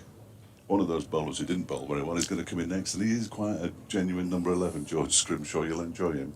Yes, what we were talking about. Revis again, bowls, only pulled this away as well. That's 4 more for Zach Chappell. Nice, that was a much nicer looking shot than the previous one. It's 244 for 8 now, and well, it'll be irritating for Yorkshire, this.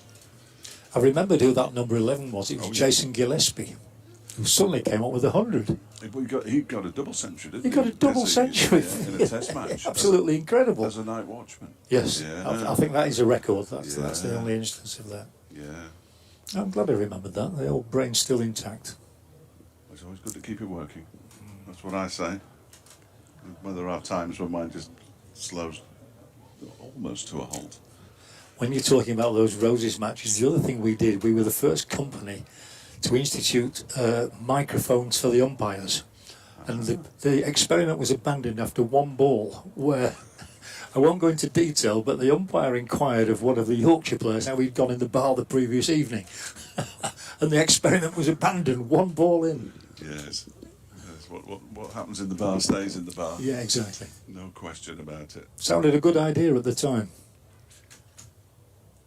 Jordan Thompson, who appeared to injure his knee previous over. He's going to continue from the Trafalgar Square end, bowling to Sam Connors, who just flicks that one into the leg side for a single.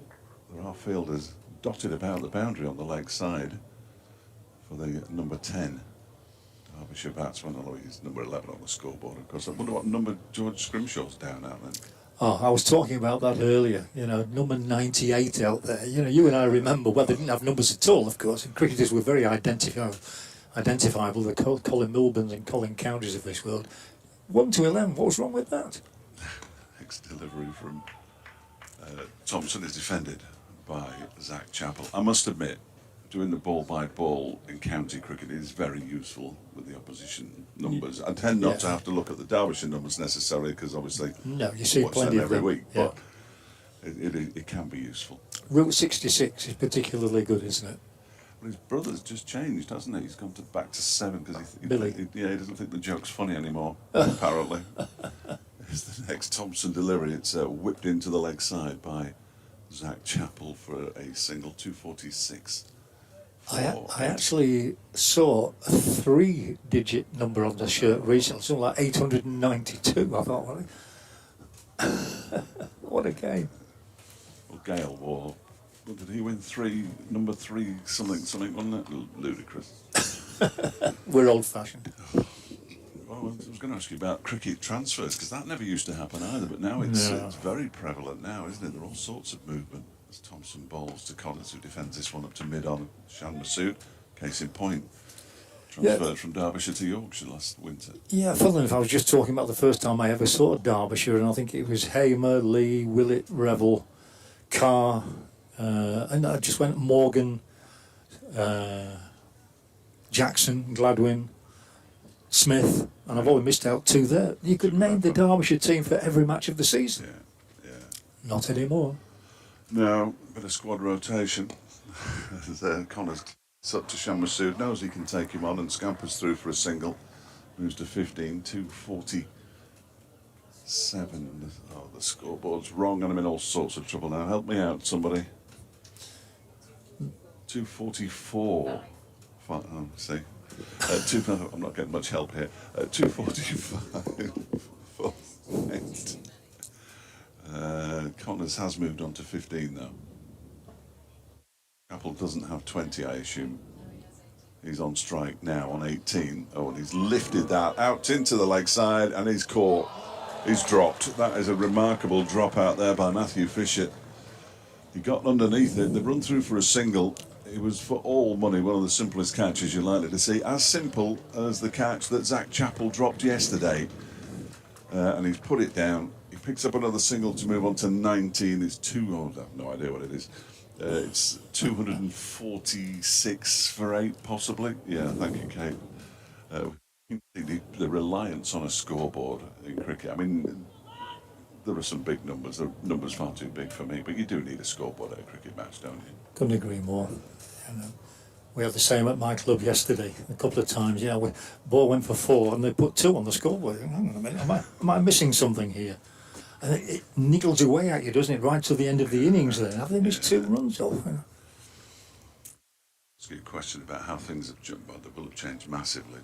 Matthew Revis is going to be getting a new over from the Peaceout Park end, and there's a heave from Zach Chappell. Gets him a single to backward square leg. He wasn't aiming there at all. 2-4-7 for 8, and he moves on to 20, potentially. Now when you're commentating, you'll have a screen for replays and a live screen, I imagine, but you'll have a lot of stat screens as well nowadays, won't you? Which you never had well, certainly when you first started doing television, clearly, but just to get used to that kind of thing. Yeah, Fletch, it's a double-edged sword in a way. Sometimes you can almost have too much information, so you've got all sorts of screens which tell you if it's a football match, who's passed the ball the most times, how many free kicks. A lot of it you know anyway. Just wait for this ball to be delivered. Revis balls to Connors. That one's gone up in the air. He's going to be caught by Tattersall, and he is caught by Tattersall. And Connors goes for 15. And Derbyshire have lost their 9th wicket now with a score on 247. It means they trail by exactly 50, but that's been a useful little partnership between the numbers 10 and 9. It's the 10 who's gone, and we're going to see George Scrimshaw come out next, and boy oh boy, is Might be wearing 9, but he's an 11. 2:47 for 9 as Scrimshaw walks to the middle. Just reverting to the technology factor, you can get too much information, and you think, I must get that in, I must get that in. No, you mustn't. You know, only get in what is really relevant. At the other end of the scale, I have recently been doing commentaries live on football matches in India from my home in Belden here in Yorkshire. Now that's a nightmare. On my iPad, so you have a small screen, there's a picture of yourself on it and a picture of your co-commentator in Mumbai on it as well. And picking out the numbers on an iPad is horrendous. And it probably doesn't do your reputation any good either, because you're not living up to the standard you want to replicate every time.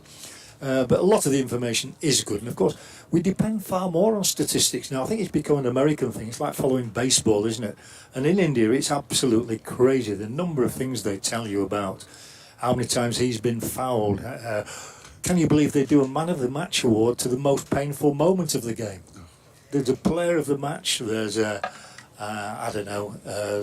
most telling pass of the match, but also the most painful moment of the match, and he gets 500 rupees. I mean, just crazy. A lot of sponsorship to be had, though, isn't absolutely. there? A lot of sponsorship to be had over there. Yep. Yes.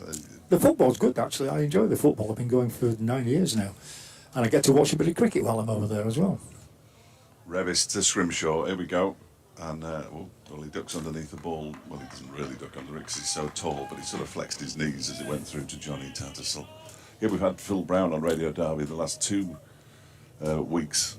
He was up at Bolton, but he was managing out in India for a while. Yes, he was. I played golf with him out there in Pune, where he was the manager of the local side. We had a great laugh. And 1 or 2 of his colleagues, Aidan Davison, former Bradford City goalkeeper, and 1 or 2 others, great laugh. Scrimshaw waits as Revis bowls to him. There you go. A defensive shot of sorts out into the offside. And there is no run. Yeah, the one thing that always grates on me, because I'm almost ashamed to say do no research whatsoever. I don't get paid enough, John. But there are some commentators that you hear on some radio stations who have done this research, and my word, they're going to get those facts in, whether it's relevant or not. Yeah. And that grates a little bit at times. As Revis bowled, he stuck underneath one that was way wide of the off. Well, the funny thing on that subject, I mean, I had the privilege of being a producer of Test Match Specials just one season when the West Indies were over here, and I worked with John Arlott and Brian Johnston. John Arlott didn't make a single note. I mean, and why should he? Because he just wanted to talk. He wouldn't wear headphones either, by the way, because he couldn't take talk back. So he'd just throw the headphones to one side, and it was up to you as the producer to slip him notes. But he was wonderful. He was absolutely wonderful. What a wordsmith. And you don't get characters like that anymore on football. Apart from you two. That's kind of to say, apart from you two, no. No, you're right. Revis is in, and I think that was a play and a miss, but he was a long way from actually getting near the ball when he played that. And he survived the remaining 4 balls of that Matthew Revis over with Derbyshire from 247 for 9, trailing by 50, which is a little disappointing when at one stage they were 173 for 3, but covering Derbyshire, we're used to disappointment, really. John Arlott actually had it in his contract not to work after 3 o'clock. Now, I'm not suggesting that he'd had a good lunch, but it might have played a part, and he had a right to write a column for the newspaper as well. And my job as producer was to sort out a guest for the following day, to sort out the combinations of the commentators to go, because they didn't all get on. No. You see what happens here? Jordan Thompson bowling to Zach Chappell, who's got that one straight up in the air. Shan Masood is underneath it at mid-off and takes the catch. As Derbyshire are all out for 247. They are 50 runs in arrears, and that will be regarded as a very good comeback from Yorkshire, who at one stage looked like they might have to give up a first innings deficit and in fact take a first innings lead of 50 as Jordan Thompson picks up his 3rd wicket of the day. So 247 all out. They'd be a bit disappointed, Derbyshire, but a good fight back by Yorkshire. Yes, good. As you mentioned there, it looks as though Derbyshire were well on course for going beyond Yorkshire, getting into the 300 range. So good comeback on what it still looks a good wicket, doesn't it? I don't think there's anything at all wrong with the wicket, but now the onus on Yorkshire to press on and maybe get 100 runs or so this evening. Well, plenty of time left, 39 overs, so we'll lose 2. I don't know if they've already been taken off. Yeah, so they The might get scoreboard's gone off 100. anybody. They'll take tea now, won't they? Yeah, they will take tea now. If they don't, well, they're just being silly. Does that mean I've got to go back to the marquee? Oh no, he said, I'm going to go back to the marquee. Just to finish off that John Albert story, Yes. he was on air at 10 to 3, 10 minutes before he said goodbye to the listeners, and I was suddenly aware that there was a bit of dead air. It was quiet, gone very quiet, and I looked up and he was having a little snooze. And I just nudged him on the shoulder, and he went, 43 for 4. Clive Lloyd was 126 not out at the time. I've never forgotten that moment ever. We could be in trouble here. What a great man he was. Absolutely brilliant. Absolutely brilliant. John, it's been a delight. It always is. Thank you very much for coming up to join us. My pleasure. Absolutely Anytime brilliant. at all. John Helm, who's been broadcasting for 300 years. He was broadcasting before radio and television was invented. Well, wasn't funnily, if it was said here about W.G. Grace, and somebody said, did you ever get the chance to commentate he? on Did you him? ever meet him? Dickie Bird did umpire, apparently. No, it's been my pleasure, as always. Brilliant. John Helm joining us on commentary. Quick flash through the bowling. Ben Code, 1 for 63. Matthew Fisher, 3 for 54. Jordan Thompson, 3 for 48. George Hill, 1 for 41. And Matthew Revis, 2 for 38. Derbyshire all out for 247 in 74 overs and 1 ball, and trailed by 50. Or put it another way, Yorkshire have a lead of 50. Yep, and their bowling figures, Ben Code, 17 overs, 2 maidens, 1 for 63. Matthew Fisher, 16 overs, 3 maidens, 3 for 54. Jordan Thompson, 20.1 overs, 9 maidens, 3 for 48. George Hill, 13 overs, 2 maidens, 1 for 41. And Matthew Revis, 8 overs, no maidens, 2 for 38. They've bowled well, they've come back well since lunch, in particular with, how many wickets was that? 7 falling in that afternoon session, which, as we say, we think will now be tea. And so we'll be back with Yorkshire with a 50-run lead to try and increase that to a match-winning lead if they can in their second innings. Ball-by-ball coverage to continue when they come back out for the final session today.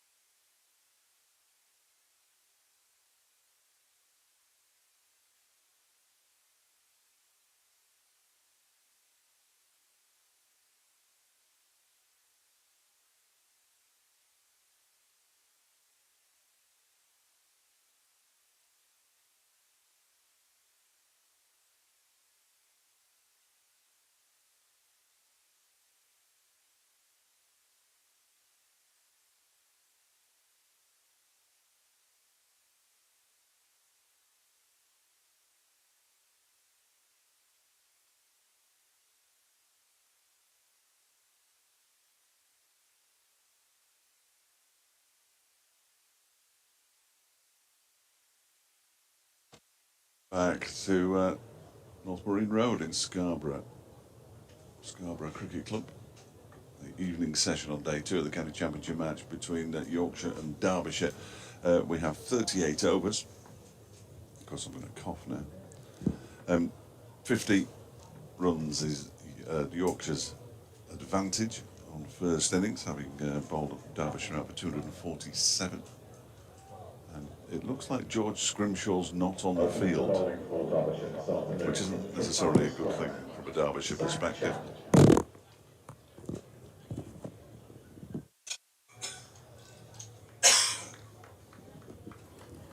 Marvellous.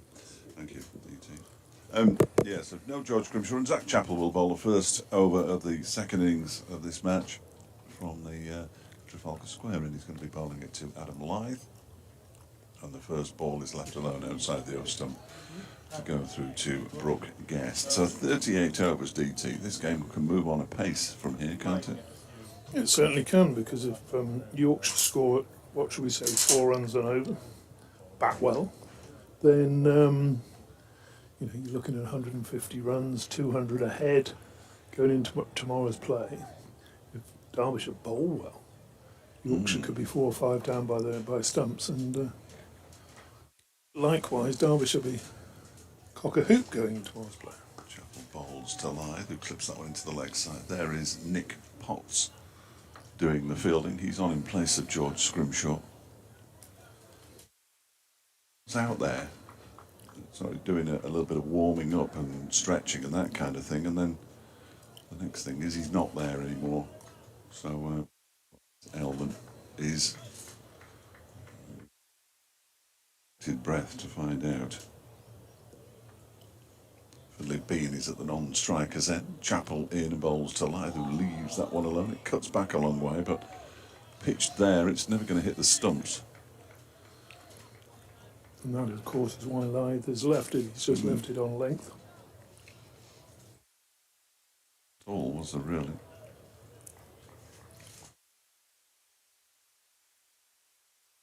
Cut back nicely, but it was a bit wasted ultimately. Yeah, needed to be. Yard or so fuller. It wasn't a beautiful length. This next one is driven but not timed by Lyth up towards mid-on. A pretty length. Pretty, No, not a beautiful. length. Is there a beautiful length, or is it just pretty? I don't know. No, I think it's a pretty length, a full length, a hard length. But apparently, you only get a hard length in one-day games. Yeah, yeah. Back of a length.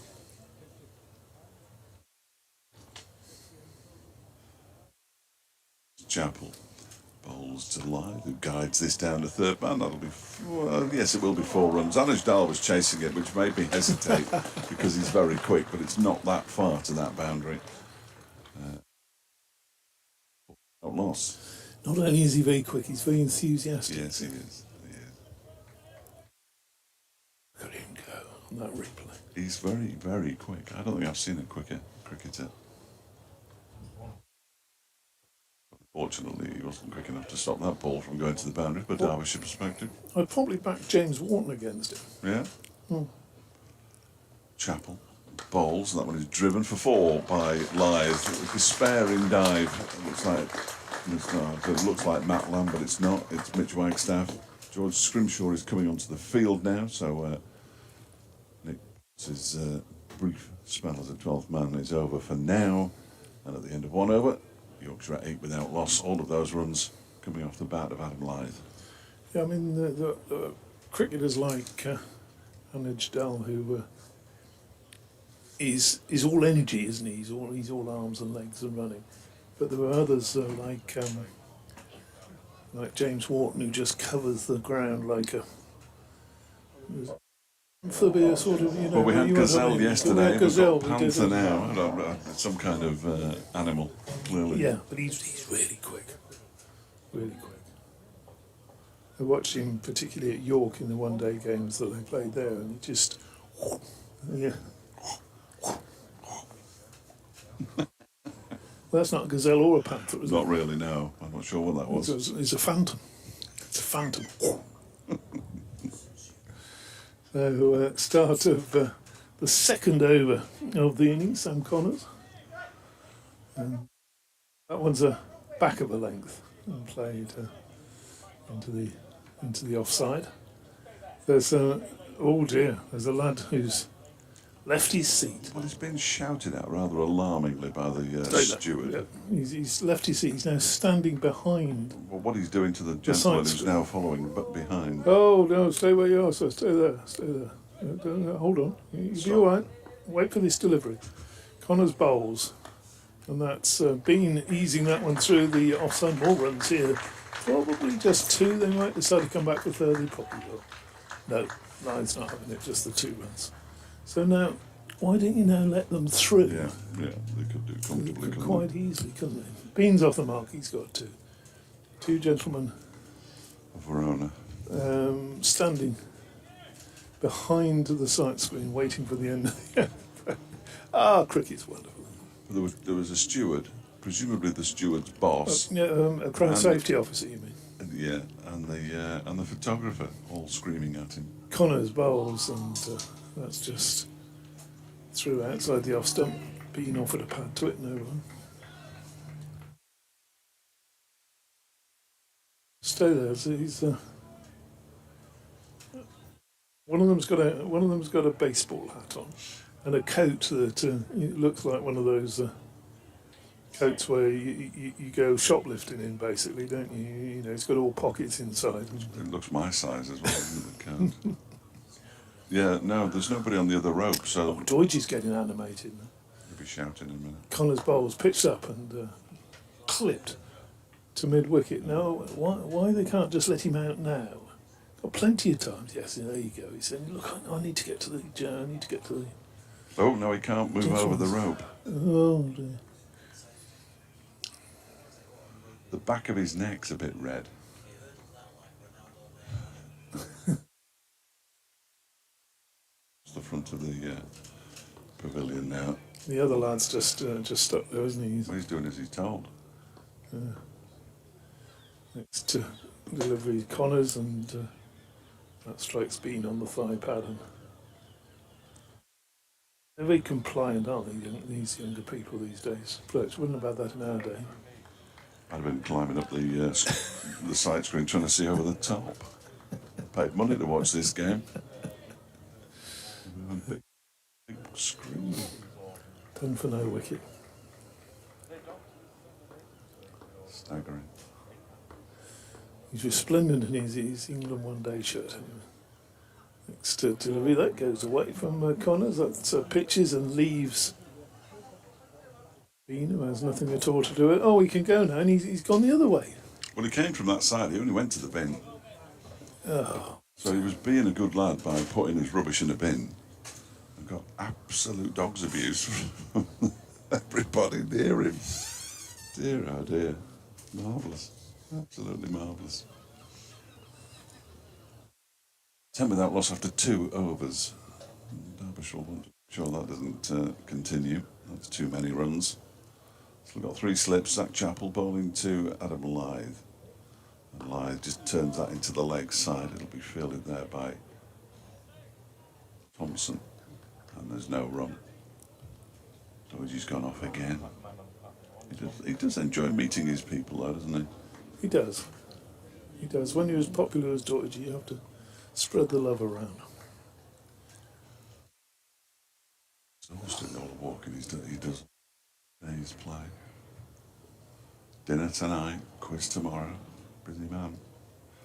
Here's Chappell in to bowl to Lythe. Ooh, that one just moves away from him. That was a nice delivery. That was probably the best delivery that we've seen so far. There was one that moved away from Sam Connors in the previous over, but it was pitched too far outside our stump to trouble Finley Bean. This one. There is still something there, isn't it, for the bowlers? That's, with the Derbyshire supporters are probably thinking they didn't get as many as they would have wanted from that. Well, from the point just before Lewis Ploy got out. Lewis to Ploy. Gone on and got a few more. Next one from Chappell's too wide of the off stump and Lythe leaves it alone. Goes through to Brooke Guest. From the moment Deploy got out, it didn't look easy, did it? No, it didn't. That was 173 for 4. Ended up being 247 all out. The last 7 wickets, adding just 74 runs. Obviously, the wicket at Wayne Madsen was big. There's a little lad in the crowd on the stream, throwing the ball up and catching it, looking at his dad for approval. And Dad's watching the cricket. Here comes Chappell in arm bowls and Lyre drives for 4 out to the cover boundary. Nice shot. Beats Mitch Wagstaff fairly comfortably. And that's 3 boundaries now for Lythe. He's moved on to 12, 14 without loss. Went very close to the little lad who was practicing with the ball. Yes. If you want to watch that one again on the replay, look, there he is, and the ball's over there. Large sun hat on. Blue sun hat. Excellent work. Perhaps might be advised to moment. As Chappell comes in again around the wicket, bowls to Lythe, who drives it again, and that'll be 4 more. This time there were people moving out of the way. That wasn't moving particularly quickly, it was just brilliantly placed. Yep. Out to the point boundary off Lythe's bat. He's on 16, 18 without loss, and all of a sudden they have a lead of 68. Yeah, and if you're going to over pitch like that, then meat and drink to Adam Lythe. Leeches. Something about this. Well, bowl better probably would help. But You need to take, need to get a couple of early wickets, don't they you? do. Lythe defends. Ball up, final ball of the over it was. 18 without loss, 16 to Lythe. 2 to Finlay Bean. Nothing we've been attacked. A very loud goal. See it, but he must have been close. When we were leaving the ground last night, there were a few gulls on those bleachers, and they just sort of stand there and look at you, and they're huge, aren't they? They're cruel, very cruel beaks. So the DT's got very emotional about them. You see, they're big. This time of the year, they're certainly big. Anyway, Connor's second over short, and that's swung away for 4. I think it's poor bowling by Derbyshire. I couldn't agree That's more. a short delivery, and Bean said, "Thank you, Harry." As we saw in the first innings, he's not that confident with those short deliveries, but bowled to him there, and he just helped that confidently around the corner, and even the goals, as you can probably hear in our effects, like having a good chuckle about that, letting their opinions be known to Derbyshire and Sam Connors. We've just got to find a line and a rhythm here. Bowls, and that's a better delivery. And Bean covers up, pushes it back down the pitch, and there's no run. They've eaten all summer, haven't they, the Gulls? They've feasted on what the holidaymakers to Scarborough leave around. And even the spectators here, when they leave, there'll be uneaten chips and discarded ice cream waffle bits, no doubt. You ate all yours, though, didn't you? I never leave anything. Connors bowls, and that's a good delivery, cracking delivery. Leaving the left-handed Bean through to the keeper. That'll give the bowler a bit of encouragement. Yeah, no, it was a nice delivery, wasn't it?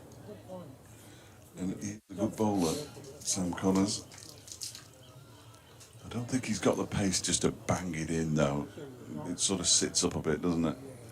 As we saw from the delivery before last. But he pitches it up like that. Yeah, Success. that went well. 2 slips in place, left-handed Bean waits for Connors, and as struck on the pad, there's a big shout for LBW, but that was a bit high. Had the glasses on that one, it was striking him well above the knee ball. It did look high. And, We will get a replay. big shout. Hopefully we'll get a replay. Replay, look. And, Yeah, that's it.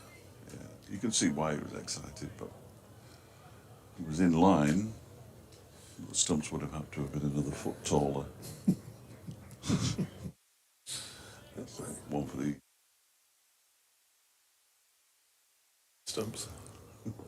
waste of time. Here's Connor's bowls, and that's very wide this time. Started wide, went further wide. Taken in front of second slip by Brookguest.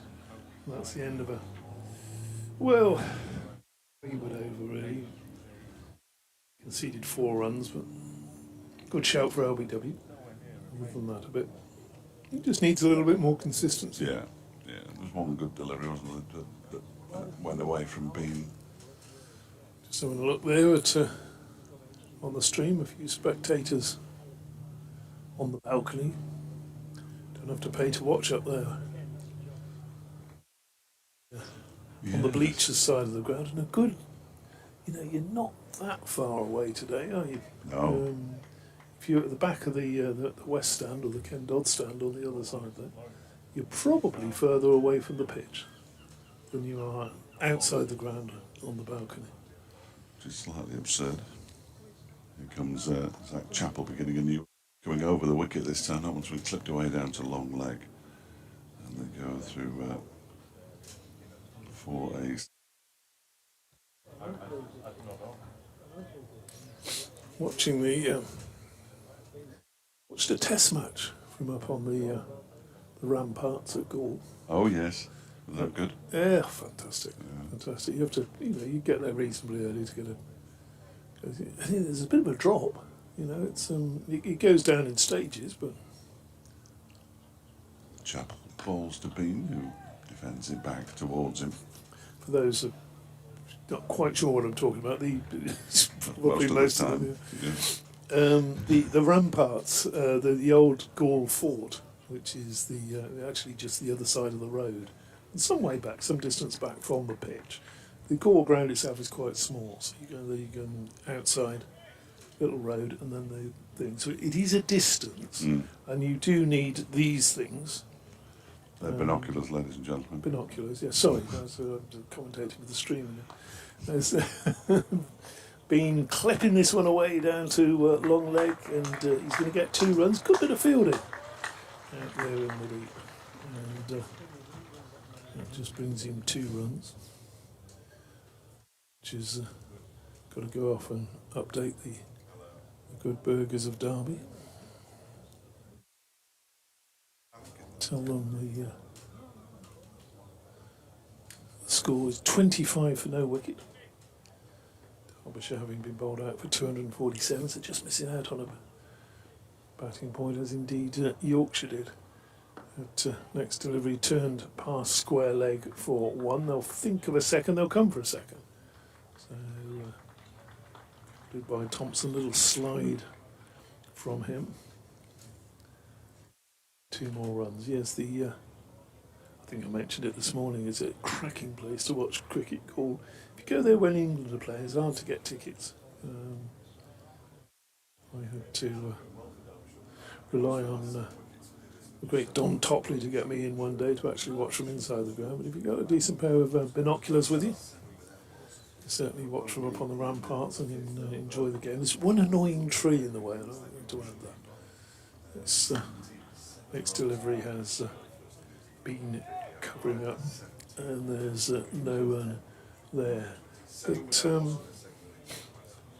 But there's a useful addition for cricket watching different parts of the world, particularly in Australia, where grounds like the MCG. I mean, you're almost halfway to the airport if you're sitting at the back. I mean, it's a ridiculous distance from the middle.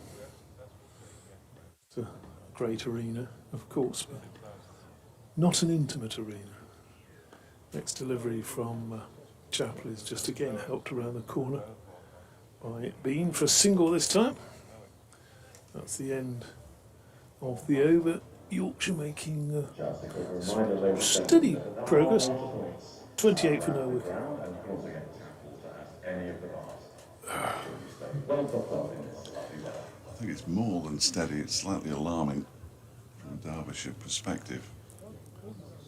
Almost 6 runs and over with 33 overs left in the day. On another 180 on top of the 78 already. You're not going to go to 6 for the whole lot. I'm sure they won't. No, I mean, Derbyshire quite rightly at the moment is keeping a relatively attacking field. I mean, you've got no sweeper out, so if the ball goes through the offside, it's 4 runs. 2 slips as well. As Connors begins a new over. Going to Bean, and there's no run. It's played out into the onside. They just showed an image on the stream of everybody outside the VIP marquee. Some interesting characters in there today, according to John Holm. Yeah, sounds like it. The very sprightly 81-year-old John Holm. I couldn't believe he was that age. Absolutely. Just gone back from Japan and he's now flying out to China. Just another day, another week in the life of John Helm. Connors bowls and Bean plays it out into the onside. It's remarkable. They're still working away, talking about commentating on football in India, I think he was. Yeah, from his front room on an iPad. Keep busy, that's the way to do it. Yeah. Very much part of growing up. Even at my advancing years, I can remember him as a child being around. Defended again by being, say, a child, teenager certainly, when he was... So this is why you and Doidge realised he was 80 odd, because you were obviously listening to him and knowing he was a good bit older than yourself. Well, he's certainly commentating on Yorkshire television matches, football matches on a Sunday, the highlight shows in the late 70s, I would have thought, if not earlier than that. He's sort of always been around. Top man. See him at all sorts of sporting events as Connors bowls too wide of the off stump and Bean allows it to go through to wicketkeeper Guest. Yeah, the tales are great though, aren't they? The old tales of people who we also grew up listening to and watching and that kind of thing. John Arlott. John Arlott. Yeah, he was talking about Arlott and the obviously many. You wouldn't be listening to this stream if you're not a cricket lover, and I can recommend a book about Arlott, as I'll do after this delivery. From Connors to Bean, leaves him, but too wide of the off stump again. It's the Arlott and Swanson, the battle for the soul of English cricket or something. He's got some posy name like that. Have a look on Amazon for that. Can't remember what the author's called at the moment. I probably should ought to look it up tonight. But fantastic stuff about Arlott and how he progressed through those post-war years and became as preeminent as he was, and his Guardian columns and his poetry and all different stuff. Really, really good read. Connors bowls to Bean. He gets his bat on that one and possibly just as well. Ball out into the offside. There's no run. It ends the over 28 without loss. And also his wine drinking. He did like a drop, didn't he? He certainly did like a drop, which apparently he picked up from early trip after the war to Italy, and he liked his wine drinking there. But the extent of it, when he was on Alderney, he would apparently in the book it tells the story of him. Each morning he'd go down to his cellar and select the 6 bottles that he would drink that day. Wow. But even in volume, that's quite a lot. Let alone it would be. Zach Chappell bowls outside the off stump through to the keeper and no run. I've just finished reading it, and it's on my what do they call those things? Kindle things or something, isn't it? Where you... I think they call them Kindles. Is that what it is? Kindles. It's on there, so I'll be able to tell you the name of the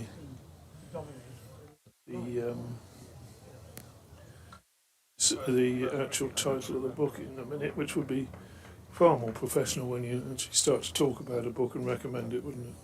Well, silly. Here comes Chapel Bowls and covering up live. There's no run there. There it is. It's called. It's by Stephen Fay and David Kynaston. Excellent. First published in Stephen Fay, not Stephen Fry. Stephen Fay and David Kynaston. First published in 2018. Arlott & Swanton and the Soul of English Cricket. Well worth a read. Swanton's an interesting character as well, but it's probably more about Arlott, I think. Chapel Bowls, and that's played firmly into the covers by Lythe, but he doesn't get it through. Tumbling stop. You read any decent books? I don't cricket? read. You don't I read don't cricket read. books? I don't read anything really. Well, some very good ones out there. I won't mention my own, of course. Which I've is, written a book, Peter. yeah. Do they play cricket in Ireland? He's an excellent read as well, so people tell me. But one that you would definitely want to read, Fletch, even the fact that you don't read books, it's to delivery turned into the onside for one run. Think about a second, decide against it, very wisely, good throw coming in. And it's the book on Harold Larwood. Oh yeah. Yeah, that's. I'll get that one up here in a minute as well, so I don't make any mistakes with that. But mine will recommend that the other day. Got my book on there? You haven't written one, have you? Yeah, I've written a book. Everybody has. Next delivery is smashed away through the offside by Finley Bean. Very dismissive now towards Just the cover boundary. Just absolutely dismissed that, didn't he? So yes, those are my recommendations for, because we're getting towards that time of year, aren't we? Towards the end of the cricket season, you get a little bit of something to keep you going through the winter. I'll be decorating the kitchen, I think. You're going to do what in the kitchen? Decorate the kitchen. Yeah. Yeah, I think so. Yeah, that's on my list. for Final this ball year. of the over there, defended by Bean. He's on 215, Lythe on 1833 for no wicket. Are you a bit of a dab hand at that? I love it. I love painting. Absolutely love painting. Decorating, yeah, absolutely. You sort of sound there, Fletch, as if you don't. No, I do. I find it very relaxing. Put music on. I don't like painting with artificial light though, so you have to sort of. It's easier in the summer, but I don't have much time in the summer. But, No. so, I have short days. At my age, Connor's around the wicket, bowls to Lythe, who leaves that one alone. Good leave. Ball on its line, missed the stumps, went through to the keeper. Bantam's over Wembley, in case you were wondering. Is it what? Bantam's over Wembley, in case you were wondering about the publication that I wrote. You have written a book? Yes, I've written a book. Phantoms over Wembley. Bantams. Bantams? Yeah. It's Bradford City's miracle season when they went to Wembley twice. As it comes, I don't know there's many copies left that haven't been pulped. Left alone outside the off stump, that one by Lythe. Well, I didn't know that. Yeah, very reasonably priced now, I'm sure. In 2013, I think it was 2013, 14, that kind of time. Let's have a look that up. Phil Parkinson, the current Wrexham manager, was in charge of Bradford. As a fourth-tier side, got to the final of the League Cup.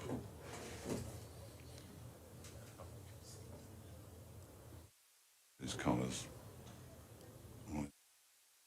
Ball to Lythe, who leaves alone outside the off-stump. Ball goes through to the keeper. By the way, that Larwood book by Duncan Hamilton, I should have mentioned, of course. I think I've got that at home, actually. Oh, yeah? But you've not I'm read sure it? I've. No, I've not read it. Duncan Hamilton worked in Yorkshire, didn't he, for a good while. He's written a very good book on Brian Clough as well, because he was connected with. Well, I mean, everything he writes is good. But Was that part of the Damned United? um, Was that a different book? I don't know whether it was based on. I'll look that up in the next hour. There's a book first, obviously. This one is pushed out into the offside by Lythe. It'll be fielded by Matt Lamb coming around from backward point. And there's There's no run. 33 without loss. Yorkshire in their second, and he's leading by 83. One thing he writes about the start of the book, it's with Larwood, that he came very close to Larwood one time in the pavilion in Larwood, in Trent Bridge in Larwood's later years, and just wanted to go up and shake his hand and didn't, or whatever, you know, and that moment was lost, if you like. Connors bowls wide of the off stump, left alone by Lythe to go through to the keeper. It wasn't the Damned United, because that was David Peace who wrote that. There you go. Which is something actually I recognise, because I spent several years in Sydney in the late 80s, and Harold Larwood was alive and living probably 4 or 5 miles away from me. And again, it's one of those things. Oh, one day I must get out to Kingsford. I think he was living in Kingsford, and just see the great man. Connors bowls a foolish delivery that's kept out by Adam Lythe. Might just have caught his instep as he defended that, either with his bat or with the ball. And there is no run. End of the over. 33 without loss. 18 to Lythe, 15 to Bean. The lead is 83. And we've got 30 overs left today, which will almost certainly take us to about 6:05, something like that. 6:10, possibly. We might see some spin, but we won't see much. And George Scrimshaw's going to come on from the Trafalgar Square. Mention over the public address. The golden voice. The golden voice, indeed. Howard Ferguson. The golden returns. Deutsch is back. He's been, signing more autographs. He's been signing his own autograph into his own autograph book for his adoring public.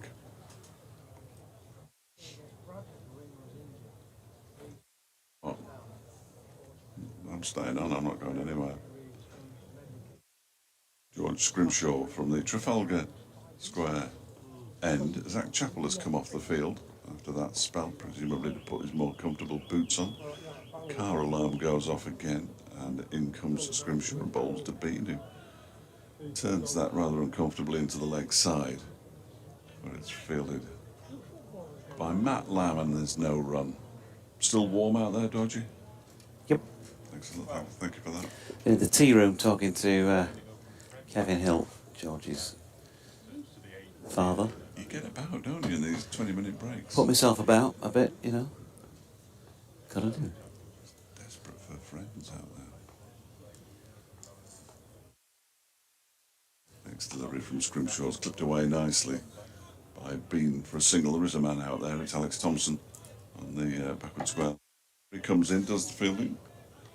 Yorkshire move on to 34 without loss. 16 now to Bean. 18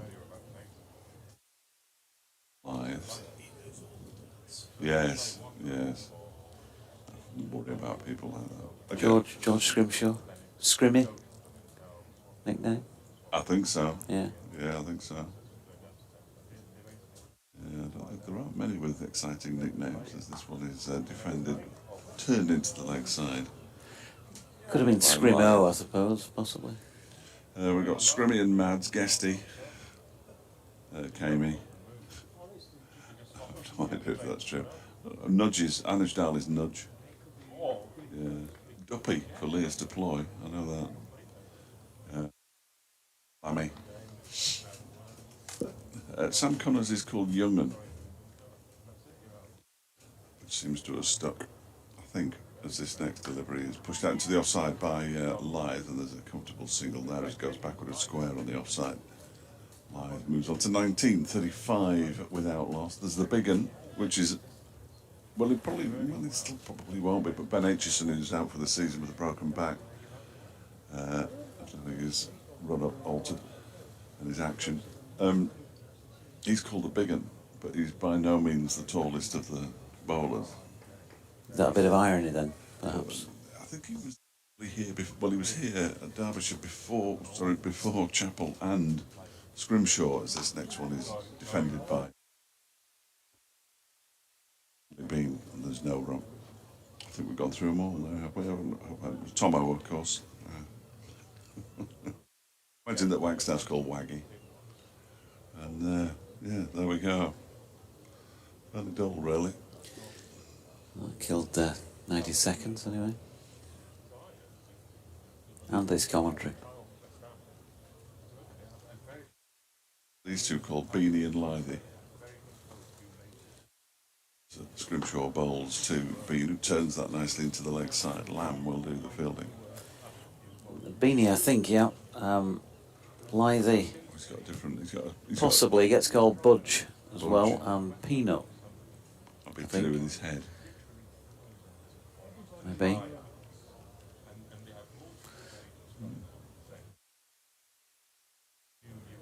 Anyway, 36 without loss. I've lost the will to live, really. I've just seen another Derbyshire collapse, and I'm getting fed up with him. Sam Connors is still trying to take a first Yorkshire wicket in this second innings. They're 36 without loss, with Lythe on 19 and Bean on 17, and it's the latter who is going to face the first delivery of this over. Then Connors round the wicket, right arm angled in towards the lefty, but he steps across and leaves. There's a little bit of nip off the pitch away.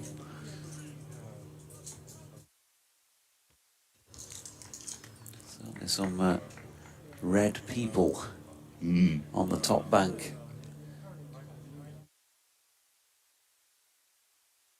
Full view of the sun, I guess. They've miscalculated a bit. I think they miscalculated on the sun cream stakes, yeah. Yeah, definitely. Connors in again. It's a similar delivery to the ball before, same result, a lead from Bean. Yeah, I think that they've definitely either underdone it in terms of the factor levels, or not slapped it on as often as they should. Overdone it with the exposure. Yeah. You are exposed on that bank, aren't you? There's going to be some uncomfortable nights in store, I think, tonight for a few people. Connors round the wicket. And, flicked into the leg side this time by Finley Bean. Fielded by Thompson mid-wicket, no run. Full shadow of the press box for us. We're shaded now at last. I noticed that I returned to a closed commentary box door. Was that because it started to get cooler? No, Maybe? it's just the wind. Oh, the wind, okay. Yeah, it's the wind, I think. A few people who know what we do up here have said it looked really hot yesterday. Is that why you're dressed like you're going on your holidays today? Connors is in, and he's punched up to mid-off by Bean, fielded by Deploy, no run, by Duppy. It's not a great nickname, really, is it, Duppy? Any of them are particularly great. I think, as discussed before, I'm not going to go through them again, obviously, but Ployy, Ployo, Duo, maybe. Duplo. Duplo, yeah, Duplo. That would have been handy. Maybe you should start that one. Connors in, down the leg side. Bean's had a flick at it. There's a peel for caught behind. Never felt like he's got any bat on it, and he looked at the floor straight away. But umpire Neil Pratt, who is now standing at this Peasholm Park end, is not interested. There's no point in me starting a nickname for Leicester Ploy when he's leaving at the end of the season, is there? So, Lloydie then.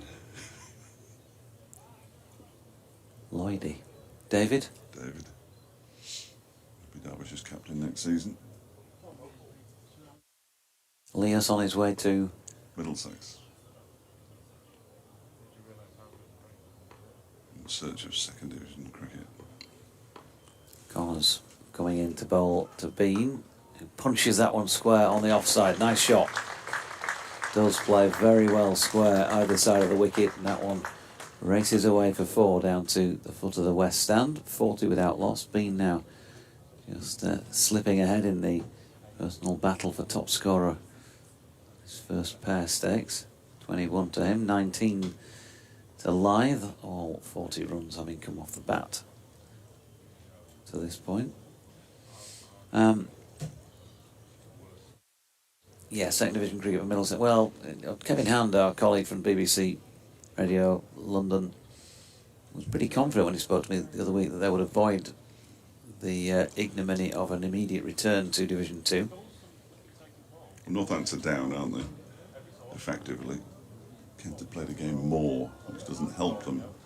Middlesex have got a tricky little run in, I'm told. I don't know what it is, but I'm told it's tricky. DT will know, he'll have all the fixtures off pat. Is George Scrimshire bowls a very short and bouncy, loopy delivery over Adam Lythe's head. And Lythe didn't really have to duck. He went through the motions of ducking, but he didn't have to duck. In fact, I think he could have stood on Bean's shoulders and not had to duck.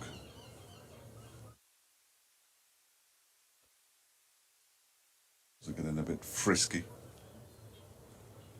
Agitated for food, I think. Scrimshaw bowls, that one is turning to the leg side. Guest coming from behind the stumps down to the backward square leg area. 20 now to Lythe, 21 to Bean, 41 without loss. Did I mention I'm going to a dinner tonight? I believe you may have mentioned it once. Guest speaker walked past us a little earlier on. You'll have heard his act. Who's that? Jeff Miller. Yeah. I think I'm hearing him from about the 7th time, I think, this evening. I've never heard Jeff Miller's act, but I understand it hasn't changed, so... He'll be doing the end of season awards at Derbyshire, I believe. And so Beefy said to me. Yes, indeed. Yeah.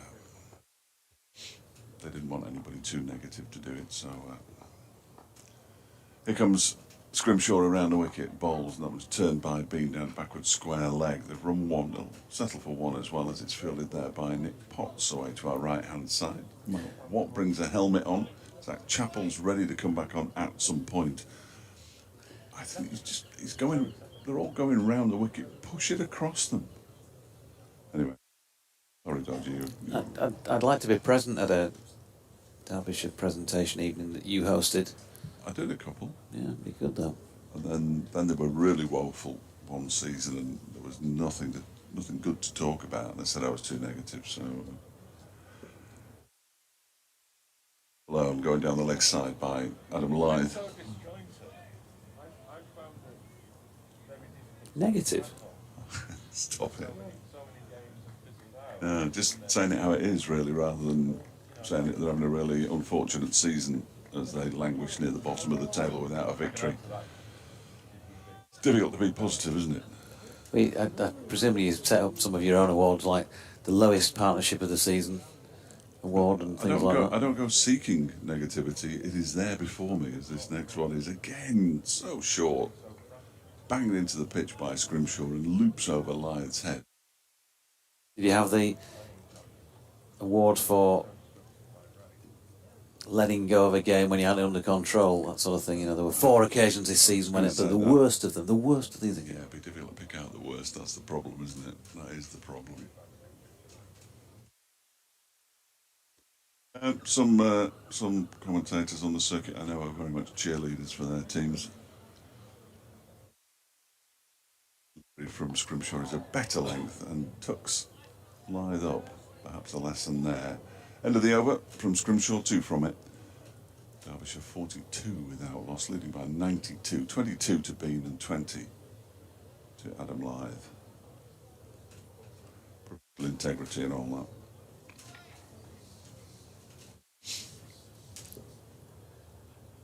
Wearing clothing on your own, in your own ground and in away grounds. Having photographs taken with trophies. I mean, they do win trophies, which is something, but it wouldn't be for me to go out there and say, look what Derbyshire have won and hold up the spoon. I'm just letting you dig yourself in a little bit deeper there with a wooden spoon. Nudge, by the way, is coming on from the P-Zone park end. That would be the ultimate in embarrassment, wouldn't it? Right arm round the wicket, Finley Bean pushes back to the bowler in his follow-through. Anish Dal, 5 wickets, of course, in the first innings. First time we've seen him in the second. He's getting an early go here because somebody needs to break this partnership. Yorkshire have a 92-run lead now with 10 second innings wickets in hand. You can't finish bottom of a table that includes a team who've been docked to 48 points. That would be hideous. Dal in again, and Bean pushes back to the bowler in his follow-through, no run. Well, maybe they should bring you back for that presentation night if that does indeed come to pass. It would be very difficult to explain away on a radio programme looking back on the season, wouldn't it? Did they qualify for the quarterfinals or the playoffs? No. Did they? How did they do in the championship then?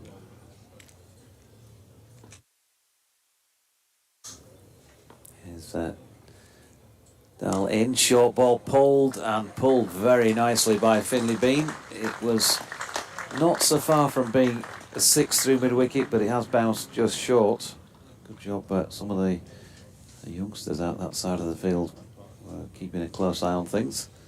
The ball has been safely reeled in without clattering against the spectator. 46 without loss, Bean on to 26 now. Lythe on 20. Going to speak to Mitch Wagstaff tonight. Be good. His first radio interview. Oh, they're always good, those, aren't they? Yeah, terrific. They're fantastic. They're always good. It's really funny you should say that, but Finley Bean on strike here because Dal is coming in and bowling to him, and he punches one to Zach Chappell at mid-on, no run.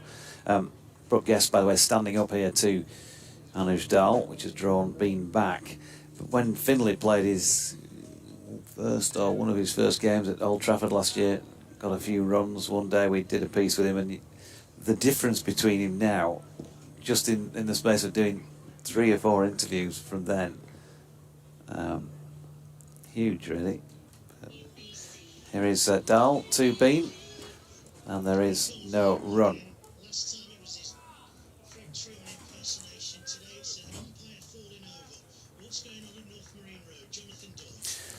Well, it's a good day for Yorkshire so far, Richard, because they took 7 wickets during the afternoon session and managed to rattle Derbyshire out for 50 runs fewer than they'd scored first time around, so 247 Derbyshire's first innings total, a 50-run lead for Yorkshire, as I say, and they are nearly losing their first wicket. Actually, Finley Bean has just lobbed one for 4 over mid-wicket that he didn't properly get hold of. He's on to 30. The applause you'll hear is because Yorkshire have made it to 50 without loss, so they now lead by exactly 100 runs here, and there's still plenty of cricket to be played on day 2. 27 overs, I think it is, remaining.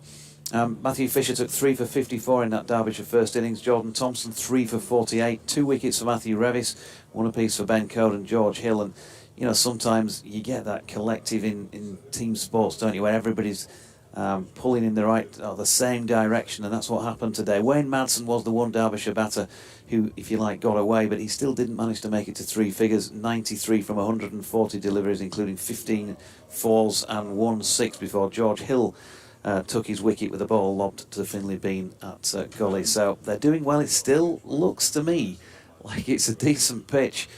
Nobody yet, though, with the bat has managed to master it. It might be just on the slow side, but Yorkshire have got a really good chance here of building a match-winning lead in what remains of day 2 and tomorrow. And, of course, not forgetting their only win of the season was at Derbyshire earlier this season, Richard. Where's this umpire come from? Is this yesterday? It's been a tweeted today, an umpire falling over. It looks as though it's from Yorkshire's first. It was actually, yeah. So whoever it was bowled a full toss from this end from which we commentate, the Peace Home Park end of the ground. Low full toss, and it was smashed back in the general direction of the umpire. I've got to say, you know, it sort of banter-wise, you and I would have been standing there laughing our heads off because it wasn't actually going to hit him when, as it turns out, it was probably 3 or 4 feet away from him. But in the moment of seeing the ball being hammered back down in his general direction, Ant Harris, the umpire, first time we've had him in a Yorkshire first-class match, actually, yeah, he dived away to his right, goalkeeper style, to get out of the way of it. And to be fair, it was struck pretty firmly, so it would have been an ouch moment had it hit him. It's currently doing the rounds on the county championship official. There you go, Richard Stead back at BBC Radio Leeds. He's apparently gone viral, Ant Harris, then yesterday with that dive out of the way with a non-striking end. It wasn't going to hit him, was it? It wasn't going to hit him, and he was just moving out of the way and fell over his feet, from what I could see. But well, why not? You got to have something to fill up the Twitter airwaves, haven't you? George Scrimshaw in and short, and Finley Bean has played a lovely shot there, just helped it on its way round the corner through fine leg, bounces about a couple of yards short of the rope. 4 more runs to him. He's going here, isn't he? 34. There's a bit of fluency about what he's doing, barring that shot in the previous over that was lobbed out towards mid-wicket. 55 without loss, Adam Lyth. Not that Finley has never been ahead of him, if you like, when they've batted together, when they've had a partnership, but she tends to be usually quicker off the mark in terms of his scoring rate. He's 21. Neither of them will be bothered about that, of course, as long as they can stick together, and Bean turning this one in front of square on the leg side. It's another good opening partnership for Yorkshire. They've had a few of those this season since they came together, and yeah, it's a massive thing, isn't it, really, if you can rely on your opening pair. He's starting to look like, going back a few years, Lyth and Alex Lees, isn't it? It's got that. Who are Yorkshire's opening batsmen? Adam Lyth and Finley Bean. There's no sort of, who's going to be opening with Lyth this week about it. Settled pair. Interesting field this, Georgie. Yeah, they've put in a short leg, one slip in place. They've also got a couple of other people not so far away on the leg side. A man who's just catching it now, Wayne Manson. That was a dot ball, by the way, short and through to Brooke Guest. Manson is backward of square leg, but not very far away. Would it be 20 yards from the bat, probably? So that's probably for a glove or a leg gully, really, isn't he? A sort of deepish leg gully. Yeah, glove or a pull that's maybe a spliced pull, so he doesn't get a great contact on it, something like that. Also, another catcher in at mid-wicket as well, who'd only be 4 strips off the bat, and he's crouching, not walking in, so that's how close he is. I think it's probably Matt Lamb, as that ball is across the face of Finley Bean, misdirected by Scrimshaw, so he's not taken advantage, if you like, or bowled to the field that he set. 21 to Lyth, 34 to Bean, 55 without loss, 13 overs complete in this Yorkshire second innings, and 25 remaining in the day. We're going to be in for a fairly late finish, given that we're supposed to be finishing at 5:30. Yeah, that field, don't often see a sort of 3-6 field, 6 on the leg side. Trying something a little bit different, trying to find the weakness of Finley Bean, which seems to be at the moment sort of balls aimed into him, into his sort of chest, and short deliveries, and can you'll work that out in time. Anish Dal round the wickets, full, driven by Lyth, but unfortunately for him, because he got a good contact on it, it is straight to the man at extra cover there, Mitch Wagstaff. I'll just call him Mitch. You're on first name terms with all these guys. Waggy, or whatever his nickname is. Darling again this time. That is an absolute peach of a shot by Adam Lyth. Oh, that's a good shot. Right up there. And he's opened the face. And having driven the previous one straight to the fielder, he's got it a little squarer, and he timed the pants off it, didn't he? 4 runs. Yeah, so cracking blow that. And the lead extending very quickly, and Derbyshire fans won't be happy about this, and Fletch isn't looking too happy either, and I can understand that. That position at the moment, they've let it slip, haven't they, since lunch? They were in a very good position at lunch. Here's Dahl again, short of length this time, and it's going to be the same result. Adam Lyth has punched this one rather than driven it. He's got it away in front of square, and it's just going to bobble over the rope and underneath the covers away down at the foot of the west stand. But another shot, whereas the last one was just beautiful, orthodox square drive. This time, still precision timing. Yeah, I think Fletcher's just gone for a wander now to mutter to himself. And, watching a team as often as he does, and you're the same, watching all the Yorkshire games, when they go through a couple of bad sessions, you almost take it personally, don't you? You almost worry about it. should be doing better, etc.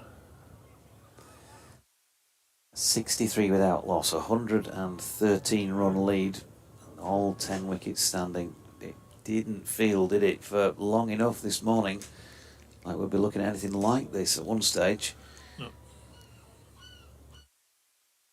Comes Dahl to the sound of gulls, and Blythe drops it out into the offside. Harry Kane doing the fielding, no run. You can get in touch on that Jonathan Doidge or BBC West Yorkshire Sport at gmail.com. At DO_cricket as well. Don't forget me. I've been short on the tweets today. I had one from Lily, as you always do. But here is Anish Dahl. Live with a good leave this time, not so far wide of off stump. Guest doesn't reel it in cleanly. Dot ball. Martin Rowe asking with a photograph. The Black Caps number 11 was nicknamed the Walking Wicket. Do you recognise him? Was that Chris Martin? I think it was, wasn't it?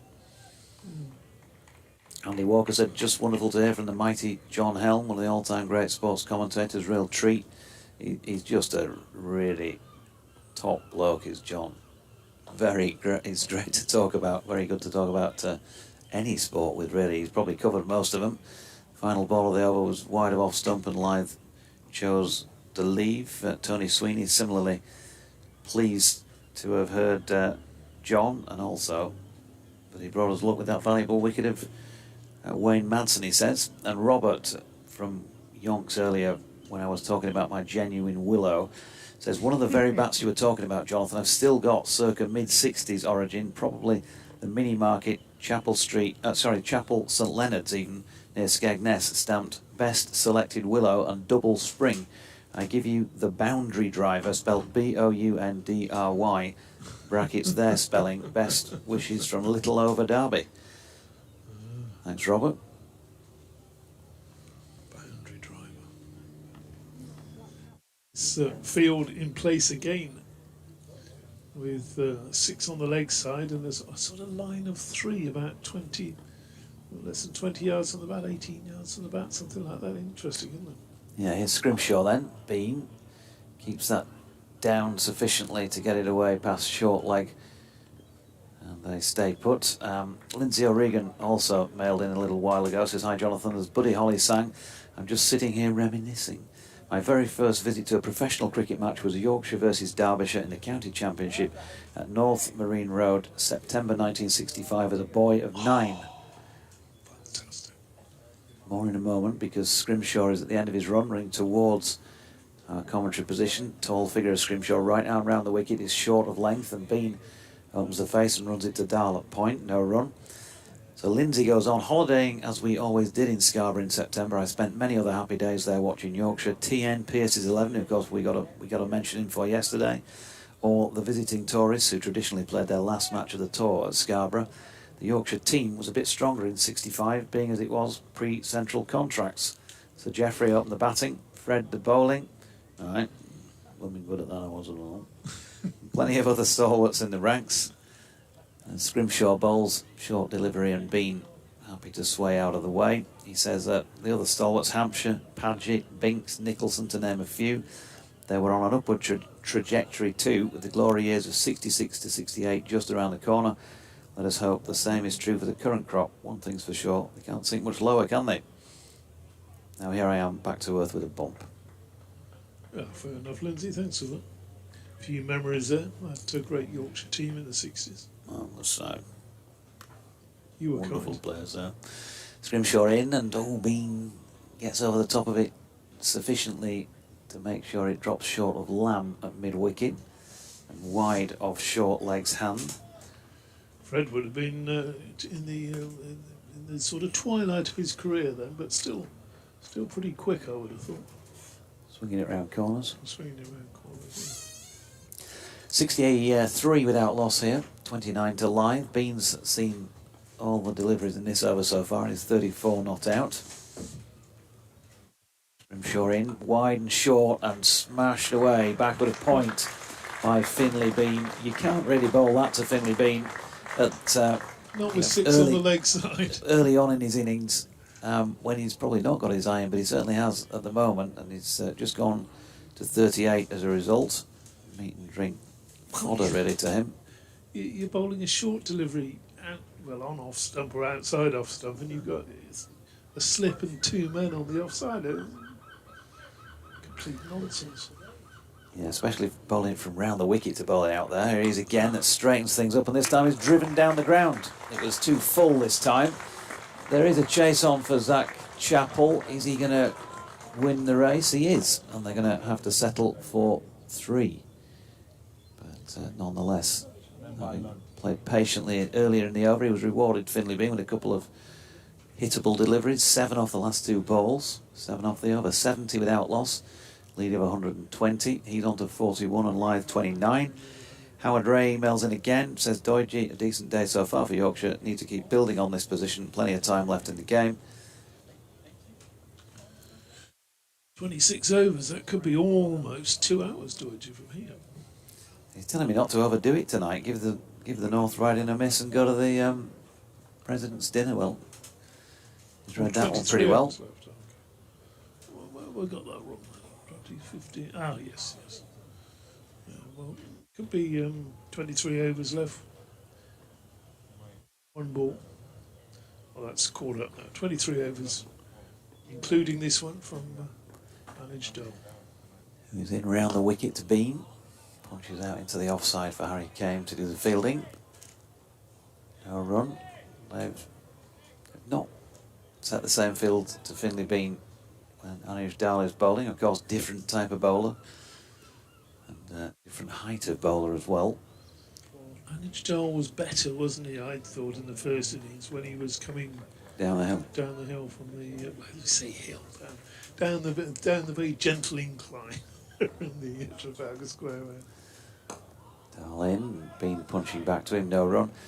Yeah, it is actually not a huge incline when you're down at ground level, is it? But when you sit up here, somehow it really does exaggerate that. Yeah, it's certainly not as downhill as Headingley is. I would have thought. You stood down at pitch level at Headingley much? That was sort of changed, wasn't it? And some taken out some years ago. It's flatter than it was. Dal in, and nicely played by Finlay Bean. It's going to be 4 more down towards the suits, backward of point. Attempted diving stop by Sam Connors came to naught. It's when they built the pavilion down there, they levelled it off, did they? Because certainly Bob Willison came storming down in 1981, didn't he? Yeah, different now from that end of the ground. Yeah. It was nicely played, just slightly loose. It wasn't a terrible delivery by Anuj Dal, but Finlay Bean looks to be seeing it well. He's already made more than he did in his first innings, 41, now on to 45 with that boundary, 74 without loss, and he's playing a ball shorter of length, top of the bounce into the offside. Harry Kane can't reel it in cleanly, but he's deflected it to mid-off where Leos Deploy cleans up. Still plenty of sun hats down to our left, but the vast majority of people have something on their head. Well, you need something. You need to get your sweater back on this time of day because it's quite chilly, isn't it? Fisherman's jumper called for by DT. Oh, lovely shot, Finlay Bean. Poor delivery this time. Anuj Dal, leg stump half volley really, and he's just flicked it away down towards the far left-hand corner of the pavilion. Lovely little on drive stroke flick, and he's on to 49, 78 without loss. Young man doing the fielding down there, getting out of his seat. It's about 10 years old. Had the match ball in his hand, threw it back. That's the sort of intimacy you get on these grounds, isn't it? That you don't get in the big stadiums. Dal in and Bean over the top of that, dropping into the offside. Came doing the fielding. A run. End of the over then, 78 without loss, 128 on. Too quickly, from a Derbyshire point of view. Well, they've only been out there for, 16 overs? Yeah. So 5 and over would be 80, wouldn't it? So. Yeah, 4.72. at this moment in time. They're sort of making it look like the good pitch that we've been thinking that it is. So Alex Thompson coming into the attack from the Trafalgar Square end to bowl to Adam Lyth, who I guess has been probably enjoying himself a bit watching on from the other end. Finley Beans feels like he's faced the predominance of the strike. Let's just check on that. He has. He has, yeah, 56 deliveries compared to Lyth's 37. Now is Thompson coming on just for the over to change around so that Dole can come down the slope from the far end, or is he going to settle in and bowl 6-8 overs? It'd be a strange way of doing it if they were going to do the former, as Thompson's in around the wicket and Lyth pushes forward. You would have thought then. Well, I suppose it's a sort of win-win situation, isn't it? If he gets a bit of tap, then they can say, oh, they were just changing it around. And if he bowls well, then he can carry on. Not bowled that one so well, because he just thrown up a half volley outside off stump, which Adam Lyth has swatted away through extra cover for 4 runs. Very quickly into the shot, wasn't he? He used his feet well there, gave himself a bit of just a little shuffle down the pitch. Bang! Over. A few blesses you don't want to bowl it to Adam Lyth, but there's certainly 2.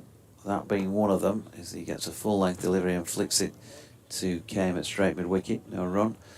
But you don't want to give him that little bit of width outside off stump and put the ball up there, because he'll just drive through extra cover as often as you give him an opportunity. And then the other one is that short ball on the hip that he plays so fantastically well through square leg. He's got this one away back at a point. That's a cracking shot from Lyth again, and too much width from Alex Thompson. Can't say anything other than that with the way that shot was played. Going for a couple here, and Yorkshire taking him on. Yeah, they're almost going about this as if it's, tomorrow is the final day, and they've got to get the runs by lunchtime tomorrow and try and bowl Derbyshire out, which they don't need to. When I went for the walk round, a couple of people like you do this stop you and say, what do you think? And then they tell you what they think anyway. And both people said that they wanted a lead of 150 by the end of the day. Well, that's looking like it's very much going to be the case, as Lyth flicks one into the leg side and Finley Bean gives him good support. They get through for 1. Lyth on to 38 all of a sudden, and the total 87 without loss now. 137 in front. Yeah, so and still plenty of overs left. It's gone above 5 and over now. So got to try and get a grip on this Derbyshire somehow. If they keep going at this pace, they're going to be well over 200, aren't they? Well, 250 ahead. Wicket would obviously help. Not from this ball though, as Bean just turns that one to mid-wicket. The final ball of the over, 87 without loss from 17 then, Yorkshire second time around. Lyth 38, Bean 49. Yeah, so 5 and over, if my maths is correct, would take them to 190. Add on the 50 lead, that will be a 240 ahead by stumps. So they really do have to get a grip here, surely. Derbyshire. Just stroking his beard and wondering what exactly they've got to do. Well, the first thing you want to do is at least Stem the flow. Yeah, stem the flow. You need somebody to bowl well from one end, and then you've got to try and find the other person to go with them. At the moment, neither managing to do that, as Dahl is in and pushed up to mid-off by Adam Lyth. No run, but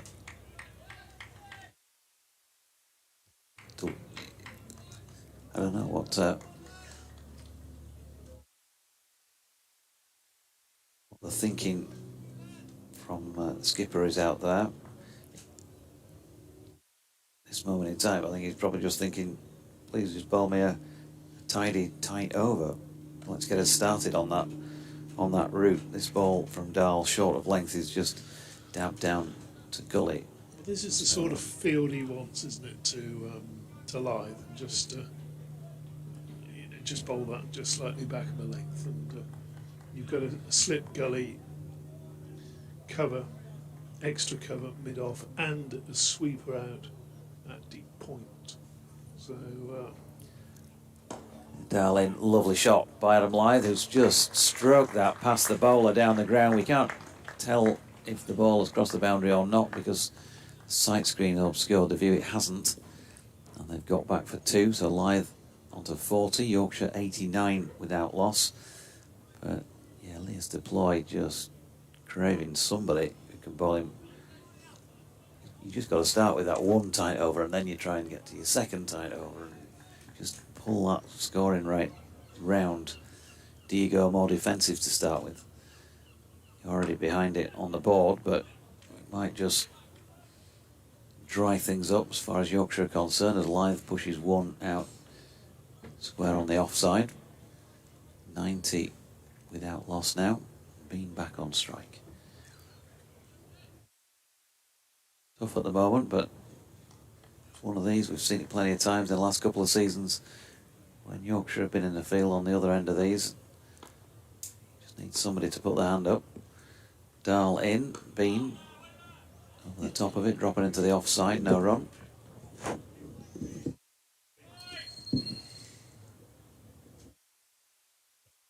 very distinctive no there, and the pointing of the bat to Lythe as it's no. When you're on 50, when you're in your first sort of full season, then you need 1 run for 50. In Bean drives, There and it that's is. a single. Will take him to a very well-made half-century. That's as good a half-century, I think, as we've seen from Finley Bean in terms of its fluency. He's put the ball to several parts of North Marine Road and gets warm applause for doing so. It has taken him... 61 balls and 9 fours. Pretty rapid. It's his second first-class half-century to go with 3 centuries, so his conversion rate's pretty good. Yeah, well, 'cause he obviously still has the chance to convert this one, doesn't he? So that would be sort of a 4-1, as if it were. Yeah, very good. See what he can do here. Forward into the offside to Thompson, no run.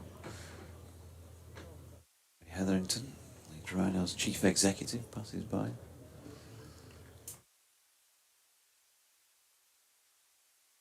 Suitably refreshed, no doubt. Thompson's in again from the Trafalgar Square end, and that's pushed out into the covers by Bean. Sensible little stroke, 51 to him, 92 in the match so far then. How have they gone this year, the Rhinos? Not so well, Okay. it's fair to say. They did manage to win at Hull FC on Saturday.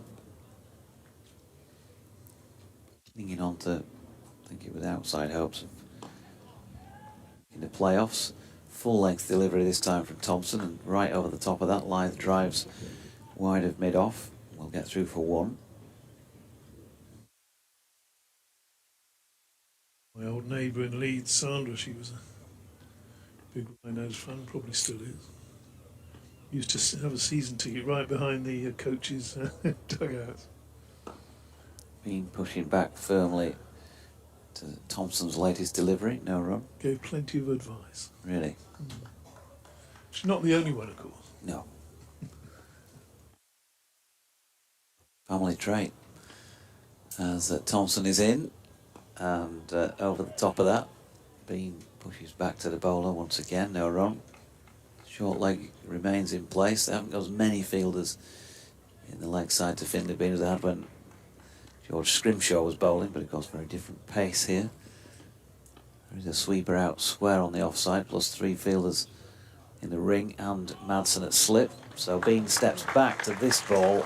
It's a lovely late cut, difficult shot to execute well, and he did so to perfection there. He's got it away for 4 down to the foot of the pavilion, takes his score to 55, Yorkshire to 97 without loss, and that hope from the supporters of a 150 lead by the close. What have we got left here? 19 overs after this one. They're just basically halfway through their Allotted overs for the day. allotted overs. Allotted overs for this session. Yeah. So, what did we say it was? 97. Ridiculous. They're going to be leading by more than 200, aren't they, by stumps? So, Going at 5.1 per over at the moment. Can Derbyshire stop the rot? A wicket would be a great way to go about doing that. change of bowling. Yeah, Connor's on now at the Peaceown Park end. It's full and on leg stump, and Lyth probably feel like he misses out there actually. He hits it down to mid-wicket, or round to mid-wicket to Alex Thompson.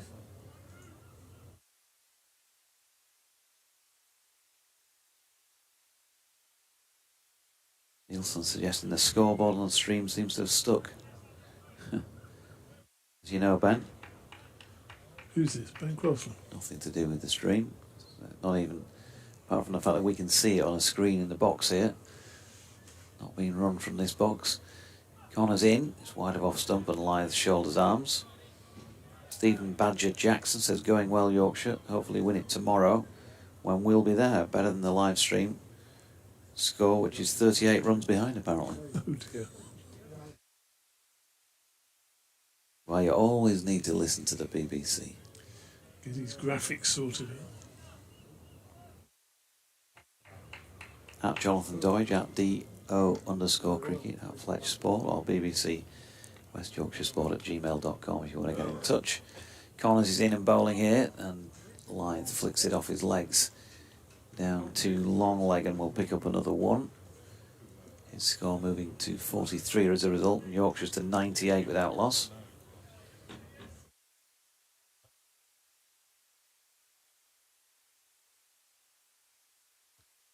Long way in front at this stage. Well, this game has changed round in the last two sessions. Derbyshire going so well at lunch. Just the 3 wickets down. Looking for a lead, didn't get it. Connors to Bean, dropped it into the offside. Dot ball. And then there's 7 wickets in that session, coming almost from nowhere, didn't they? So, I don't know whether the conditions changed a little bit out there. They maybe moved a little bit more. Good burst, wasn't there, from Matthew Fisher. Yeah, Jordan Thompson, as usual, put his back into it. 3 wickets apiece for that pair. Connors, round the wicket, full. Well Nicely watched. Well bowled, yeah, as DT called it, but also well watched by Finley Bean. A bit of passing goal traffic. Nice to see a few Yorkers attempted, isn't it? It's an underused weapon, I think, in the... Yeah, I'd say by the majority, really, but Sam Connors has been using it quite a bit across the 2 Yorkshire innings now. I think he's yet had any success with it, but that's not to say it's not worth persisting with. He's in again, and Bean flicking beyond the diving mid-wicket, who does that thing that fielders do when they've made a little bit of a gaff. Alex Thompson just looks at the wicket ends. Single to Bean took him to 56, and at the end of the 20th over of this Yorkshire second innings, they've moved on to 99 without loss. I'll let Fletch back in the chair with you after he's finished his latest update. I'll take a breather, and I've got to be back on for a 5:30-ish if Humberside come to me. Well, 18 overs to 18 overs to go. Kate Holdsworth has said 36 overs times 5 is 180. She's quite right. She sent me a message. There's 100 coming up. The first ball of that next over from Alex Thompson. But of course it's 38 overs, Kate. So 5 runs an over for 38. That would be 190. But thank you for your help. Greatly appreciated. Century partnership for this pair. And century partnerships have been pretty difficult to come by for Yorkshire opening pairs in recent seasons, and then immediately they lose a wicket. Adam Lythe having a flash at one outside off stump, and he's going to be very disappointed giving it up on 43, having given it up in the 30s in the first innings. Caught by Madsen, and Thompson makes the breakthrough on precisely 100.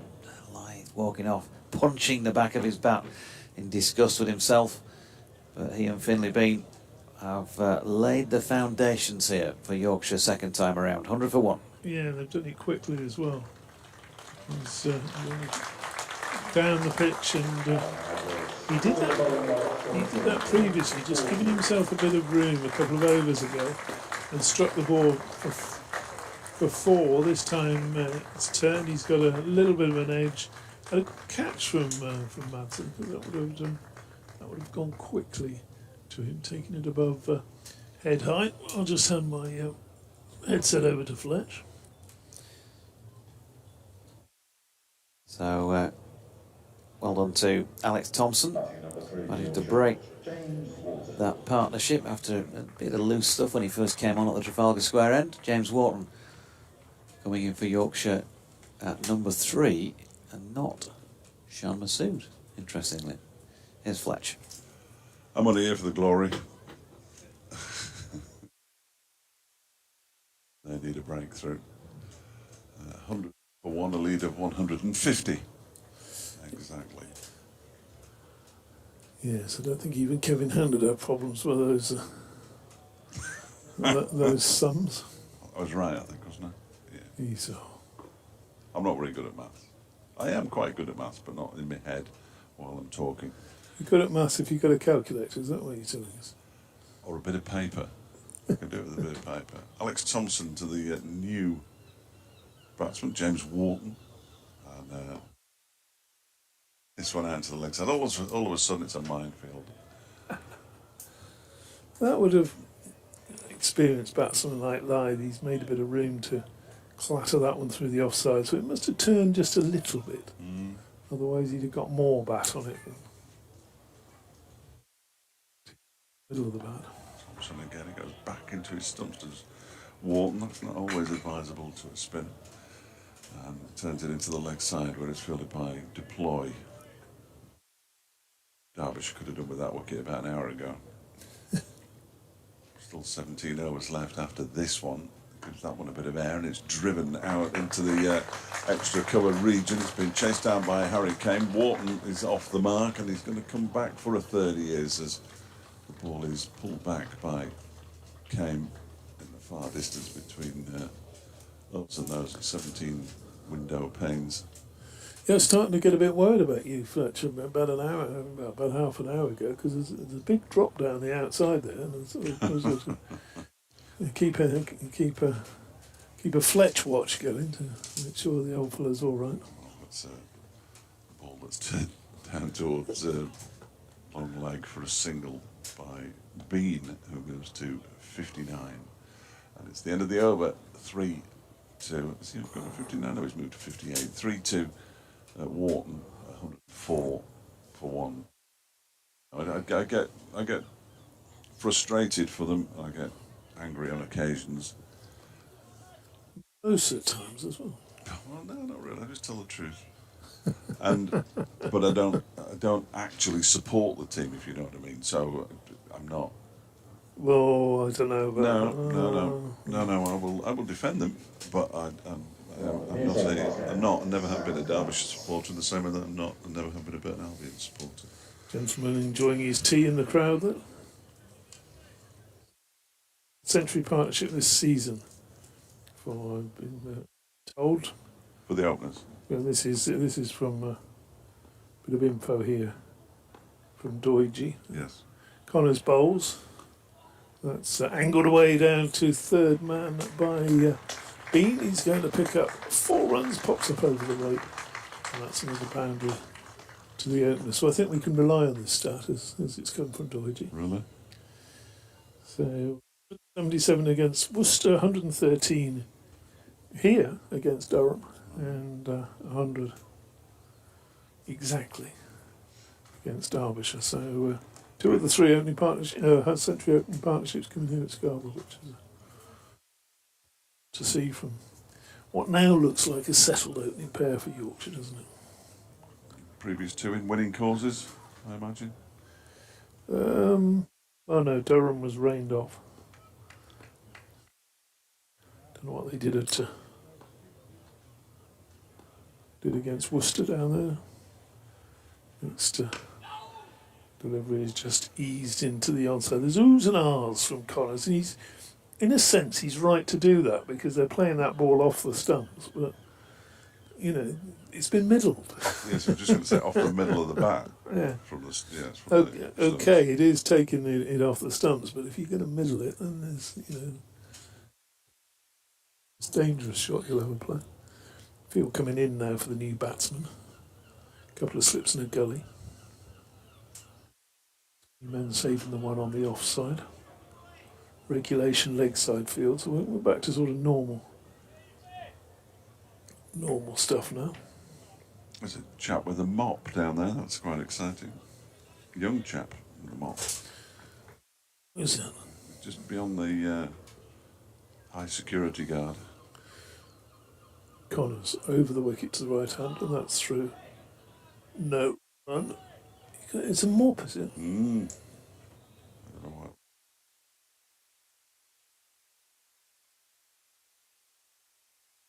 Either a mop or a small child with strange hair. So what you're saying is you can just see the head of what appears to be a mop. Yes, well, it's definitely. We'll wait until he moves. I know. Well, the jeopardy's incredible. Take all the excitement out of it. It looks like a mop. Here's Connors running away from us. 59 on his back bowls, and that's clipped by Wharton nicely to the wide of the deep. Well, wide of long leg out there and goes round to deep backward square. They come back for 2. Wharton, as you see, very, very quick between the stumps. Fletch is preoccupied with his mop. No, I was watching that. I'm fully focused. Well, I've got one eye on him and the mop of some sort. I see. I thought it was a mop. Connors holes and a play and a miss outside the off stump. We haven't seen many of those in the last hour. They're just sort of feeling for that one a little bit outside off stump through to the keeper. No run. 111 for 1, all the ones on the ball. Well, the 90 odd and Yorkshire will be in a not impregnable position, you would have thought. Not too many of the crowd have gone home yet. We are, of course, only something like 19 minutes away from what should be the scheduled finish. Lovely looking drive, high elbow drive. Back to Connors, that delivery. Here we go. And there's no. Oh, it's a mop, but the head has come off. Yeah, broken mop. I wonder where they're going to mop. Well, the mop head in his left hand and the mop handle in his right. That's not how it works, is it? No. That is generally not how it works. Not a professional mopist. No, by the look of it.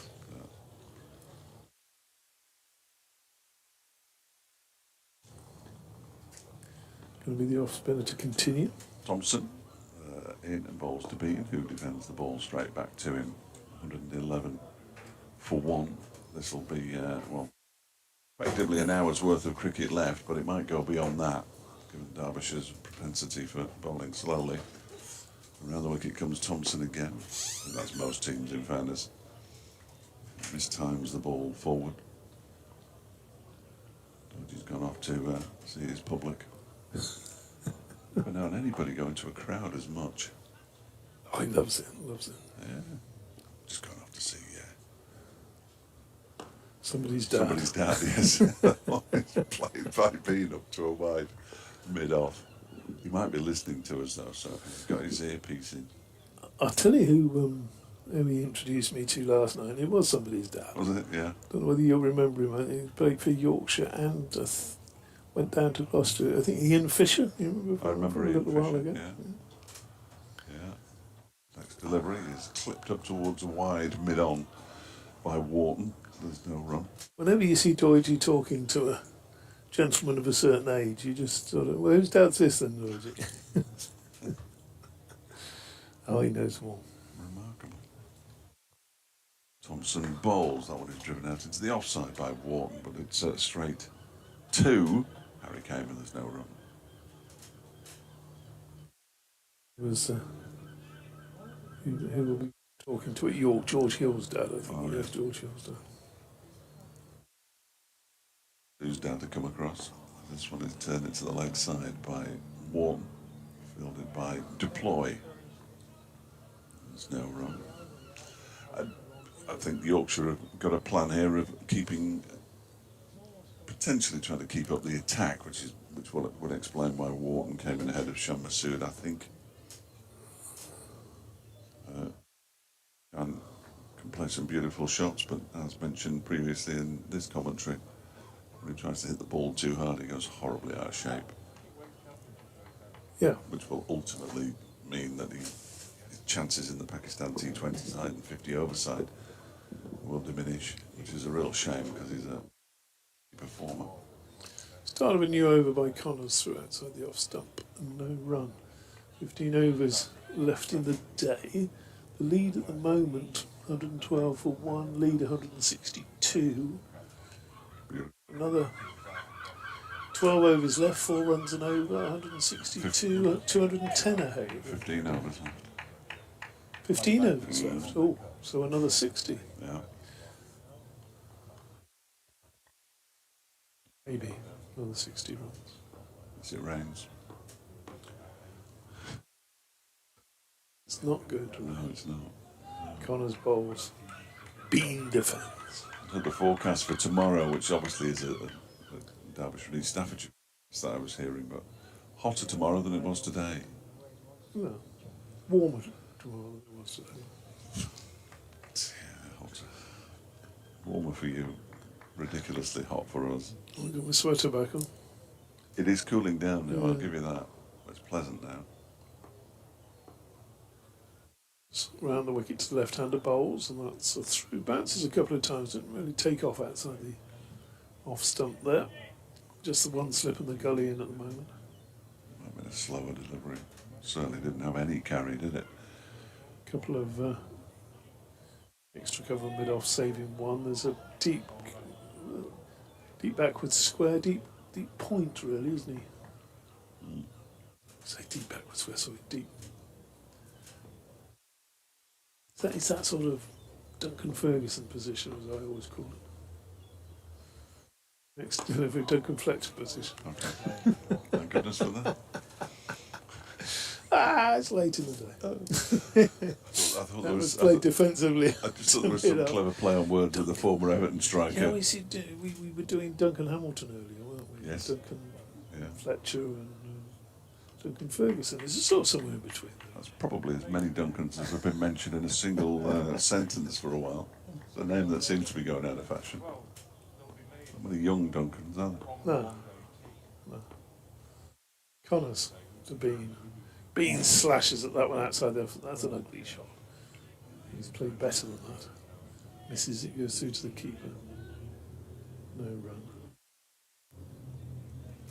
Yes, that could only have ended one way, really, couldn't it? Could have an edge. I suppose if you'd got a thick enough edge, it would have flown over Brooke Guest and Wayne Madsen. Poor Wasn't good. shot, as you see on the replay, though. He's in a bit of a mess with it. A shot unbecoming the innings that he's played today. As I'm sure Duncan Ferguson would agree. Connors bowl. That's eased up to mid-on.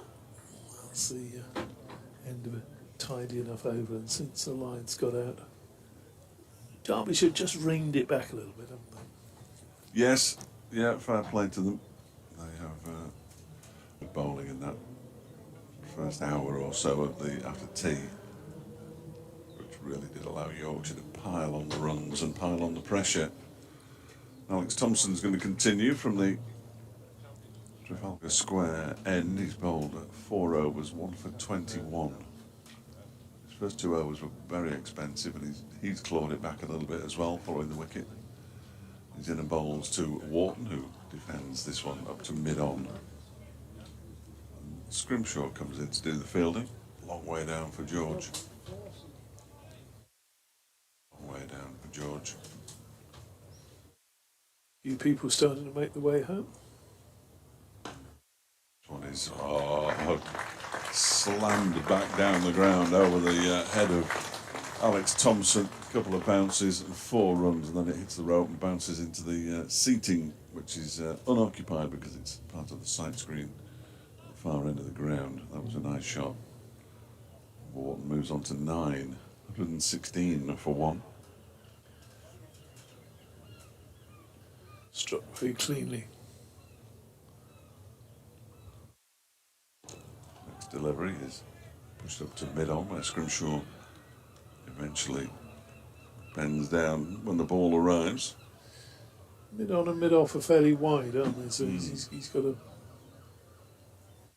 plenty of room to hit past the bowler.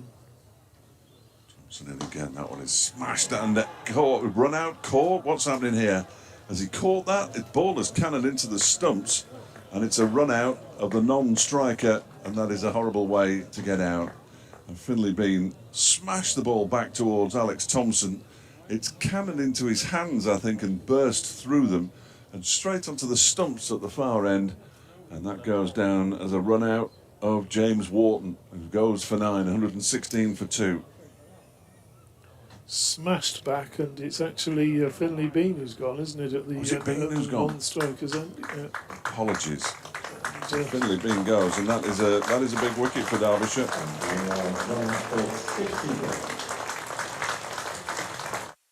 definitely out. Terrific applause. I was just watching the replay there. It just deflected it into somehow deflected because it appeared to be going to the non-striker side of the stumps and sort of deflected it in to the. It was a caught and bowled attempt, wasn't it? Because it was smashed back at him, and he's missed the catch. And poor old Finlay is crestfallen. As indeed he should be. That's a horrible way to get out. Probably got the right player. Should has come out now, so perhaps he just wasn't quite ready. I think we just had a little look at Alex Thompson's hand as well, because that ball was struck very, very hard indeed. And it will be James Wharton on strike, and this time he pushes it up to mid-on. There's not going to be a shot at the stumps. I thought he might have picked that up and shot at the stumps there, George Scrimshaw, but he didn't. It scampered through for a single, 117 for 2. Yeah, that's a shame. That disappointing way to end a very good innings from Finlay Bean, and he looked in good touch, and he was no doubt eyeing his 4th century of the season. Horrible way to get out. Absolutely. Spot by the umpire, though. He's in a good position. Some bowls. Masood pushes this one out into the offside. Fielded by Dup.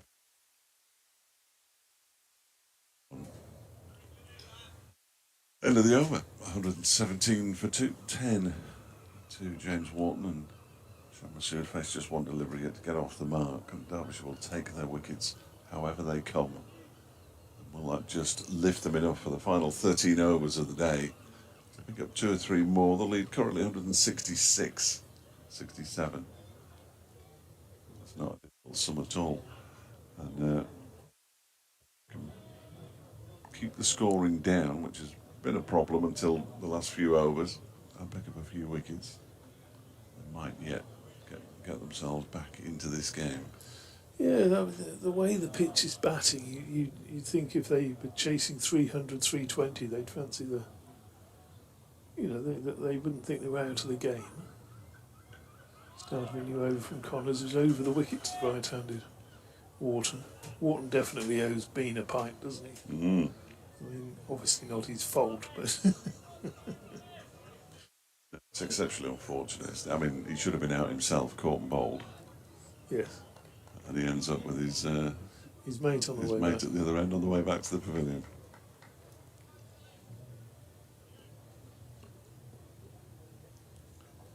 So Connors again. Bowls, and well, that goes through Wharton somehow. Good delivery, and all of a sudden, just a little zip in the spring in the step of the Derbyshire team. Whether we'll get to see that one again. Yeah, it just. I thought it had come back between bat and pad. It hasn't. It's just bounced a little bit. The outside edge, Encouragement, though. undoubtedly.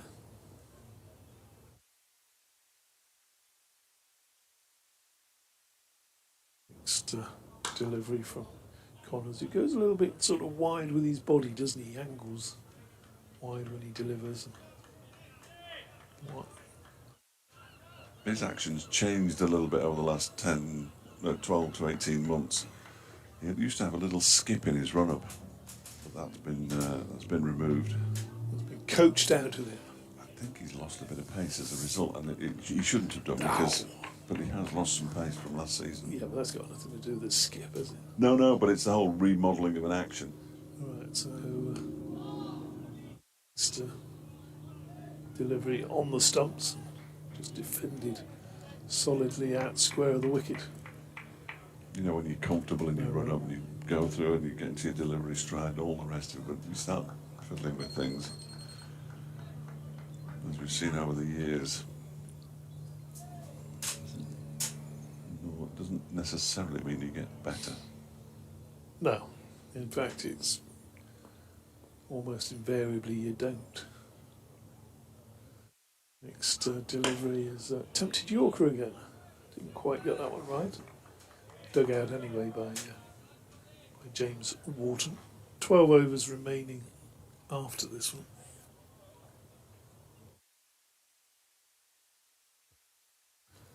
Scoring really has dropped off the last 5 overs, 17 runs. Yeah. Really, in fairness, I mean, they were rattling along. Connors to Wharton. Driven back with a horrible sounding clunk there on the bottom of the bat, and he picks his bat up and looks at it. And perhaps the words "genuine willow" Don't appear on his bat. don't appear on his bat. That was exactly the sort of shot that if you were playing with a genuine willow 50 years ago, your hands would be jarred for. And they used to go numb, didn't they? Yeah. The hands used to go numb. And it was mad. Well, not really, because if you think you took a bat and you hit something with it, just hit a wall with it or something, it would jar your hands. Yeah. I mean, that's how it works. Thompson begins a new over, bowling to Shanmu's, who defends the first ball out into the outside. No run. Not weird at all. It was horrible, though. It's a weird feeling. Yeah. Okay, the score's back. Well, this one is a little bit quicker and pushed by Masood out wide mid-off. They scamper through for a second. Mustn't have been any parents out there. What? Oh, she's been signing autographs and doing selfies and things like that. So. Sad, really. Yeah. Not dissuading anybody. Probably 3 autographs, but she'll tell us it was 5. Next delivery from Thompson is played into the leg side. Crashes into Mitch Wagstaff at short leg. So, I mean, is this the only commentary box on the circuit with an enumerator scorer? I think so.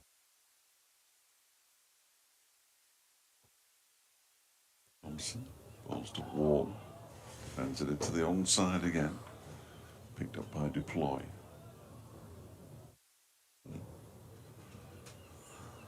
It's good that Thompson got the wicket because they'll probably keep him on, won't they? Might be able to rattle through a few overs. There's still 11 to go after this one. Well, he's taken both, really. Well, yes, indeed. Now is he, no, he's not going to take one here, as that one is smashed by Wharton straight back over his head for a one bounce four.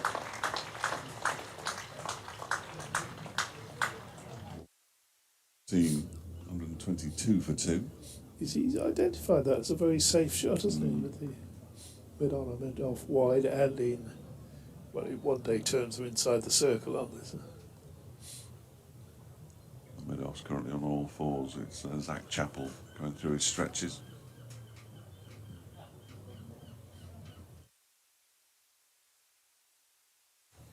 Final ball of the Thompson over. Balls to Wharton, it just clips it up to mid-on. Scrimshaw does the fielding. And that's the end of the over. 5 from it. Wharton has 10, Masood 1. Yorkshire 2 by 122 for 2, leading by 172. And an indication of just how much the scoring rate has come down. They've scored 11 runs from the last 5 overs and lost all wicket. Georgie looking very relaxed. Is he ready to come? Are you ready to come back on? Just listening to the latest album by a popular hit combo. What's he got in his ears?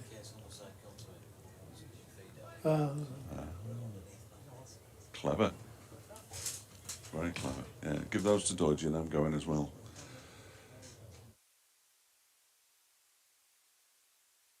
Sam Connors to continue. Dave Fletcher to nod.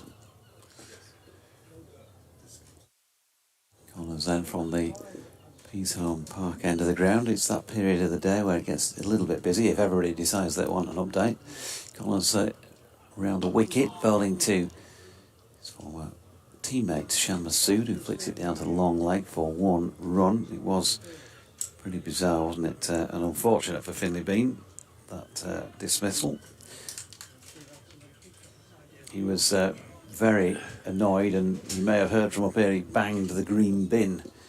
Did he? Gave it a real thump as he walked past the front of the dressing room on the way back in. I think just cursing his luck really as much as anything. Yeah, understandable.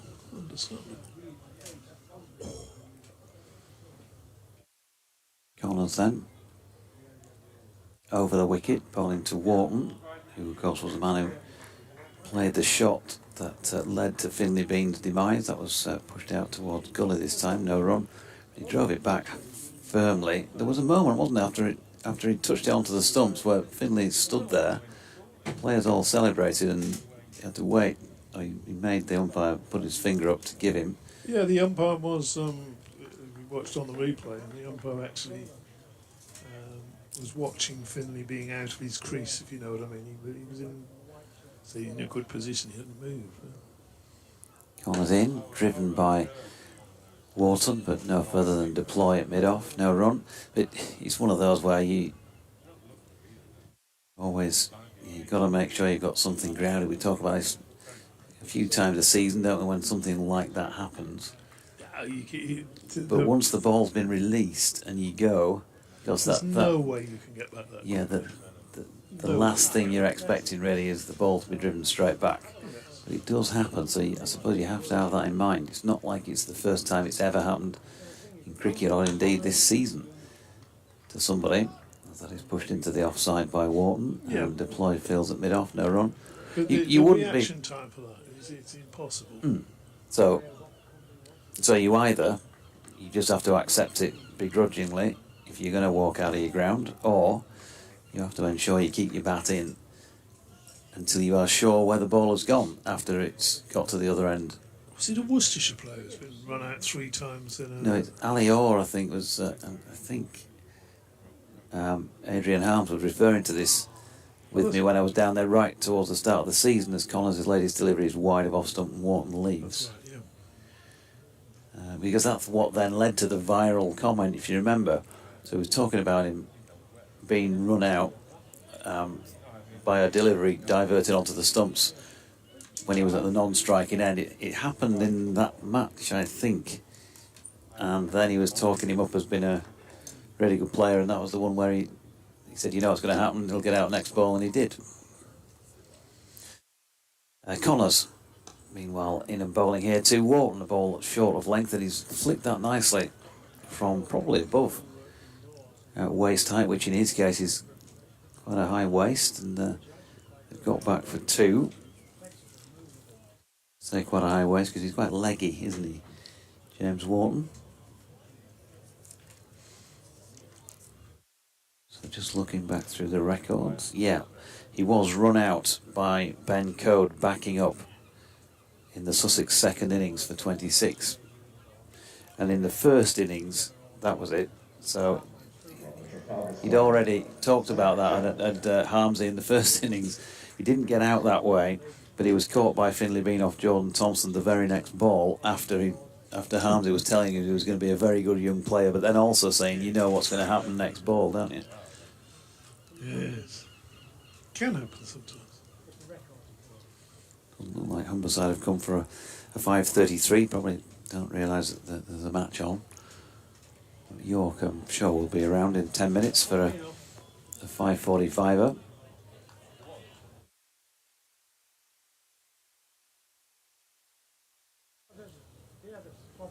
We're all going to see Zach Chappell, I should say, down the hill. Down the incline from the Trafalgar Square end. Masood has pushed that one into the covers and wanted to run. James Wharton didn't. It'd be interesting to see Fletcher's take on this from his time watching Shan play for Derbyshire last year, but you wouldn't call him the most secure of mind when he's making decisions on runs. There was he ran out George Hill with a howler at Chesterfield earlier in the season, in fact. Oh, good delivery. That's a really good delivery from Zach Chappell, slanted across the left-hander and nips further away, and Masood definitely playing at that. No run. Yeah, it was a cracking delivery. And Masood's head snapped around to look, and I thought for a minute, has he got a little sliver on that? But nope. He survives. Could do with a decent innings, couldn't he? Yeah, Sean Masood. Yeah, Chappell in, good delivery. Oof, there's another fish at one, and he got out this way in the first innings. It was wide of off stump and going further away. It was a little bit straighter than the one he got out to, as I recall, first innings, which was really too wide to be bothered playing out, but he was drawn into playing a shot at that one as well. At least that was a shot with a vertical back rather than horizontal one, wasn't it? Finlay Bean, there we go, on the streaming, those who can see it. It's wide of off stump this time from Chappell, and Masood happy to leave. Not a measured character though, but there'll be that little period now still where he's really frustrated because, let's be honest, it was going well. He was playing really well, wasn't he? And he took a not freak dismissal, but exactly that common dismissal to see the back of him. This ball short of length from Chappell is worked backward of square leg by Masood for 1. Fletch isn't on air, unfortunately, to ask, but he might give us an indicator from off air. I can put him on air because I've been on for ages. Let him have another little go. TT wants to be off to the North Riding. Couldn't get off quick enough there, could he? No, talking about Shan Masood running between the wickets being less than secure. Yeah, interesting, yeah. Well, of course, he opened a lot with Billy Godleman last year, and that was just a disaster waiting to happen. Was Billy's running not fantastic either, you mean? Right, okay.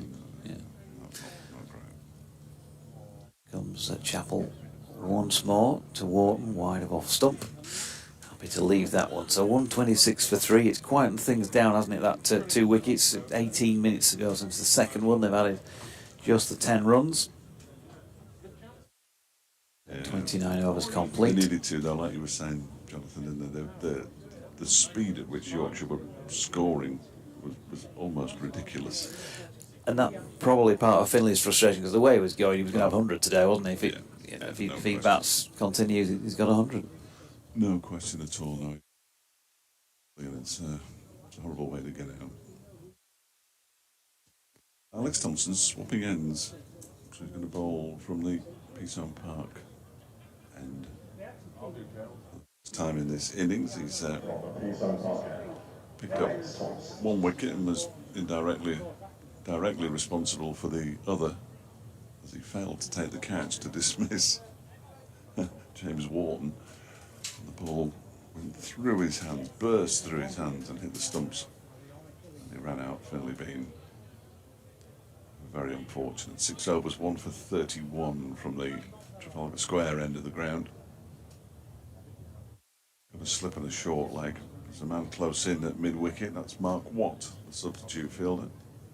Backward point, cover, mid-on and mid-off is sort of deepish. There's a man on the square leg boundary. There's a sweeper on the offside as well. Thompson around the wicket, bowls to Masood, who turns that one into the leg side. Those wires just dropped again. They did. Did you see them? Yeah. Blimey, what's going on out there? They just dropped about 6 inches. Oh, the place is going to fall down in a minute. I'm sure it isn't. Goes Thompson and bowls, and that one is just leaning back and trying to cut that one away. Doesn't time it at all. Hurricane Fields. Just before that, I thought you were going to lapse into that 1977 Bee Gees hit. I don't know which one that is, but was that staying alive? How deep is your love? How deep is mid-off? Very good. Thompson, and that one is played nicely into the offside, but well fielded by Kane. Masood probably missed runs there. Any 70s music quite now? We might not get there yet. Say that. I'm telling you. Thompson in around the wicket and bowls to Masood, who just turns that into the onside where Watt does the fielding. I really ought to be able to tell you who's gone off. Should be fairly straightforward, shouldn't it? Sam Connors, I'm going.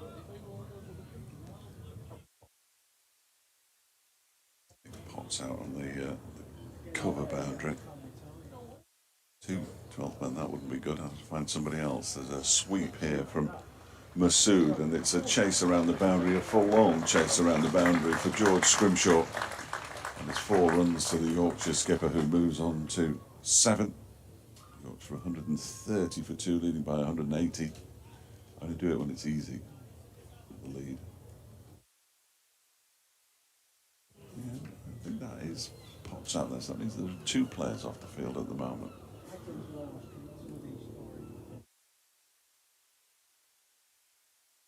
Comes Thompson in between the umpire deer. That's been yours. By Masood. It's not going to be far away from us. Wow!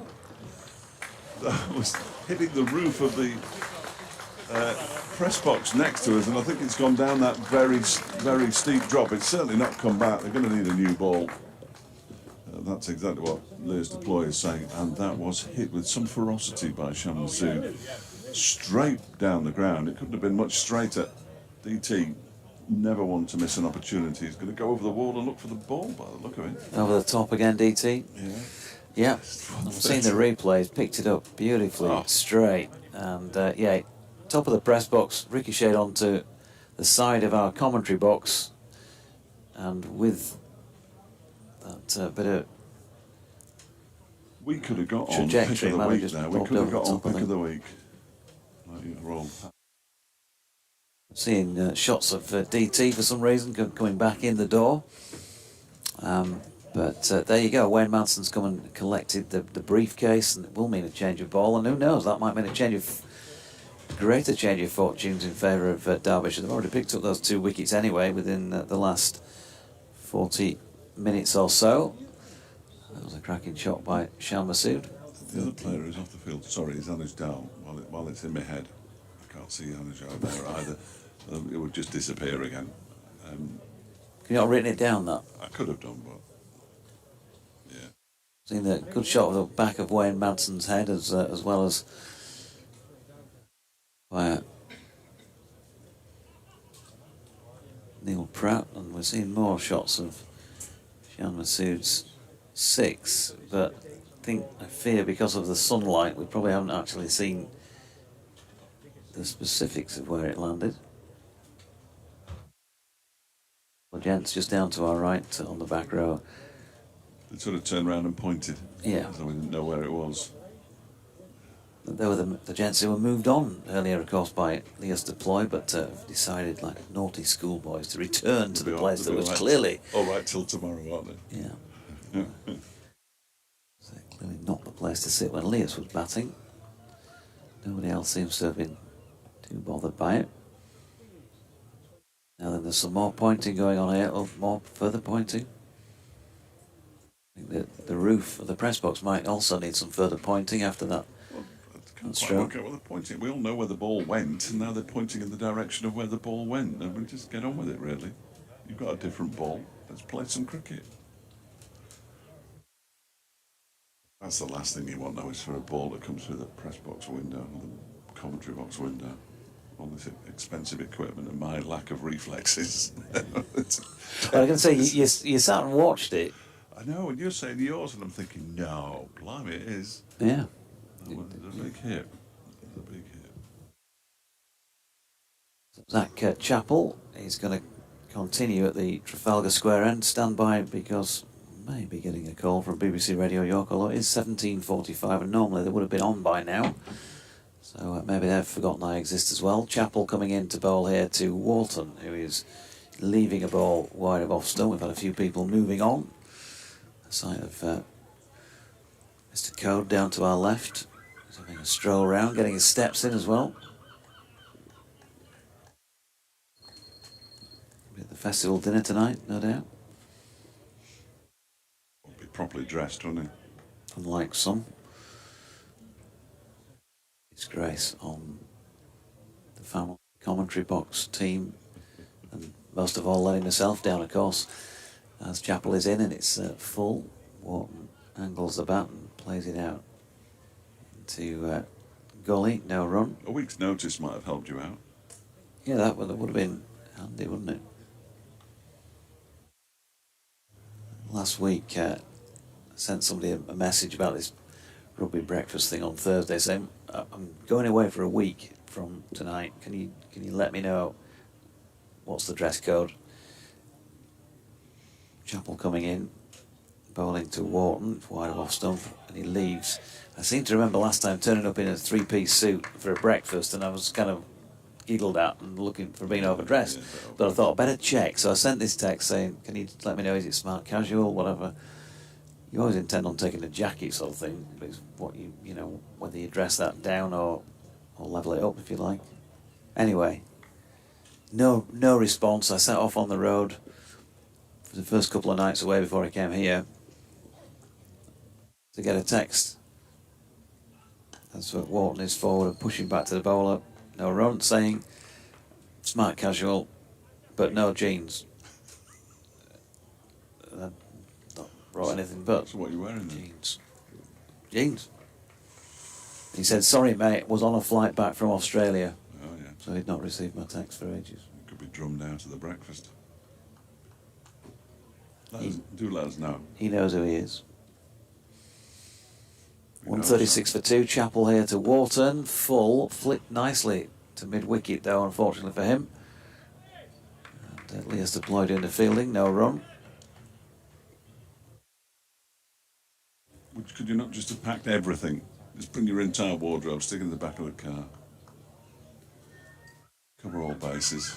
And generally speaking, I'm the sort of person who does that, but I just thought fairly certain. I've seen the forecast, take a few pairs of shorts for Scarborough. It looks like it's been a great week. Absolutely caught out, schoolboy error. Chappell in, Wharton over the top. Push back to the bowler, no run. End of that over, 31 now complete in this Yorkshire second innings. How many more have we got to go today? 7.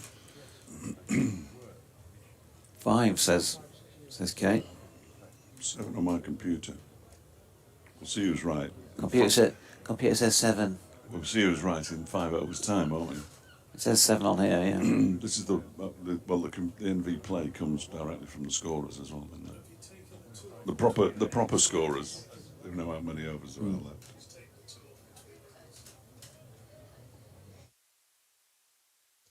Took two. Oh, yes, of course.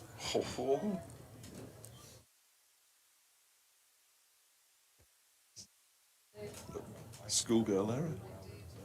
Schoolgirl error. Cannot get the stuff. Here comes his first delivery for new over from Alex Thompson. Soon pushes it out into the offside. It has to work soon. When you get your scorer's appraisal, you know, do you have that sort of central scorer's appraisal thing? The god of scoring calls you in. Very difficult to get on the ICC scorers list, apparently. Here is Thompson around the wicket, bowling to Masood, who cuts this away nicely. There's a chase here for Potts on the cover boundary, and they come back for two. Masood moves on to 15, 138 for two. It's going to be something like, it's going to be, well, you know, attitude. You've got an attitude problem here because you just Refusal to think believe you're ahead technology. of the game. Yeah, refusal to believe technology. Thompson bowls, Masood defends. You've let the World Scorers Association down. You might only be on for something like a B minus here, Kate. You're looking to get away with that. C plus. Straight C. Well, if C's average. Here's Thompson. Bowls to Masood, who turns it into the leg side. He's going to get two more here as George Scrimshaw runs around the boundary from backward square leg. And move on to 17. Oh, he moves on to 17. Sean Masood, it's 140 for two now. Just settling the ship after the fall of the two wickets in relatively quick succession. Shambolic in the box. Good job John Helm came in to straighten things up. Wasn't it? That one is an appeal for leg before wicket from a ball that appeared to be going a long way down the leg side from Alex Thompson. You look like you're off to a, I don't know, Well, I'm not off to anything, so I just look like hillbilly convention. I look like I'm on my holidays. a hillbilly. Where do you get that from? DT thinks Anuj Dal's called. Andrew something. That one is the last ball of the over is defended back to Alex Thompson by Shan Masood. And the over comes to an end with 140 for two on the board. Yeah, and he thinks that Leah's deploy is called Lewis deploy. And, A lot of people think that, in fact. and then Kate, she's And our now enrolled for. international scorer of some repute. Yeah, I think she's going to evening classes now for mathematics, further education. So we picked a few holes in ourselves there, folks.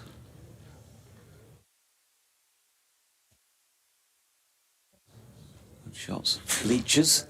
Zach Chappell comes in, and that's wide of off stump, and James Wharton is happy to watch that go by. I think the key now for Yorkshire is, of course,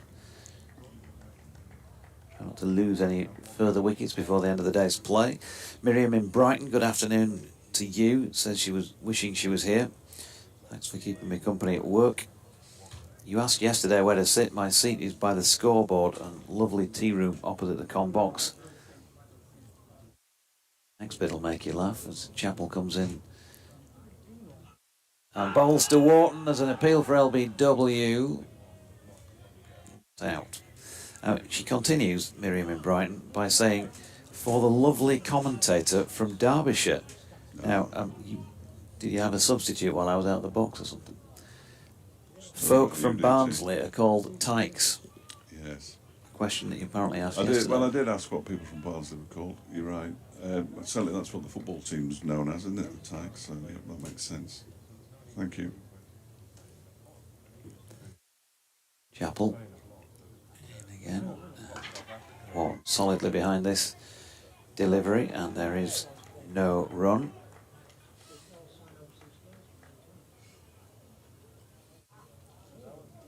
Wharton just readjusting the gloves and all of that. There's still some, I'm going to say hardy souls, but you might have said that on a few days this year with the weather we've had, but not today. Although it will be feeling a little bit chillier in the shadow just down here, I'm sure. Chappell in, wide of Wharton's off stump, and again James Wharton is very happy to play the leave at the back end of day 2.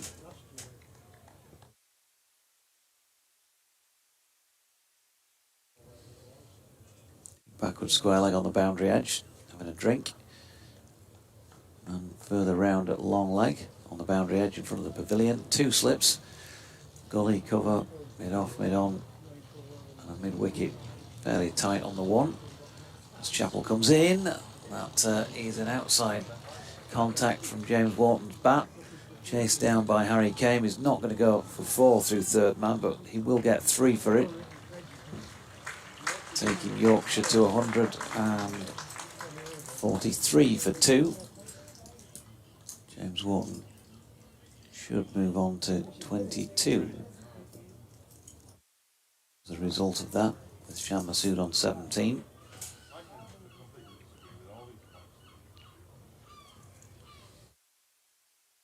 Masood just retaking his guard. Neither of the batters' scores have changed following that shot. I didn't see any signal from the umpire that it wasn't from the bat. Lovely shot here by Shan Masood. It's too short from Zach Chappell. Not the widest, but it was wide enough for Masood to just do that thing that good players do, adjusting, making a bit more room for himself, and he's cut that away for 4 to the popular side. 147 for 2. The lead closing in on 200. Quickly. Billy Godalming making his Derbyshire bow, Warwickshire bow today in their second team on a 14-day loan. He's 24 not out at the close, opening the batting. Warwickshire 38 without loss, their second team against Durham, who made 357. So Billy Godalming back in senior cricket up to a point. Playing for Warwickshire on that 14-day loan. Finish on time at Chesterler Street, which is a good effort. Next delivery, or the first delivery of a new over from Alex Thompson, is clipped by to mid-on. There's no run. There will be 4 overs after this. The bails have fallen off at the non-strikers end, where Alex Thompson just touched them with his feet. Turns and goes in with a slip and a short leg, and bowls to Wharton, who turns that one into the leg side. Lamb will do the fielding. If the ball's there to be hit, the batsman will hit it, but I don't think they're interested in scampering through for quick singles at this stage. 9-7 the lead. Just 2 down. Thompson in, bowls, and that one's not taken cleanly by Brooke Guest down the leg side. So Durham are 424 for 5, leading Sussex by 158. They win that one and they're virtually assured. I mean, they're almost certainly assured of promotion anyway, Durham, but win there at Chesterler Street in that game and they will almost certainly be up. Next Thompson deliveries turn into the leg side. They're going to run, well, they're not going to run, they're going to trot through for a comfortable single as the ball is picked up by Scrimshaw, who finds himself at square leg. They go through for a single. The game between Worcestershire and Glamorgan has moved on apace. Worcestershire 120 for 7 in their second innings, leading by 234. Third innings as well at Grace Road, where Gloucestershire 162 for 8. That's a lead of 117 over Leicestershire. Next delivery is played back off the back foot by Masood to Thompson. Is this you reading scores? Yeah. Why? You're not allowed to. Can't remember you doing it in any previous passage of broadcasting together. About the third, fourth time today I've read the scores. Must have been out of the box too long. Well, you've been out of it a lot. As that one is turned down to long leg by Shan Masood for 2, and the 150's up for Yorkshire. Masood moves on to 23, 150 for 2. The lead is 200, and we've got 4 overs. Only the relevant ones, though. Scores, that is.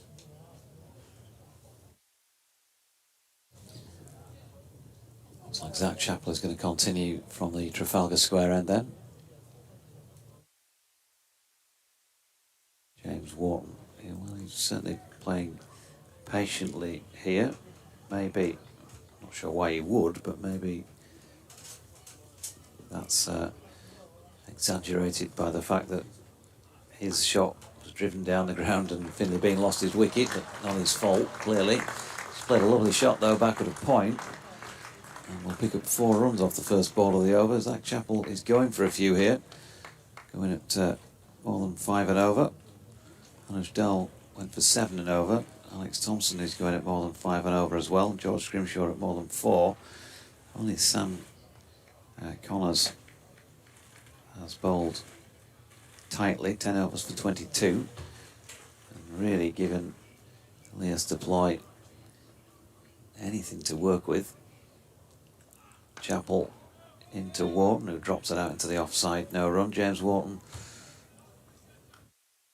24 against his name from, I think, 48 deliveries now.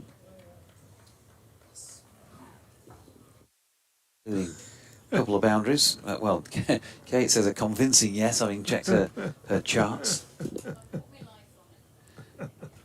a bit like if you could see, folks, the charts here. Very, very neat and colourful. As Chappell is in and Wharton pushes into the offside, no run. I feel like I could, retrace sort of Scott of the Antarctic of the charts to get down to wherever it was he went, the Antarctic. Have an update for BBC Radio Leeds in 3 or 4 minutes' time. He didn't come back, did he, from the Antarctic? No.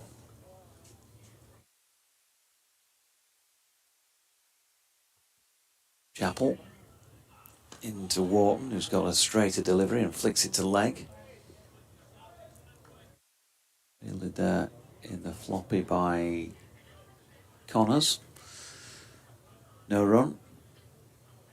Still a good number in. Still plenty in down by the marquee, presumably. They've done hospitality all day and they're probably going to end up staying, quite a few of them, for the dinner by the looks of it, you would think, because generally speaking they've drifted off by now, haven't they? It's Chappell in again. Wharton not particularly convincingly pushing forward and gets an inside edge on it. Backward of square on the leg side. Brooke Guest throws off a glove to go and retrieve it, and they get 1. 155 for 2. 25 to Wharton now. On strike, Shan Masood is on 23.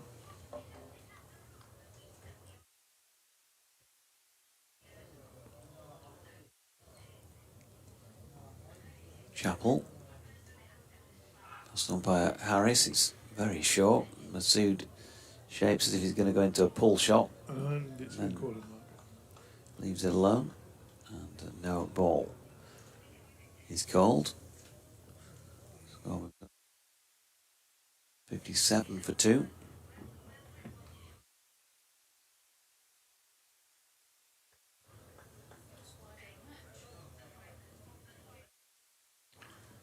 Just wide of the match. Did he give us a wide? Thought he'd give it a no ball. As Masood punches this one up to mid-off, and there is no run.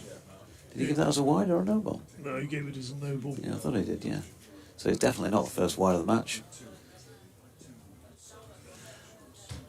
So 157 for 2 at the end of that. The 35th over of this Yorkshire second innings. Yeah. I think having a work experience person in, isn't it? We enjoy our company. 157 for 2. Lead 207. Derbyshire not out of it yet, because I think on this pitch, though, they wouldn't be daunted by chasing something in the region of 300, 320, but... And then Thompson in, and Wharton flicked it. Might have been just off the deck. I think there was a touch on it by Wagstaff at short leg, but they've got through for 1. Wouldn't want to lose another wicket now. 24.4 overs was the point at which the last wicket fell. 35.1 gone now. So they've seen off more than 10 this pair, and Shan Masood running this one down to third man, left-handed of course, against the off-spinner. Picks up 2. Genuine shot, that was it? It's just a little bit streaky. Yorkshire skipper. Slip in place, short leg. Thompson in. Oh, now then. Masood plays a cut shot. I don't know if he's got a bottom edge on that or if everybody's just missed everything. Let's see what the umpire signals. He does signal 4. So he's chopped it down between Brooke Guest and Wayne Madsen at first slip. Well, it gone through Brooke Guest's legs, did it? Yes, Yeah. It's gone to his left, hasn't it? He's looking to his left. Madsen moving to his right. Oh yeah, so he's kind of, it's wide of off stump and he's got an inside edge on it really, hasn't it? Diverted it between the two. 4 runs, he's on to 29, 164 for 2, and he's now pushing forward firmly back past the bowler. Oh dear me, Zach Chappell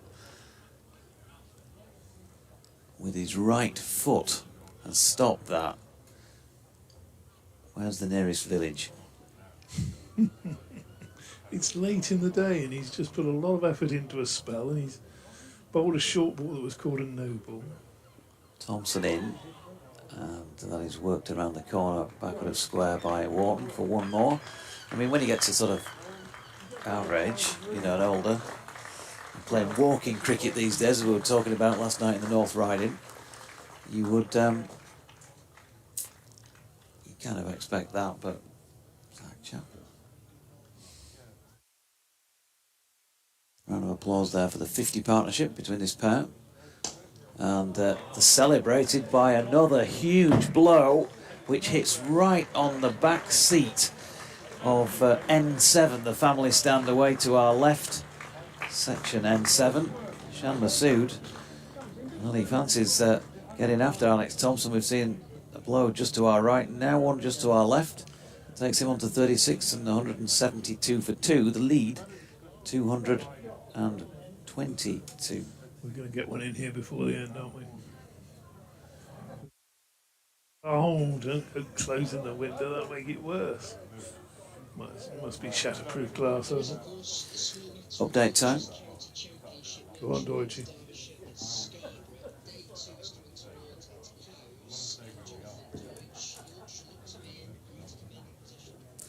Yes, 222 runs in front. We've just seen a huge 6 hit by Shan Masood, dancing down off the off spin of Alex Thompson away to our left. He's already hit the commentary box roof to the right and the press box with a 6 he hit earlier on as well. So Yorkshire's captain going pretty well against his former club. He's on 36 at the moment. James Wharton's batted with him quite patiently. He went in at number 3 and they've flipped around from the first inning, this pair.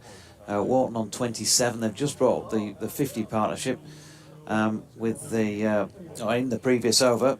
The 2 Yorkshire wickets that have fallen after a good afternoon with the ball. They went in and put on a 100 partnership for the 3rd time this season. Adam Lythe and Finlay Bean. Lythe eventually caught by Madsen off the bowling of Thompson for 43, including 8 fours. And just over 4 overs later than that, one of those slightly strange dismissals, not totally uncommon in cricket, but James Wharton played a lovely shot off the bowling of Alex Thompson from the Trafalgar Square and drilled it back down the pitch. Finlay Bean just out of his ground.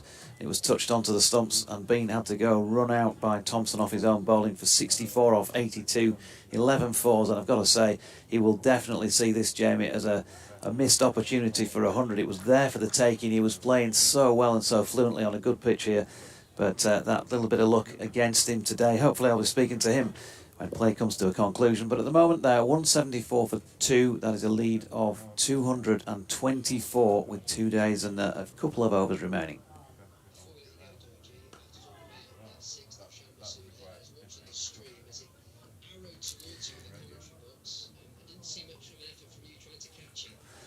No, Fletch was closer, I've got to say, and he's just admitted on air that his agility, I don't think it's going to see him in the Olympic gymnastic team for Paris 2024. And in saying that and deriding him, I've got to say I'm nowhere close to that either, Jamie. But he was a little bit closer, but he didn't move a muscle, apart from to say that had been struck for 6 out of the ground.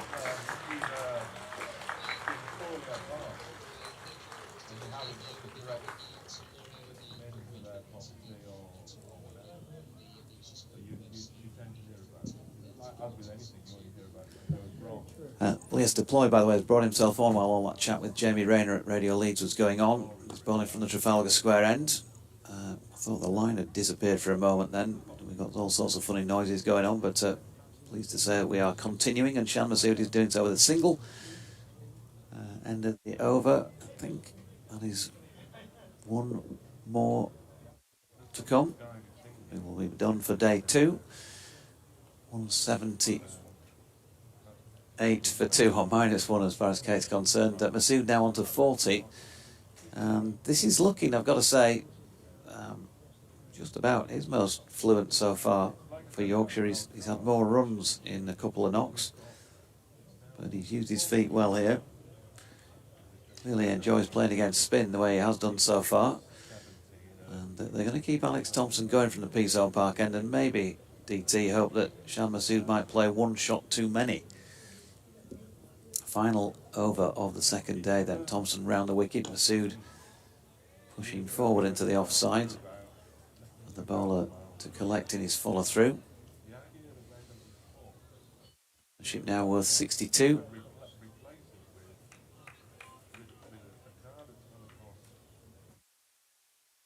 There is Thompson again. Masood dropping it into the onside, and there you go. That running between the wickets we were talking about, he hit it. It sometimes almost feels like back to schoolboy cricket, in that he timed it quite nicely and he wants to go for a run. Tip and run. Yeah. No way there was one on there. Thompson in again, and that's nicely played by Masood, who timed it well in front of square on the offside, and will pick up 1. 41 to him, 179 for 8. Little twiddle of the bat for James Wharton, short leg. Wayne Madsen gesticulating at slip, and as a result of that gesticulation, Harry Kane has walked up about 5 yards closer at straight mid-wicket. Thompson's latest delivery, punched back down the pitch to him by Wharton, no run.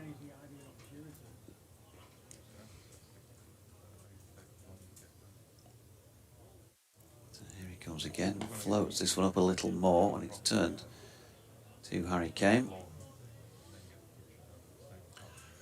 My counting's right, this will be the last of the day.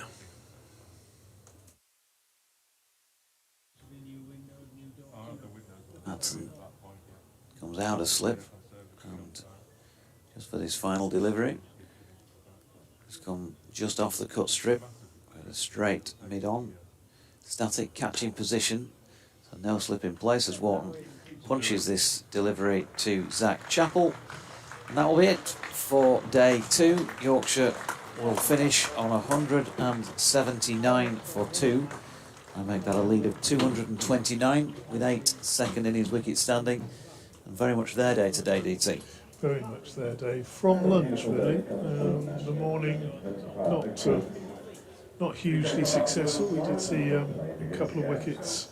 Brooke Guest going in the first over of the day. There was the dismissal then of the half-century. Mitch Wagstaff got to his 50, then got out, and at lunch, the Deploy and Madsen looked very secure, and you would think that at that stage that Derbyshire were looking at a lead, possibly a lead of 50, 60, something like that. But then Deploy got out. Matthew Fisher bowled a fiery spell from the top end, hit the stumps a couple of times. The ball was maybe just doing a little bit in that session. Madsen's very good innings came to an end on 93 when he got one from George Hill that popped a bit, and he just poked it into the gully. And well, bit of happy swinging towards the end from the tail enders, but all out for 247, not even getting that one batting point, conceding a lead of 50, and then Yorkshire coming right out of the traps live, and Finley Bean adding exactly 100 for the first wicket. Lyth called it slip, and Finley Bean very unluckily run out, but they're in a very, very, very strong position at the end of day 2. 179 for 2, a lead of 229. They'll kick on tomorrow. They'll want to set Derbyshire more than 400, that's for sure, and hopefully another hot, cracking, good day of cricket. Well bowled to Sam Collins, 10 overs for 22, but bar that, poor old Leas Deploy has had no control to work with really from either end out there. There's been the odd over, but Zach Chappell 5.25 and over, George Scrimshaw over 4 and over, Anuj Dal 7, Alex Thompson better part of 6 and over, and Leas Deploy, well, 1 over for 6 himself. Just that 1 wicket for Alex Thompson from a bowling perspective, and of course he also had a major hand in the run out that cost Finley Bean his wicket for 64. He played really well, as did Adam Lyth, as we said, a 3rd century partnership of the season, and in a season where there's been a lot of people knocking the county in terms of what they've produced on the field, this has been the best of the 3 disciplines for them. The league position owes quite a bit to the precipitation that's fallen at their matches around, and I think they would have been undoubtedly higher had it not been for that. So they've kind of carried on a bit of form really anyway, general form this season in this match, particularly on day 2, and they've probably got a bit to look forward to tomorrow, but they've still got hard work to do, and try and extend that lead into a match winning one. It's not anywhere near there just yet. So from Fletch, from DT, from Kate, from John Helm, I guess, as our guest today, and myself, thanks for your company. We'll be back tomorrow morning at around about 25 minutes past 10, and we'll do it all again for day 3. But from North Marine Road for now, from all of us, it's a very good night.